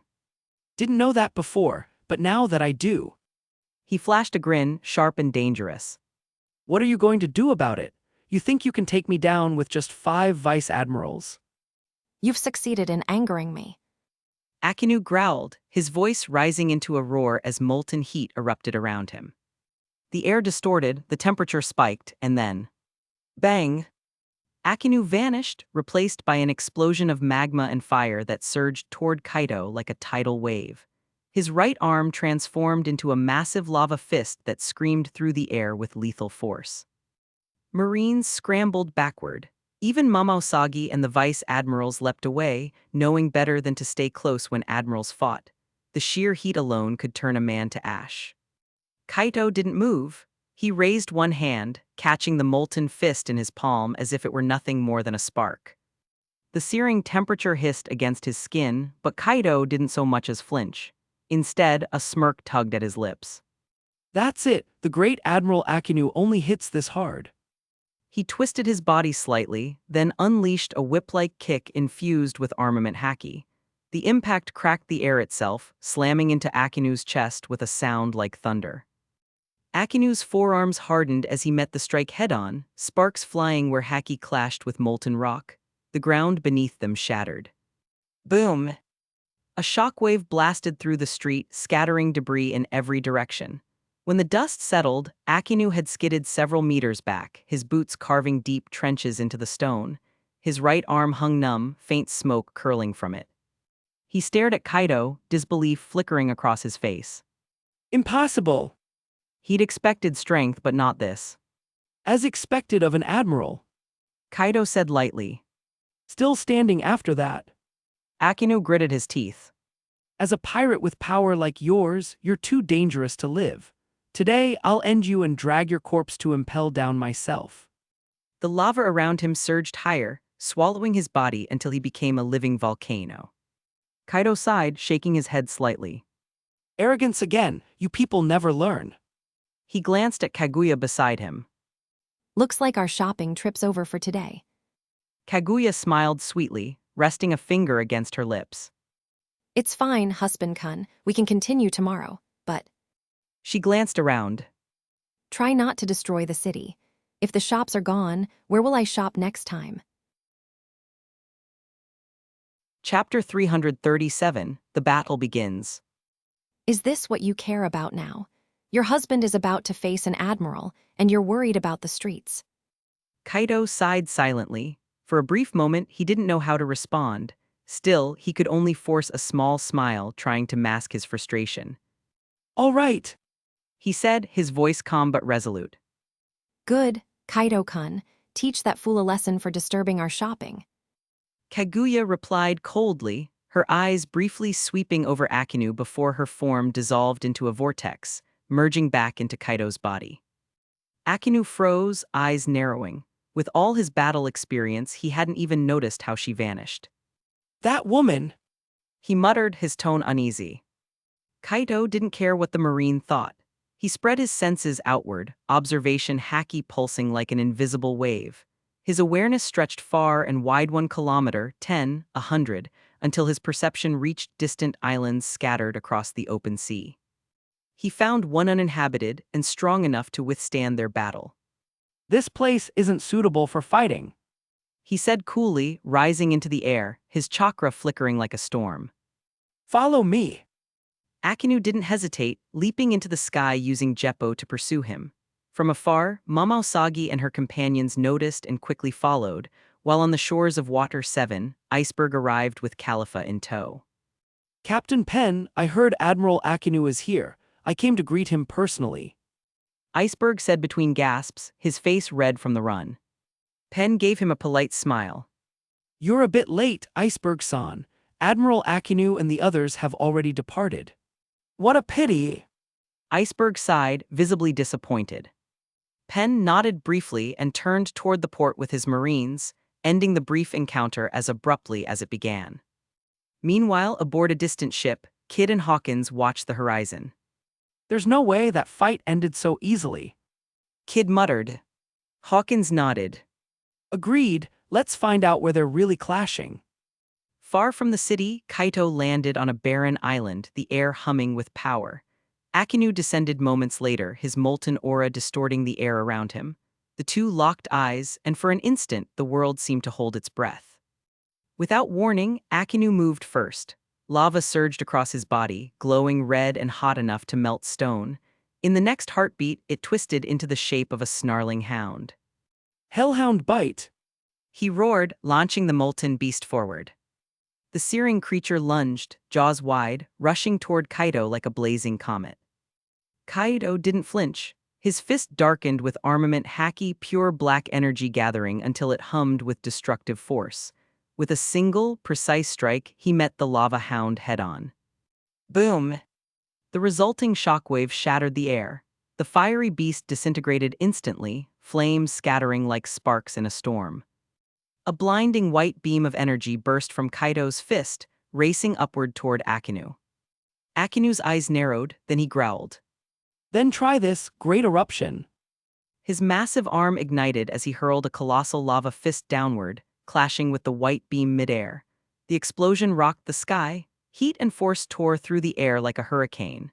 Akinu's molten attack shattered against the beam's energy, forcing him to retreat instantly with a burst of speed using Saru.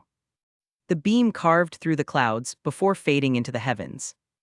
Kaido's eyes glowed faintly as his observation haki traced Akinu's movements through the air. The moment Akinu reappeared, Kaido was already behind him, space distorting for a fraction of a second as he stepped through reality itself. Akinu reacted on instinct, arm turning metallic as he swung around with a hardened punch. Their fists collided with a thunderous crack, shockwaves splitting the air. Kaido caught Akinu's hand effortlessly, his other palm slamming against the admiral's chest. Shinra Tensei. The repulsive force exploded outward. Akinu was hurled from the sky like a meteor, crashing into the ground with earth-shattering force. The impact left a crater so vast the island trembled, debris shooting into the sky. Moments later, Akinu burst from the pit, magma dripping from his fists, eyes blazing with fury. I'll bring you down for justice. He bellowed. Meteor volcano. His fists erupted, releasing molten spheres into the air. Two blazing suns formed overhead, turning the sky crimson and choking it with heat. The sulfur stung the air, and the ground began to melt. With a cruel smile, Akinu brought his hands down. Let's see you survive this. The twin suns detonated, releasing a torrential rain of molten fists that descended upon the island. Momousagi and the others immediately leapt into the sky, retreating with Geppo before the storm hit. Kaido, standing alone in the heart of the bombardment, exhaled slowly. So this is how you want to play it. Chapter 338, 338, a bargain? No, a negotiation. 1 month ago. Chapter 338, a bargain? No, a negotiation. As the two blazing suns in the sky dimmed, the rain of colossal magma fists gradually lost density, until finally they snapped like inflated balloons and vanished without trace. Akinu stood nearby, fists clenched, face twisted with fury, and a trace of disbelief flickered in his eyes. He had not expected his signature barrage to be nullified so cleanly. That black barrier. He muttered through gritted teeth, anger simmering. Kaito watched without emotion. With a casual flick of his hand, the black barrier reformed into a single truth-seeking orb which folded back into his chest as if it had never been separated from him. His gaze lifted to meet Akinu's. The emptiness in Kaido's eyes felt like a god looking down, and it unnerved Akinu, who resented feeling like an ant. Damn you, die. Akinu snarled, slamming his palm into the earth. An unfamiliar pressure rolled outward from him like ripples in a pond. In an instant the island trembled under that force, and the gravel and low hills transformed, glowing red as molten magma bubbled beneath the surface. A sulphurous stench spread across the shore. Viewed from above, the deserted isle resembled a small volcano, a sea of living fire. From the sky, Momousagi and the others watched in stunned silence. Admiral Akinu actually used that technique. One of them breathed, voice tight with alarm. This fight may be over. No. Another said, eyes fixed on the island. This boy is strong, but he met the wrong admiral. Akinu stood like a statue amid the heat, killing intent clear in his low voice. You force me to awaken a power few in the Marines can call upon. You will remain here, a witness forever. Kaido's lips lifted in the faintest of smiles. Awaken power, is that what you call it? He stepped forward, the air around him humming with restrained energy. When his hand rose, the sea answered as though called. Water-style Great Cascade. Kaido said, his voice steady, controlled. At his motion, the surrounding ocean responded, the flat surface swelling and folding in concentric circles. The water rose, forming towering walls, the sound of the surge growing into a thunderous roar. 100 meters from the shore, a titanic wave rose, tall enough to blot out the sun, and it surged toward the island with relentless speed. Panic fluttered through the observing Marines and pirates above. Look, what is that? Momousagi whispered, horror in her expression. The shock was doubled when the wave on the opposite side rose as well, and then the third, until 3 sky-touching walls of water converged. They connected, forming a water curtain that wrapped the island from all sides in a vertical ring, like a globe of liquid glass. Akinu's face turned white as he realized what was happening. The sky darkened as the water dome drew tighter, and for the first time an expression of disbelief replaced his rage. He tried to retreat with Geppo, but the dome left no room, The waves closed in and the admiral's eyes widened in shock. Water and magma clashed, hissing as steam erupted from every point of contact. The rising vapor could not hold. The endless sea poured down upon the island like a river collapsing on itself until the island was drenched and the molten eruptions were washed away. In the sudden hush, Kaito reappeared before Akinu as though he had always been there. Behind him, Momousagi and the four vice admirals landed, forming a stern line. We will take Admiral Akinu. Momousagi announced, voice steady. You will stand down. One vice admiral, nicknamed the Weasel from his quickness, flashed forward toward Akinu and then froze as Kaito's presence chilled him. Kaito's tone was flat cold. You thought you could take my prize. The Weasel drew his sword without hesitation, the blade shivering with black-armored haki. He slashed in the direction of the voice with brutal speed, the blade cutting the air like a buzzing wire. Metal sang as the sword met something invisible. The Weasel's blade was arrested, trapped between two of Kaito's fingers. He pulled with all the strength he had, struggling, but the grip held like iron. Panic and disbelief contorted his face. When he pushed again, Kaito loosened his fingers just enough to let the momentum throw the Weasel off balance, and another vice admiral caught the falling man, hands steady. Are you all right? He asked, voice calm. The Weasel nodded and backed away, staring at Kaito with genuine fear. Ghost Spider, another vice admiral, let out a low snort. His hair writhed like living tentacles, each strand ending in a sharp-edged blade. They flexed and readied themselves to strike. Momousagi tightened her jaw, evaluating the scene. She did not want to fight Kaito, not when something about his presence set her instincts on edge. She had survived by following those instincts before, and if possible, she would avoid a direct confrontation now. We are taking Admiral Akinu. How would you like to settle this matter? She said, measured and cool. Kaito's smile returned, soft and unreadable. How much will you pay to ransom him? He asked, as if bargaining over a trinket. You expect the Marines to pay you. Do you think we cannot beat you? Momousagi snapped, pride and defiance flaring. Kaito's voice dropped so low it was almost pleasant. If you refuse, then we will see who pays with more than words. Chapter 339, 339, A Ransom, 1 month ago. Chapter 339, A Ransom. What became of the Marine Admiral? A slave. Kaito's voice cut through the air like a blade, dripping with disdain. His words made Ghost Spider's expression twist into anger, and the other vice admirals around him grew tense, their faces darkening. What did you say? Ghost Spider barked. Kaito's smirk deepened. Akinu is my trophy now. You think you can just take him back with a few words? Why should I hand him over? Because you ask nicely. His tone dripped with mockery. Enough talk. I'll bring Akinu to Sabyati Archipelago in a few days. If your Marines want him back, tell Sengoku to come to me himself. As he spoke, Kaito raised his hand lazily, palm glowing faintly. Goodbye. Momosagi's eyes widened in alarm. Not good. Everyone move. She shouted. But before they could react, a wave of violent repulsion exploded outward from Kaito's body, tearing through the battlefield like an invisible storm. The ground roared as if the world itself were being ripped apart. The Marines were thrown into the distance, their bodies battered by the shockwave. Soil, debris, and seawater erupted in every direction. When the dust cleared, the once solid island was split open by a massive crater deep and dark like a wound in the earth. Seawater began to flood the hole, filling it until it resembled a vast pool. Kaito floated above the devastation, his eyes calm. With a small motion, he summoned Akinu's unconscious body, still encased in a black sphere of sealing energy. He studied the Marine Admiral, muttering to himself. I'll have to limit your strength a bit. He tapped his hand against the water's surface. Tendrils of hardened chakra-like energy emerged, twisting together like branches and wrapped tightly around Akinu's body. A moment later, Akinu's eyes snapped open, blazing with fury.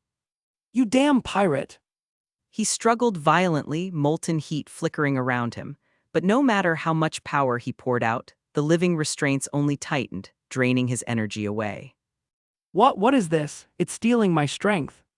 Akinu growled, disbelief etched on his face. Just a little restraint technique.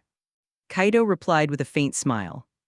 Relax, I'm not going to kill you, you're too useful alive. After all, I still need you to squeeze some ransom money out of Marine. He sighed, looking almost embarrassed. Can you believe this? A man like me, reduced to extorting the Marines for money. A familiar, teasing voice echoed in his mind Kaguya's. Kaido winced. Kaguya, come on. Of course you can buy whatever you want. He said quickly, rubbing his forehead. Sure, whatever you say. He muttered, forcing a smile. He lifted Akinu's restrained body into the air and began to rise. Where are you taking me? Akinu demanded, his pride boiling under humiliation. The thought of being dragged like a prisoner by a pirate was unbearable. If word spread, it would be a crushing blow to Marine's reputation. To Sabyati Archipelago.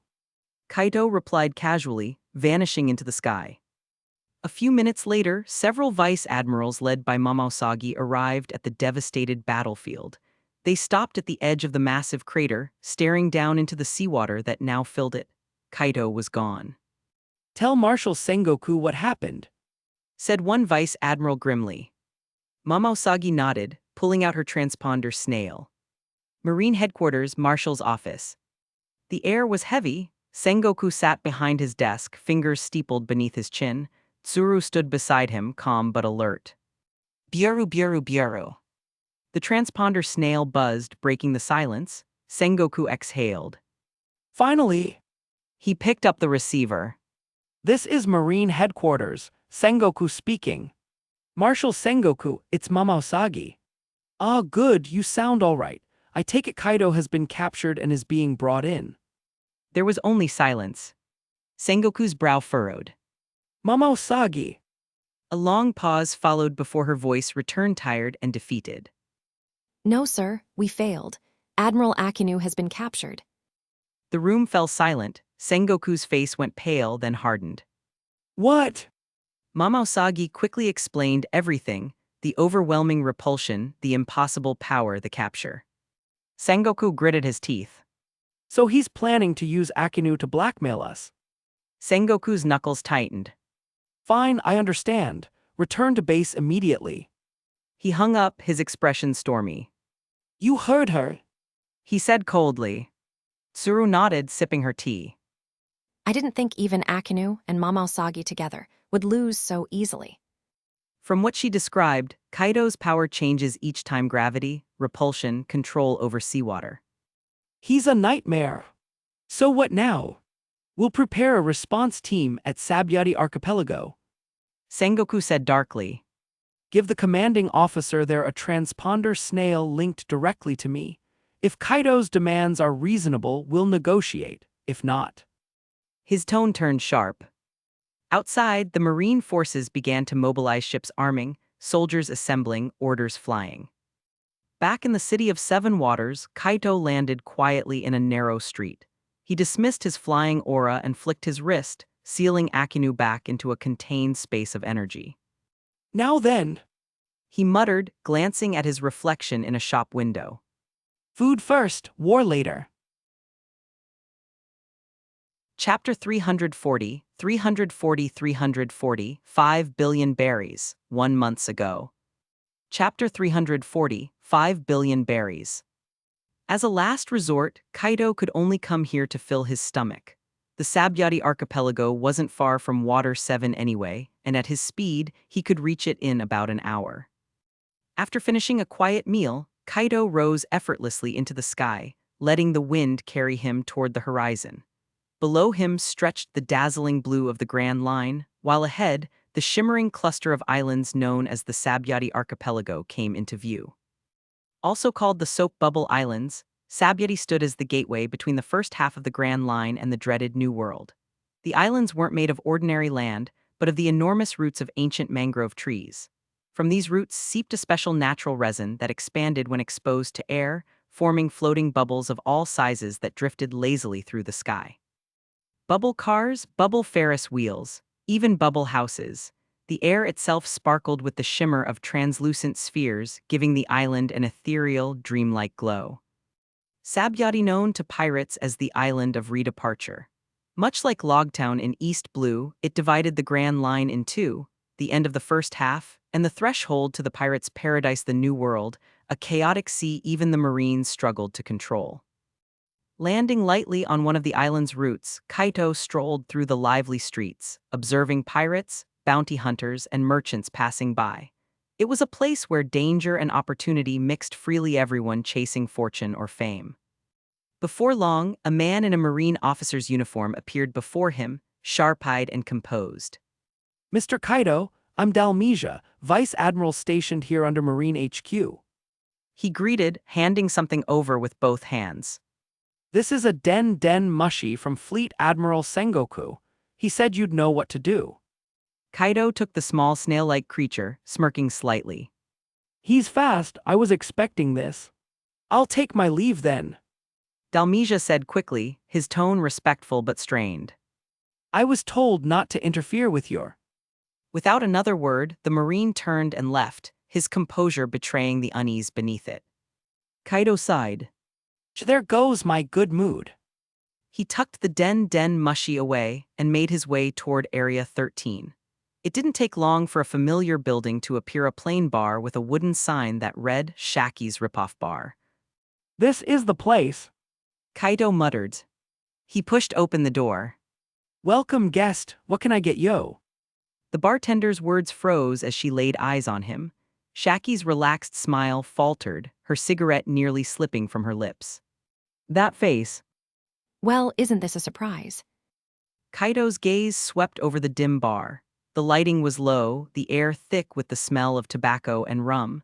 It wasn't the kind of place that attracted many customers, fitting, considering Shaki didn't make her living off drinks. He knew the truth, this woman dealt in information. Her network of spies and informants stretched across every sea. If she wanted to, she could probably find out what someone had for breakfast halfway across the world.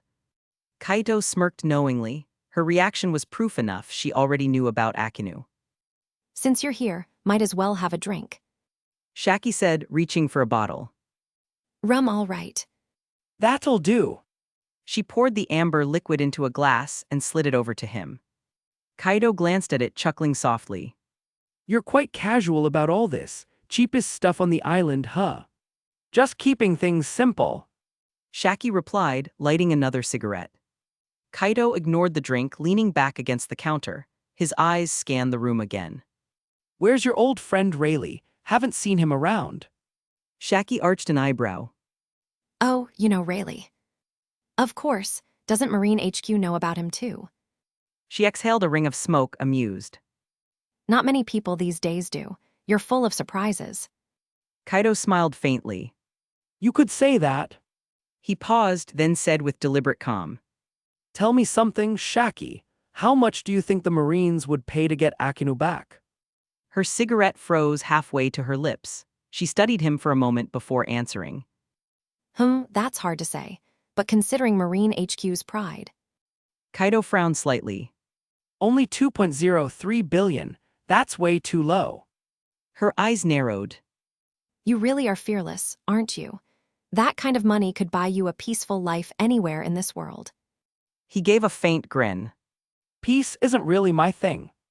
For a moment, silence hung between them, broken only by the faint hum of bubbles outside.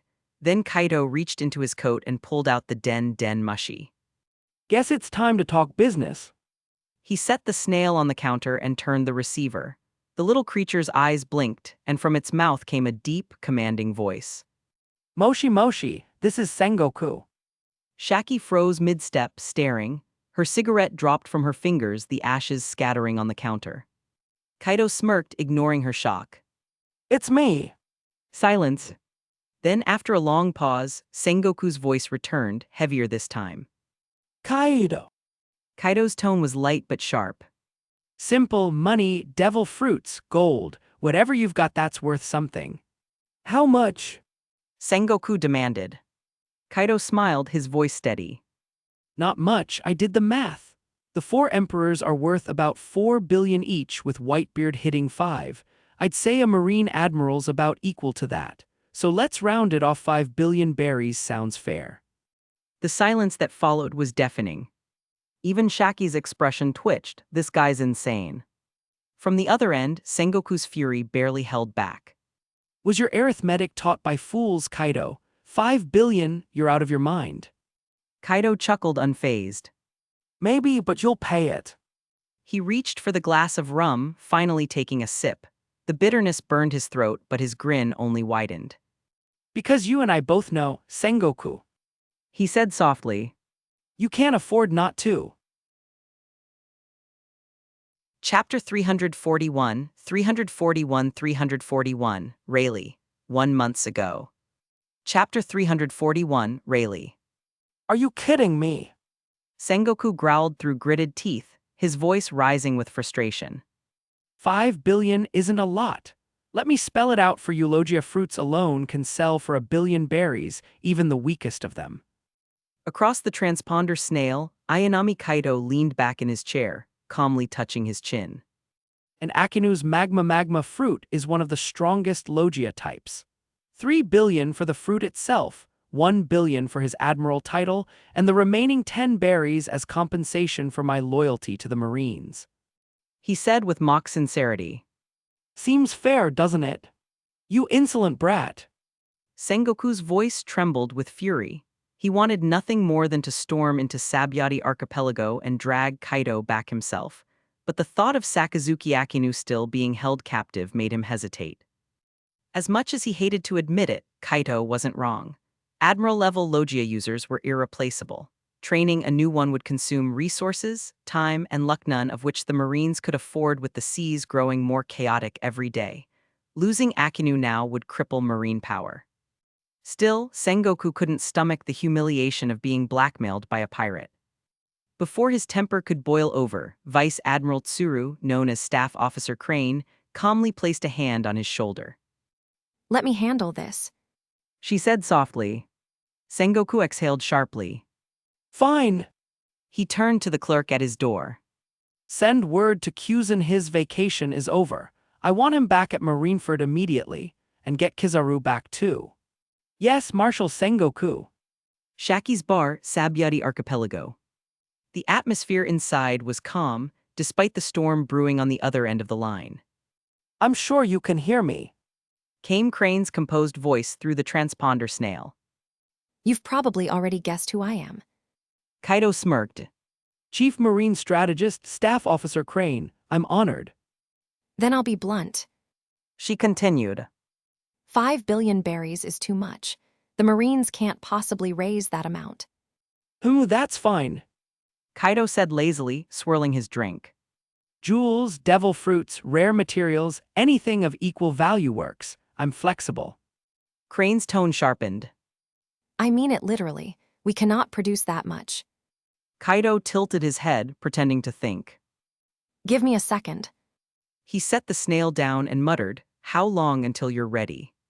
20 minutes, came Kaguya's voice from within his inner space.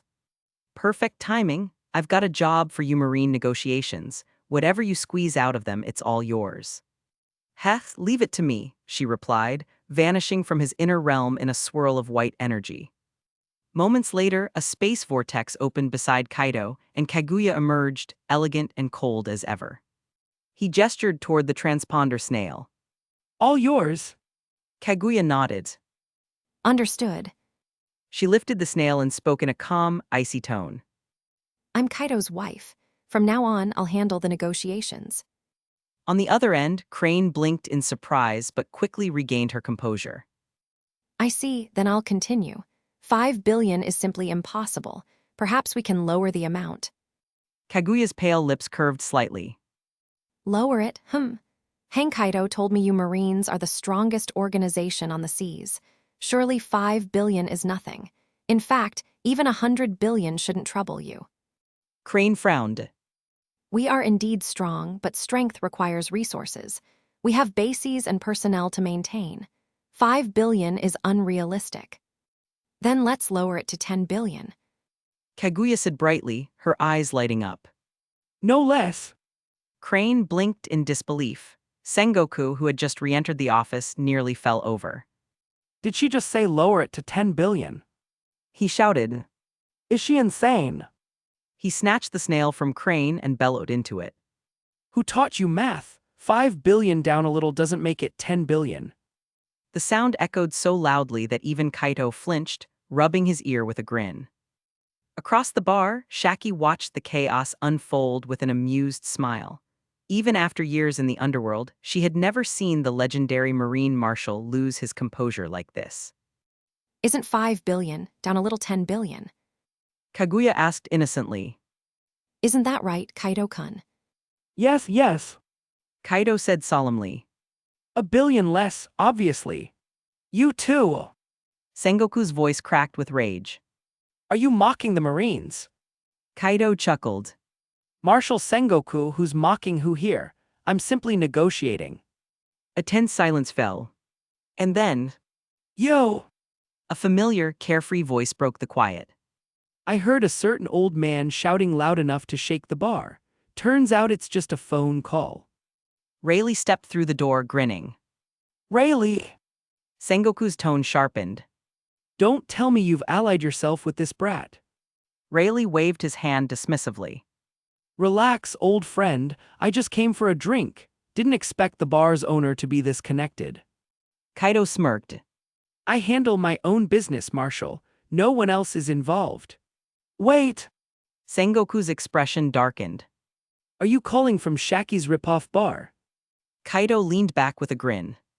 That's the one, don't worry, only a handful of people are here. Just Shaki, Rayleigh, my wife, and me. Sengoku's temples throbbed. You're negotiating with the Marines in public. Chapter 342, a deal worth 7 billion. As expected of the resourceful Marshal Sengoku. Kaito said with a smirk, his tone half-mocking. This is about where I expected things to end up. Sengoku's eyebrow twitched. Though it was technically a compliment, something about the man's grin made him want to punch him straight through the den mushy. Taking a steadying breath, Sengoku forced himself to speak evenly. Let's continue from where we left off. 5 billion berries is too much. 4 billion final offer. Kaito leaned back lazily, amusement flickering in his eyes. Sorry, but I've already entrusted the negotiations to my wife. If you can handle her, then sure take it up with her. Whether it's 4 billion or 2 billion depends entirely on how that goes. He passed the phone bug to Kaguya, giving her a small, knowing glance. After more than a decade together in the Shinobi world, she could read him instantly. After all this talk, can I finally start cooking my seafood fried rice? Shaki called out from behind the counter. Oh, sorry, Kaito. I got caught up in your conversation. She said cheerfully. I'll get to it right away. Without the faintest hint of embarrassment, she turned and walked back into the kitchen. Kaito turned to the older man nearby and smiled. Rayleigh, the right hand of the Pirate King himself, the Dark King, Roger's vice-captain. Rayleigh chuckled as he poured himself a glass of wine. You flatter me. Those days are long gone. Now I'm just a washed-up old man making a living coding ships in Sabyati Archipelago. Kaito nodded in mock sympathy. True, you do look like someone who's earned his rest. Then his tone shifted just slightly. Tell me, though, what's your name again? I don't recall hearing of anyone who could negotiate with a Marine Fleet Admiral and walk away alive. Especially not someone who can make Sengoku lose his composure like that. You must have something he really wants. Kaito grinned, his voice turning razor-sharp. Because, old man, Akinu is in my hands. Rayleigh froze mid-sip. Akinu, the Marine Admiral. How could that be? What else could I do? Kaito said casually, leaning on the bar. He came after me for revenge after I killed his nephew. He got caught, simple as that. Rayleigh's pupils shrank, the glass in his hand trembled slightly. You're saying? Kaito replied smoothly. In Water 7, Sengoku sent 5 vice admirals to back him up. Akinu led the charge himself. Shaki walked out just then, balancing a steaming plate. Here, eat this first. She said, setting down the fried rice. Her gaze flicked toward Kaguya, who was still deep in negotiation through the phone bug. You're really letting your wife handle that. She asked, incredulous. Of course. Kaido said easily. Whatever she earns is her pocket money. If she pushes for more, good for her. If not, well, less is fine too. Pocket. Rayleigh and Shaki both twitched. Inwardly, Shaki sighed. His wife negotiates billions and he calls it pocket money. She gave Rayleigh a long look that practically screamed, "Why can't you spoil me like that?" You really dote on her. She said at last. Rayleigh coughed and hid behind his wine glass. It's... For a while, the bar filled only with the quiet clinking of Kaido's chopsticks and the muffled argument of Kaguya and the Marines through the line. Inside the den mushi, Kaguya's calm voice echoed. 4 billion, that's your limit, ridiculous. 10 billion, no less. Sengoku's voice came back sharp. We Marines can't possibly pay that much. 4 billion is already generous, show some mercy. 10 billion. Kaguya repeated flatly. Anything less, and the deal's off. 10 billion. Sengoku snapped. Do you have any idea what 10 billion berries means? I don't know. She said simply. But if you don't pay, we'll just tear up the ticket. Sengoku groaned. Kaguya repeated flatly. Anything less and the deal's off. 10 billion, Sengoku snapped. Do you have any idea what 10 billion berries means? I don't know, she said simply. But if you don't pay, we'll just tear up the ticket. Sengoku groaned. 4.5 billion final offer. 10 billion, Kaguya sang back, voice smooth as steel. The back and forth continued for 15 long minutes until Sengoku and Tsuru were visibly exhausted, their patience shredded by Kaguya's relentless bargaining. Enough! Sengoku barked. Put your husband back on. We're done talking to you. No need. Kaguya replied lightly. Kaido trusts me to handle this. 7 billion. Sengoku finally shouted. 7 billion berries and not a coin more. Otherwise, we'll treat Akinu as a lost cause and promote a replacement. Kaguya glanced over at Kaido, who gave a faint nod. Fine, 7 billion it is. Sengoku froze. Wait, what did you just say? I said we accept 7 billion. She repeated sweetly. Good, excellent, then it's settled. I'll personally lead the team to deliver it in a week. Sengoku growled, slamming the receiver shut. Kaguya let out a soft laugh. See, Kaido-kun, 7 billion, that's 2 billion more than expected. Kaido chuckled. You handled that perfectly. Once the money's in, we'll take some time off and enjoy the island. Then I'll rest for now. Kaguya said, her tone shifting into the private code they alone understood. Kaido nodded. Go ahead. Her form shimmered, turning into a stream of light that merged seamlessly into his body. Rayleigh's eyes widened. That. Shaki added softly. But nothing quite like that. Is she a devil fruit user? Kaido smiled faintly. Something like that. He left it at that, and they knew better than to press him. You'd better stay sharp. Rayleigh warned. Marine headquarters is only a few hours from here. If Sengoku's giving you a week, he's buying time to gather forces. I know. Kaido replied calmly, setting his empty plate aside. But strategy means nothing against absolute power.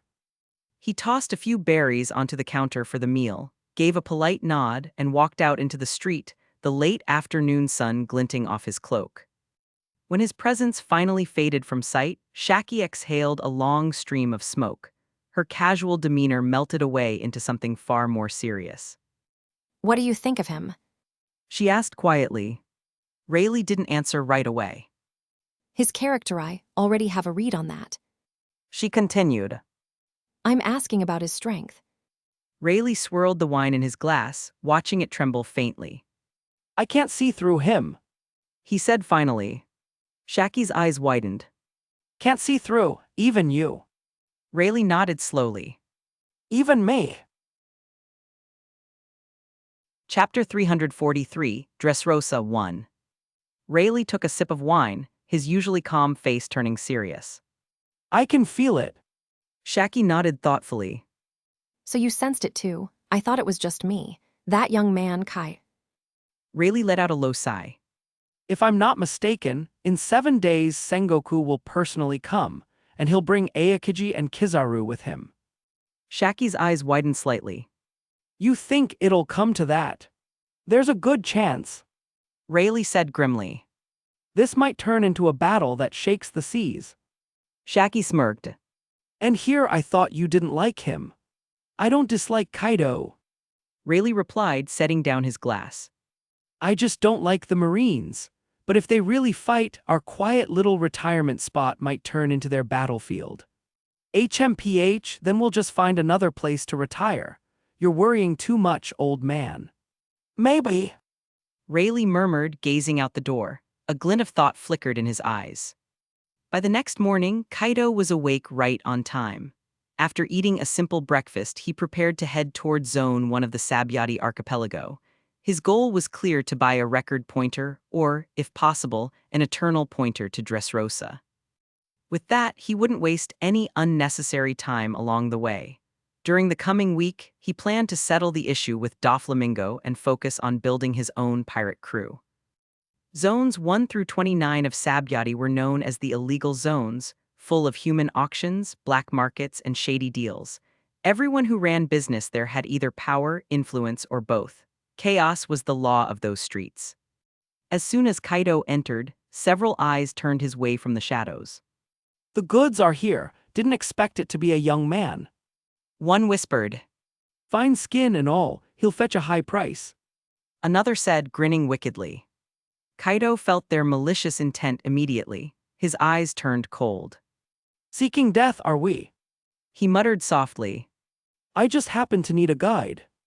A blur of movement, then he vanished from sight. The two traffickers froze. B-boss.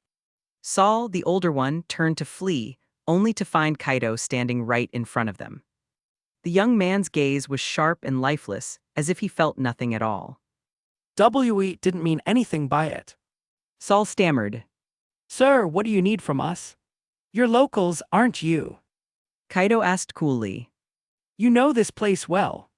Why, yes, we know everything around here. Good, take me somewhere I can buy record pointers for the New World Islands. Of course, sir, please follow me. Saul said, bowing nervously. Kaido's eyes flicked to the other man, his tone turned icy. As for you. He lifted a finger. A transparent burst of compressed air shot out, piercing the man's forehead. The body collapsed with a dull thud, blood spreading across the dirt. Kaido didn't even glance down. Let's go. Saul trembled, his face pale as paper. Why, yes, sir. He turned quickly and led the way. After a short walk, they arrived at a modest shop tucked beneath a large tree. It wasn't fancy, but it looked respectable enough. This is the shop that sells record pointers across the seas. Saul whispered. They've got both normal and eternal pointers, but the eternal ones are really expensive. Got it. Kaido replied flatly. You can leave. I won't kill you for guiding me. Thank you, sir. Saul stammered before running off in relief. Kaido stepped forward and pushed the door open. Welcome, dear guest. Two young maids greeted him softly, their polite smiles clearly trained for business. Kaido couldn't help but smirk slightly. The owner sure knows how to attract customers. If someone didn't know better, they'd think this place sold slaves instead of tools. The guest wishes to buy a record pointer or sell one. The blonde maid asked politely. Bye. Kaido replied. Understood, please follow me. The maid led him upstairs and knocked gently on a wooden door. Mr. Eddie, someone's here to buy a pointer. Come in. Came an aged but calm voice from inside. Kaido stepped in and found an old man with white hair sitting comfortably in a chair, smiling as he gestured for the maid to leave. My name's Colin. The old man said kindly. So what will it be? A record pointer or an eternal pointer? Eternal pointer, for Dressrosa. Kaido answered simply. Dressrosa. Colin blinked in mild surprise.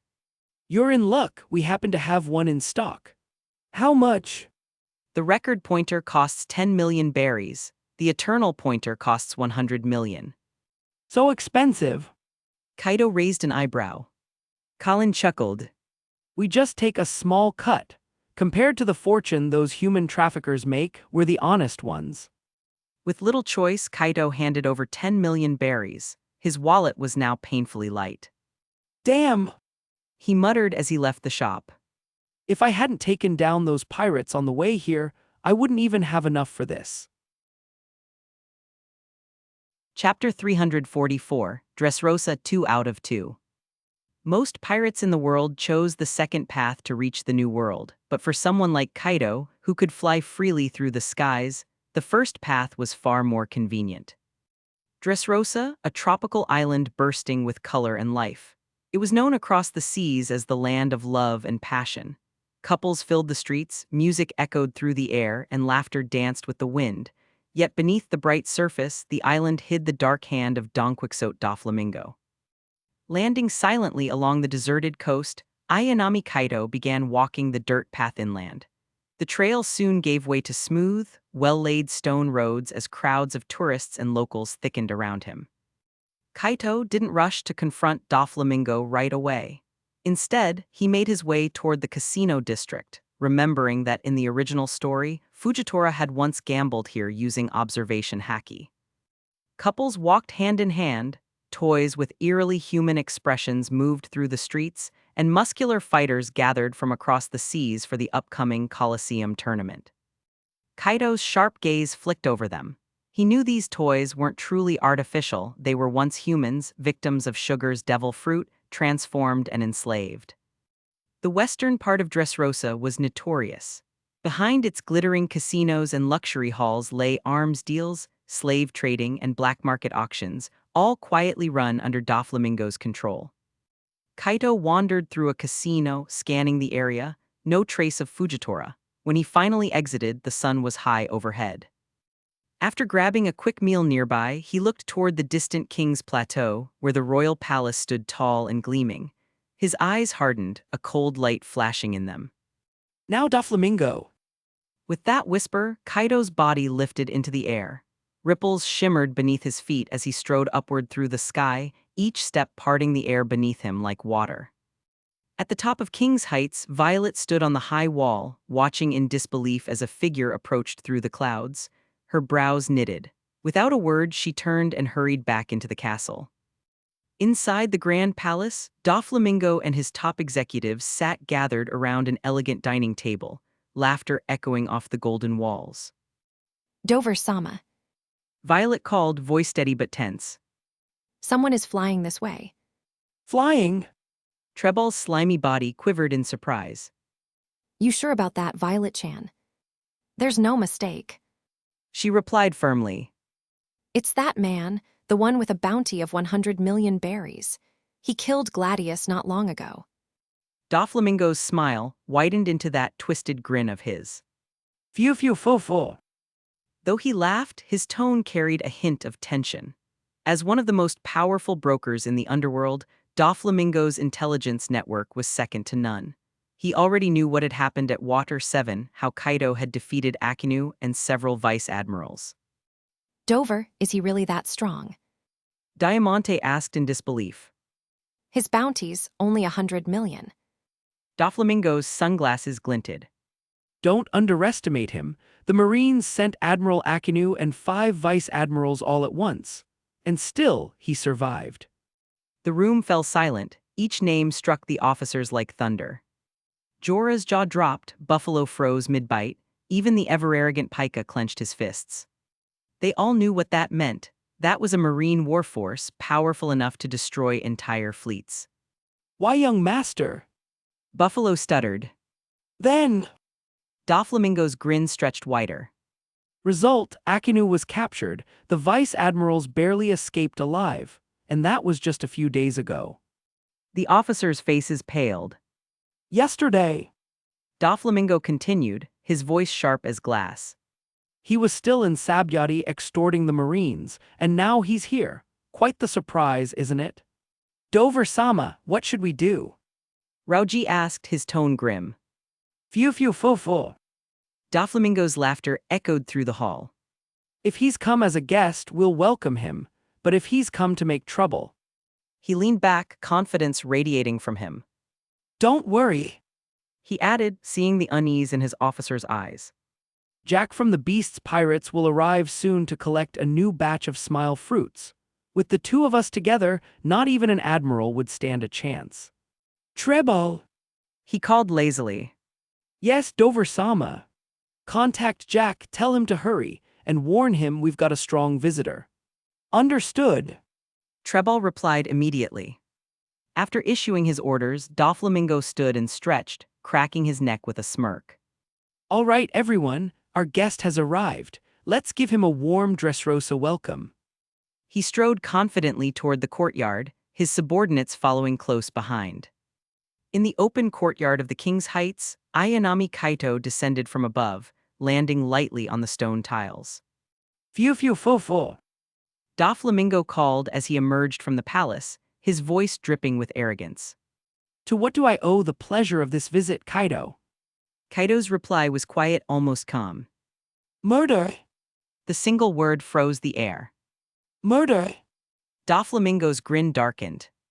And who exactly are you planning to kill? You! Kaito said coldly. Or rather, your entire family. The Donquixote officers tensed instantly, spreading out behind their leader. Phew phew foo foo, what a big mouth. Doflamingo sneered. You think just because you beat Akinu, you can run wild in my territory. Kaito tilted his head slightly, a smirk curving his lips. Why don't we find out? The next moment he vanished. Phew phew foo foo, don't bother trying tricks like that in front of me. Doflamingo laughed, but his expression faltered a second later. His observation haki spread out like a web. String-style spider's web. Thin, gleaming threads burst from his hands, weaving rapidly into a massive net that surrounded him and his crew. Let's see you break this, wherever you're hiding. Chapter 345, King Haki. Doflamingo, the wielder of the string fruit, had fully awakened his ability. Every slender thread possessed the sharpness and resilience of steel deadly, enough to slice through nearly anything. Now, a massive cage of threads surrounded him and his men, sealing them within a fortress of lethal silk. To reach Doflamingo, Kaito would first have to break through that barrier. Do you really think this little cage can protect you? Kaito's calm voice echoed as he appeared before it, his expression unreadable. Phew phew phew foo foo. Doflamingo's twisted laughter filled the air. His fingers flicked, and countless thin white threads shot forward like bullets. Crackle! Gray-black lightning crackled around Kaito's body, instantly burning the oncoming threads to ash before they could even touch him. That lightning! Doflamingo's grin turned cold. That's right. Kaito replied indifferently. But there's no prize for guessing. With a flick of his wrist, gray lightning coiled in his hand, shaping itself into a long whip that shimmered with destructive power. In one swift motion, he lashed out. The whip struck the cage with a deafening crack. Despite Doflamingo reinforcing it with armament haki, the barrier split apart like paper under the overwhelming force. Buffalo and Jorah, too slow to react, were caught in the blast. In an instant, black lightning enveloped them. The smell of scorched flesh filled the air as their bodies fell lifelessly to the ground. Doflamingo froze for a heartbeat, staring at his fallen subordinates. Even with his cruel nature, rage flared in his chest. Phew phew foo foo. Murderous intent flooded from his body, and a wave of Conqueror's haki burst forth, dark red and oppressive, spreading across all of Dressrosa. The air trembled, ordinary citizens fainted instantly, their eyes rolling white as foam gathered at their lips.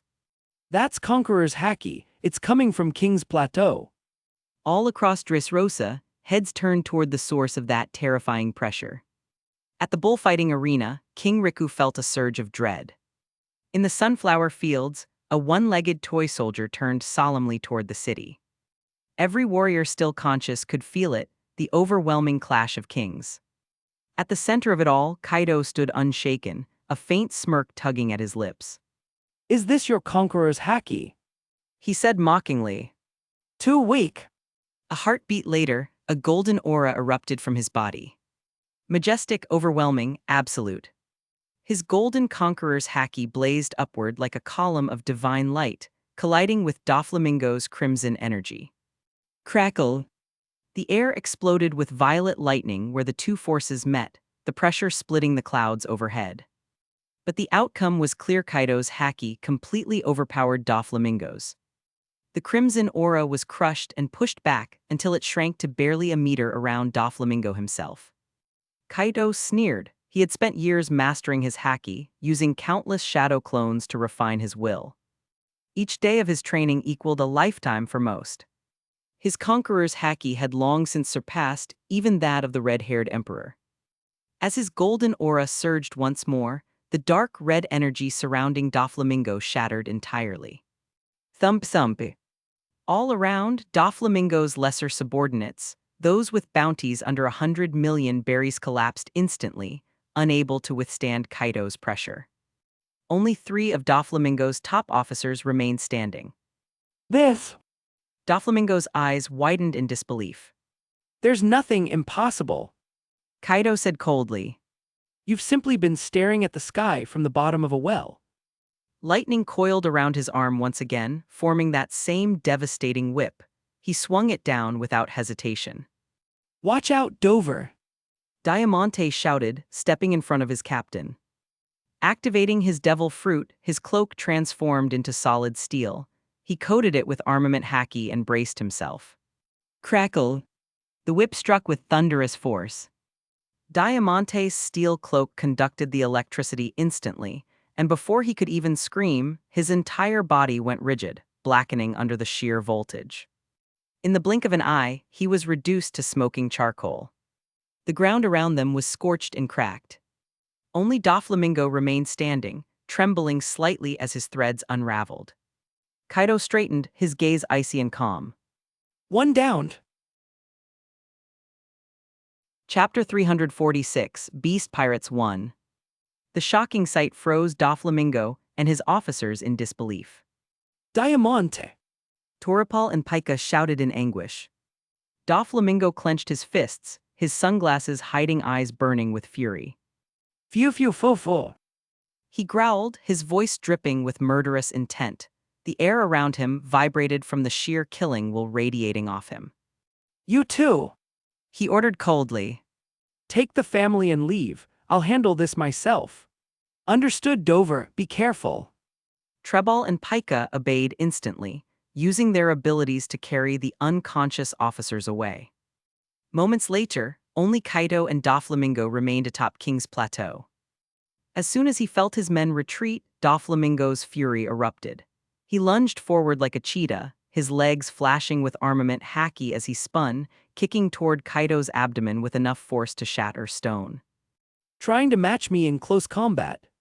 Kaido sneered. His expression didn't waver as he met Doflamingo's kick head-on. Both men's legs collided midair with a metallic clang that echoed like thunder. Doflamingo's face twisted, a monster's strength, he realized as pain shot up his leg.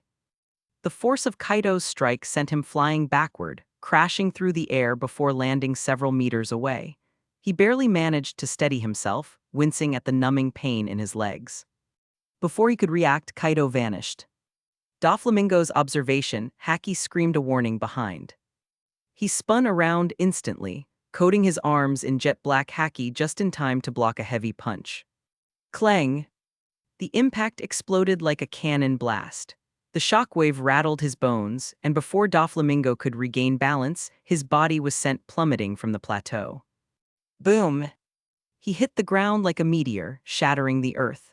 Dust and rock erupted into the air as a massive crater formed beneath him, shaking all of Dressrosa. The sound reached even the bullfighting arena. King Riku rose from his seat, his expression filled with hope and disbelief. What's happening out there? The crowd of gladiators stirred in confusion and excitement. Is someone fighting Doflamingo? Who's powerful enough to shake the island like that? Even Vice Admiral Maynard, undercover among them, looked on in shock. Far away on a quiet street, a one-legged toy soldier turned toward the towering dust cloud, eyes burning with determination. Whoever you are, He whispered. please. As the dust began to settle, a lone figure emerged at the edge of the crater. Standing tall amidst the swirling smoke, Kaido looked down with cold indifference. At the bottom of the pit, Doflamingo staggered to his feet, blood trailing from the corner of his mouth. You! He spat, his expression dark and twisted. Jumping out of the crater, Doflamingo's arms bore deep red marks, clear signs of Kaido's strikes. His hands trembled, partially numb from the earlier impact. Ignoring the pain, he crossed his arms and began to weave new threads. Thin white lines covered his forearms, stitching his wounds closed. Kaido raised an eyebrow. Healing yourself in front of me. Bold move. With a casual wave of his hand, chakra surged from within him. The air trembled as heat exploded outward, and from it, a colossal fire dragon roared into existence. It coiled and twisted, eyes glowing like molten gold as it dove toward Doflamingo. The sheer heat warped the air, distorting the very space around it. Doflamingo's eyes widened. A Logia ability. No. His hands blurred and countless threads shot out, weaving together into a dense white barrier. Spider's web. He shouted. The fiery dragon collided with it head-on. Roar! The dragon's flames burned hotter than magma, consuming everything in its path. Within seconds, the spider's web began to melt and ignite, curling into ash. Doflamingo's face twisted in disbelief. Impossible. Before he could retreat, the fire dragon exploded in a blazing inferno. The blast split the ground and sent shockwaves rolling across the plateau. A column of flame rose into the sky, visible from every corner of Dressrosa. Kaido stood amidst the chaos, his clothes rippling from the heat. His expression remained calm, almost bored. High above, Doflamingo hovered in the air, panting heavily, his threads straining to keep him aloft. His thoughts raced as he stared down at Kaido.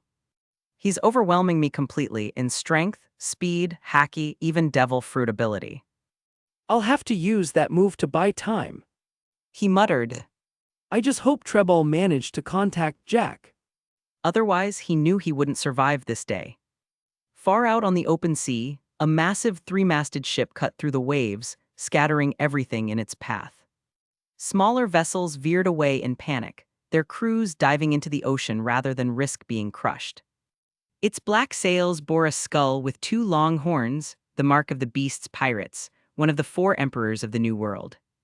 On the deck stood a massive figure, towering and broad-shouldered, his skin glinting under the sun, Jack the Drought. Behind him stood his trusted subordinates, Jinrumi and Sheepshead. How long until we reach the Joker? Jack asked, his deep voice rumbling like thunder. Since Treball's call, we've been moving full speed. Jinrumi replied.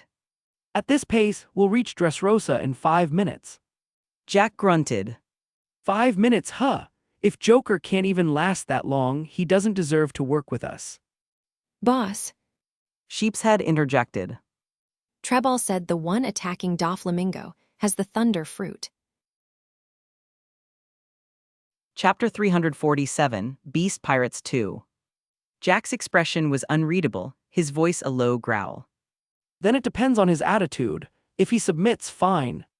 He stopped mid-sentence, though the murderous intent in his eyes said the rest. Doflamingo's laughter echoed through the scorched ruins of Dressrosa as the flames faded. Falling from the air, he landed hard but didn't waste a breath. With a wave of his hand, an invisible force rippled outward from his body, sweeping across half the island in an instant. At a speed visible to the naked eye, houses, stones, and debris twisted violently, transforming into countless white threads. Within moments, much of Dressrosa had turned into a churning ocean of silk. Phew phew foo foo. This is the next stage of Devil Fruit Development Awakening. Doflamingo's grin widened, confidence returning as he stood over the white sea of strings behind him. Across from him, Ayanami Kaido stood amidst the chaos. Do you really think you can defeat me just because your fruit has awakened? He said flatly. Phew phew foo foo, I admit you're strong. Your thunder fruit is one of the most powerful among the Logias. But the higher the fruit's potential, the harder it is to awaken. Doflamingo spread his arms wide, a twisted smile stretching beneath his sunglasses. So now, enjoy the banquet I've prepared for you. The ocean of threads surged violently. The sky dimmed as countless white filaments shot upward, weaving together into massive waves that blotted out the light. Every surviving citizen of Dressrosa looked up in horror. What? In the bullfighting arena, panic spread among the onlookers. Vice Admiral Maynard, hidden in the crowd, broke into a cold sweat. Devil fruit awakening. The threads crashed down like serpents of silk, writhing toward Kaido with terrifying speed. Lightning sparked around Kaido's hand. With a calm swing, he traced an elegant arc in the air. A surge of gray-black thunder expanded outward, growing longer and sharper until it became a 10-meter blade of lightning. Crack! The sound was sharp, deafening. With a single sweeping motion, the massive lightning arc cleaved through the incoming white serpents like tofu, cutting them cleanly in two. The remaining force carried on, carving a deep scar through the white ocean behind them. Doflamingo's pupils shrank. How far has this guy developed his fruit? Kaido looked up at him, eyes calm. You rely too much on tricks. Doflamingo's expression hardened. Let's see how you handle this then. He pressed both hands downward. The ocean of threads surged again, twisting and coiling toward Kaido like a tidal wave. Pointless. Kaido muttered. Lightning armor crackled to life across his body as he kicked off the ground, shattering the threads beneath his feet. Flames of electricity burst from his hands as a colossal thunder dragon materialized 10 meters long, scales flickering with gray lightning. With a roar, it launched toward Doflamingo. Sensing the danger, Doflamingo's instincts screamed. The ocean of threads recoiled instantly, converging in front of him to form a massive cross-shaped shield. In seconds, he created dozens more, his ultimate defense, white shield threads. Each layer could withstand marine bombardments, but the oppressive aura from the dragon told him it wouldn't be enough. Not enough, not enough. Doflamingo shouted, panic creeping into his voice. His shields turned jet black as he coated them in armament haki, barely steadying his breath. Then, Craig. The thunder dragon struck. The impact was catastrophic. One by one, Doflamingo's defenses shattered under the dragon's claws. Explosions of light and dust erupted as the sound of rending silk filled the air. Within moments, the mighty shields were reduced to fragments. The dragon continued forward, though its glow dimmed, its form flickering like a fading storm. Damn it! Doflamingo roared. With another sweep of his arm, the white sea surged once more. Countless threads gathered and fused into 16 massive pillars, each coated in hardened haki. 16 holy bullets, God Slayer. The silk pillars shot downward like divine punishment, colliding with the fading thunder dragon. The resulting explosion illuminated the sky. The dragon shattered, scattering into fragments of gray lightning, but the pillars didn't stop. They continued to fall toward Kaido. Your last dance. Kaido's tone was almost disappointed. Too weak. Chapter 348, Beast Pirates 3. The sword energy blazed through the stormy sky, its brilliance slicing through the darkness like divine wrath descending from the heavens. In an instant, the massive black pillars that once raged across the battlefield were severed cleanly, collapsing like cut grass. The oppressive gloom lifted, and daylight broke through once more. Doflamingo stared, disbelief and terror freezing his smile. How? Before he could react, the air around him cracked with thunder. Lightning flashed, trailing a sharp gleam of sword light that screamed toward him. He had no time to dodge, only to watch death approach. Go Dover! A loud voice echoed as a towering rock giant surged between Doflamingo and the incoming strike. It was Pika, one of his most loyal officers. A burst of viscous slime shot out, forming a chain that wrapped around Doflamingo and yanked him backward in retreat. Boom! Lightning tore through the sky again. The blade of energy shattered the stone colossus in an instant, exploding it into countless fragments. Amid the destruction, Pika's true body emerged bleeding, broken. Ignoring his wounds, he cloaked himself in armament haki, his body darkening like polished steel as stones flowed to cover him once more. Kaido's expression hardened, his eyes glinting coldly. You really don't know when to quit. With a casual flick of his finger, gray-black lightning erupted. It pierced through Pika's skull faster than sound, the crackling arc filling the air before silence fell. Pika dropped lifelessly, following Diamante's fate. Kaido took a single step and space itself warped. The landscape blurred and folded, and when he appeared again, he was already behind Doflamingo and Treball. Did you really think you could escape? Both men froze, shock spreading across their faces. Dover, hurry! The ship's ready, the crew's waiting. Treball shouted, voice trembling but determined. I'll hold him off. Treball, be careful. Doflamingo growled, casting one last glance at Kaido before turning to flee toward the port. Treball gritted his teeth and spread his arms wide. If you want to reach Dover. Globs of viscous mucus shot toward Kaido like bullets. Kaido's brows furrowed in disgust. Pathetic. A wave of red flame surged from his body, spreading into a blazing sea of fire. The sudden heat twisted the air, evaporating Treball's sticky projectiles instantly. Treball's face contorted. His fruit power was useless against fire. The flames licked closer, and his body began to dry and crack. Desperation flashed across his eyes as he turned to run only to find Kaido already standing in front of him. You! A black-gloved fist was the last thing he saw. Boom! The punch sent Treball flying into the inferno, his scream echoing as the flames devoured him. Win style, great breakthrough. A gust of wind roared from Kaido's mouth, feeding the fire until it became a raging inferno that consumed everything in its path. Once the deed was done, Kaido vanished in a streak of black lightning, heading toward the port. Doflamingo sprinted down the sunlit streets like a hunted animal, his coat whipping behind him. The port was close. He could almost hear the waves and his crew shouting aboard the ship. But behind him, that crushing presence drew nearer and nearer. Damn you, Kaido, I'll remember this. I'll avenge them all. His voice cracked, full of venom and fear. He could already see the pirate ship waiting, and for a fleeting second, hope flickered. Then it died. A figure was standing there already, calm and unshaken, waiting for him. You're late, Doflamingo. Kaido said, his tone light but cold. Where's Treball? With your intelligence. Doflamingo sneered. You should already know. A long silence. Then rage twisted Doflamingo's face. The threads around his fingers gleamed like glass. I'll kill you and avenge them. Then come. Kaido said simply. It ends here. 10 razor-thin threads shot forward, slicing through the air like bullets. But the moment they touched the lightning that surrounded Kaido, they burned to ash. Damn it. Doflamingo cursed, horror slowly replacing defiance. At that moment, he finally understood. The attack on Turner Village had been a mistake. This man before him wasn't just strong. He was untouchable. Then came the sound of a distant horn. A massive pirate ship appeared on the horizon. On its deck stood Jack the Drought and Jinrami, the latter holding a large trumpet. Doflamingo's eyes widened, relief washing over him. Fufufu. He glared at Kaido with renewed fury. Let's see how you handle both of us now. Kaido shook his head.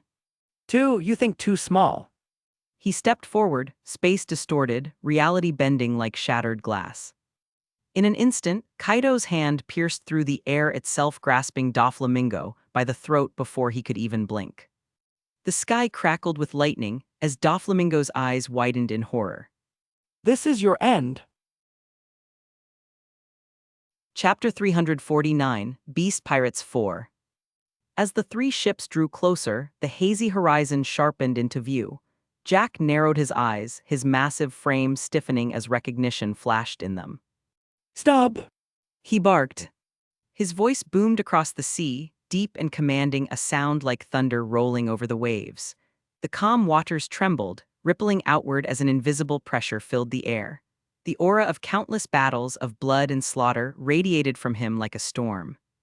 The crew on his ship trembled beneath that killing intent. Doflamingo, still caught in Kaido's grasp, gave a shaky laugh. Fufu, you wouldn't dare kill me, that ship.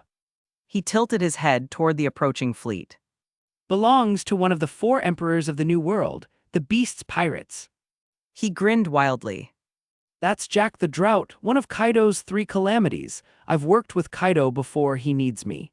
If you kill me, you'll have the entire Beast's pirates hunting you down. In his mind, Doflamingo was confident. As long as Kaido wasn't an idiot, he wouldn't provoke Kaido. If Kaido hesitated, there was still a chance to live. But what Doflamingo didn't understand was simple Kaido feared no one. To him, even the beast's pirates could be crushed with sheer power. Kaido's gaze turned cold, pity flickering in his eyes. His grip tightened. Doflamingo's smirk faltered. His body hardened under a layer of armament haki, and crystal-thin threads burst from his fingers, wrapping around Kaido in a desperate attack. A sharp screech filled the air, the sound of metal grinding against lightning. Kaido sneered. Still struggling. Lightning crawled across his body, gray-black and furious, crackling like a storm given form. The current surged through Doflamingo's threads, and his confident expression twisted into horror. His entire body convulsed violently as electricity consumed him. Smoke rose from his flesh. In seconds, his skin charred, muscle burned, and his form disintegrated into ash. The Don Quixote family's king vanished into dust, not even bones remained. The ships of the beast's pirates hadn't gone far when Jack roared from the deck, his fury shaking the air. You dare kill him! Murderous intent erupted from Jack like a tidal wave. He leapt high into the sky, his enormous figure blotting out the sun. The ground quaked when he landed. Dust exploded around him, and a crater formed where he stood. Kaido raised an eyebrow, slightly impressed. He hadn't expected Jack to close the distance with a single leap from ship to port. For someone often called a brute, his combat instincts weren't dull. So this is Jack the Drought. Kaido muttered. Not as mindless as people say. Joker, you killed Joker. Jack's bellow shook the port, his beast-like eyes burning with rage. Do you know how important he was to Kaido-sama? Kaido's face remained calm, a faint grin curving his lips. I don't know, and I don't care. He replied coldly. Whatever happens between you and Kaido. Jack's killing intent thickened the air until it stank of blood. He drew two massive, sickle-shaped blades and charged forward, the earth cracking beneath each step. His sheer size and power could make ordinary men faint from pressure alone. But Kaido was unmoved. He extended one hand, his expression still indifferent. Shinra Tensei. A violent shockwave burst from his body, the air itself warped from the pressure. The repulsive force smashed into Jack like a divine hammer. Despite his immense size, he was thrown backward helplessly, blasted clear off the port and into the sea. Water exploded into towering waves, sending ripples racing across the ocean. When the chaos settled, a massive crater nearly 100 meters wide marred the port. Kaido's expression didn't change. He took a single step and space distorted. In the blink of an eye, he reappeared above the water's surface, looking down at where Jack had fallen. He raised his arm slightly. A wave of suction pulled at the sea, dragging water upward as though devoured by an invisible beast. The ocean twisted, forming a colossal whirlpool. From within the swirling waves, Jack's massive figure emerged. His once furious expression was gone, replaced by shock. He wasn't smart, but even he knew one thing: a person could only eat one devil fruit. Any more than that, and their body would explode. Yet this man, Kaido, had already displayed multiple powers: repulsion, attraction, lightning. Impossible. He muttered. Is this man? Before he could finish the thought, Kaido's mocking voice reached his ears. What's wrong? Is Kaido's calamity really this weak? Chapter 350, Beast Pirates 5 out of 5. Jack struggled helplessly, his massive body suspended in midair by the invisible pull of Kaido's power. Within the range of that crushing suction, he couldn't move. A muscle. Breathing was shallow, and even speaking felt impossible. It was as if the air around him had turned to iron. All he could do was glare down at Ayanami Kaido with wild, bloodthirsty eyes. Those eyes alone were enough to send shivers down the spine of any ordinary man.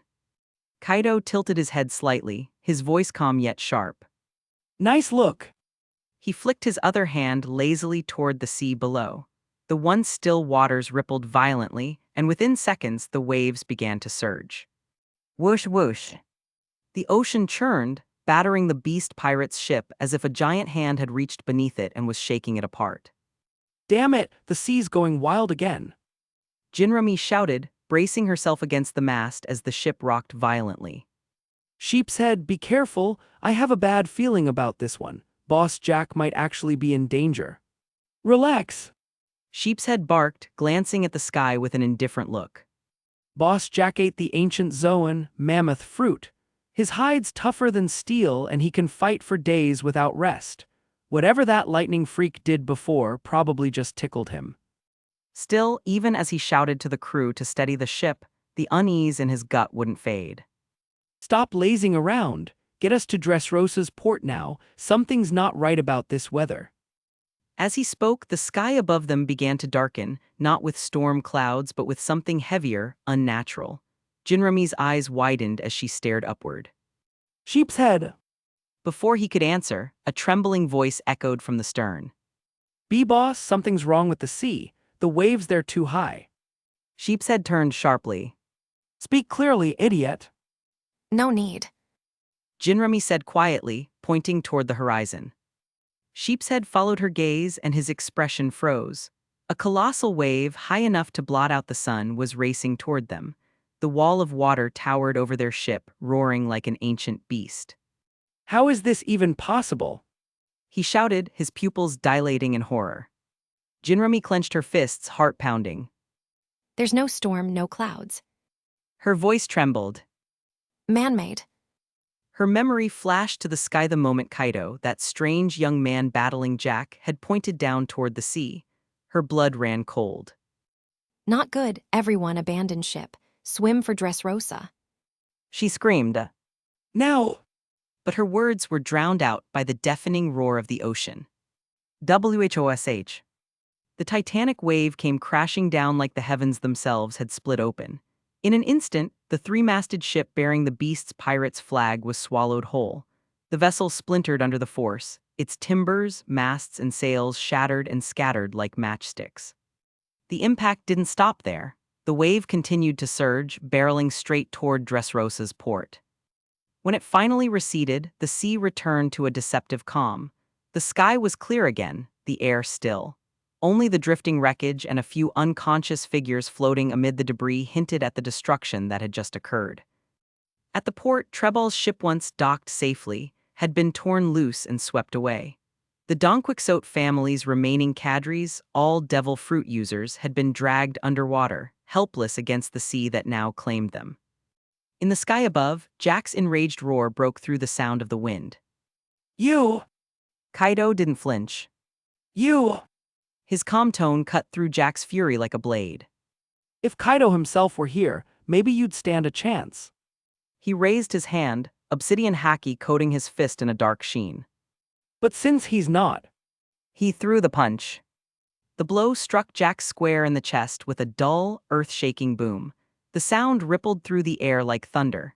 Jack grinned viciously through the pain, his massive frame barely flinching. how, that all you've got? He spat, his deep voice mocking. Bound by Kaido's suction, he couldn't move, but his body was still reinforced by armament haki. Combined with his ancient Zoan durability, most attacks would bounce off him like pebbles.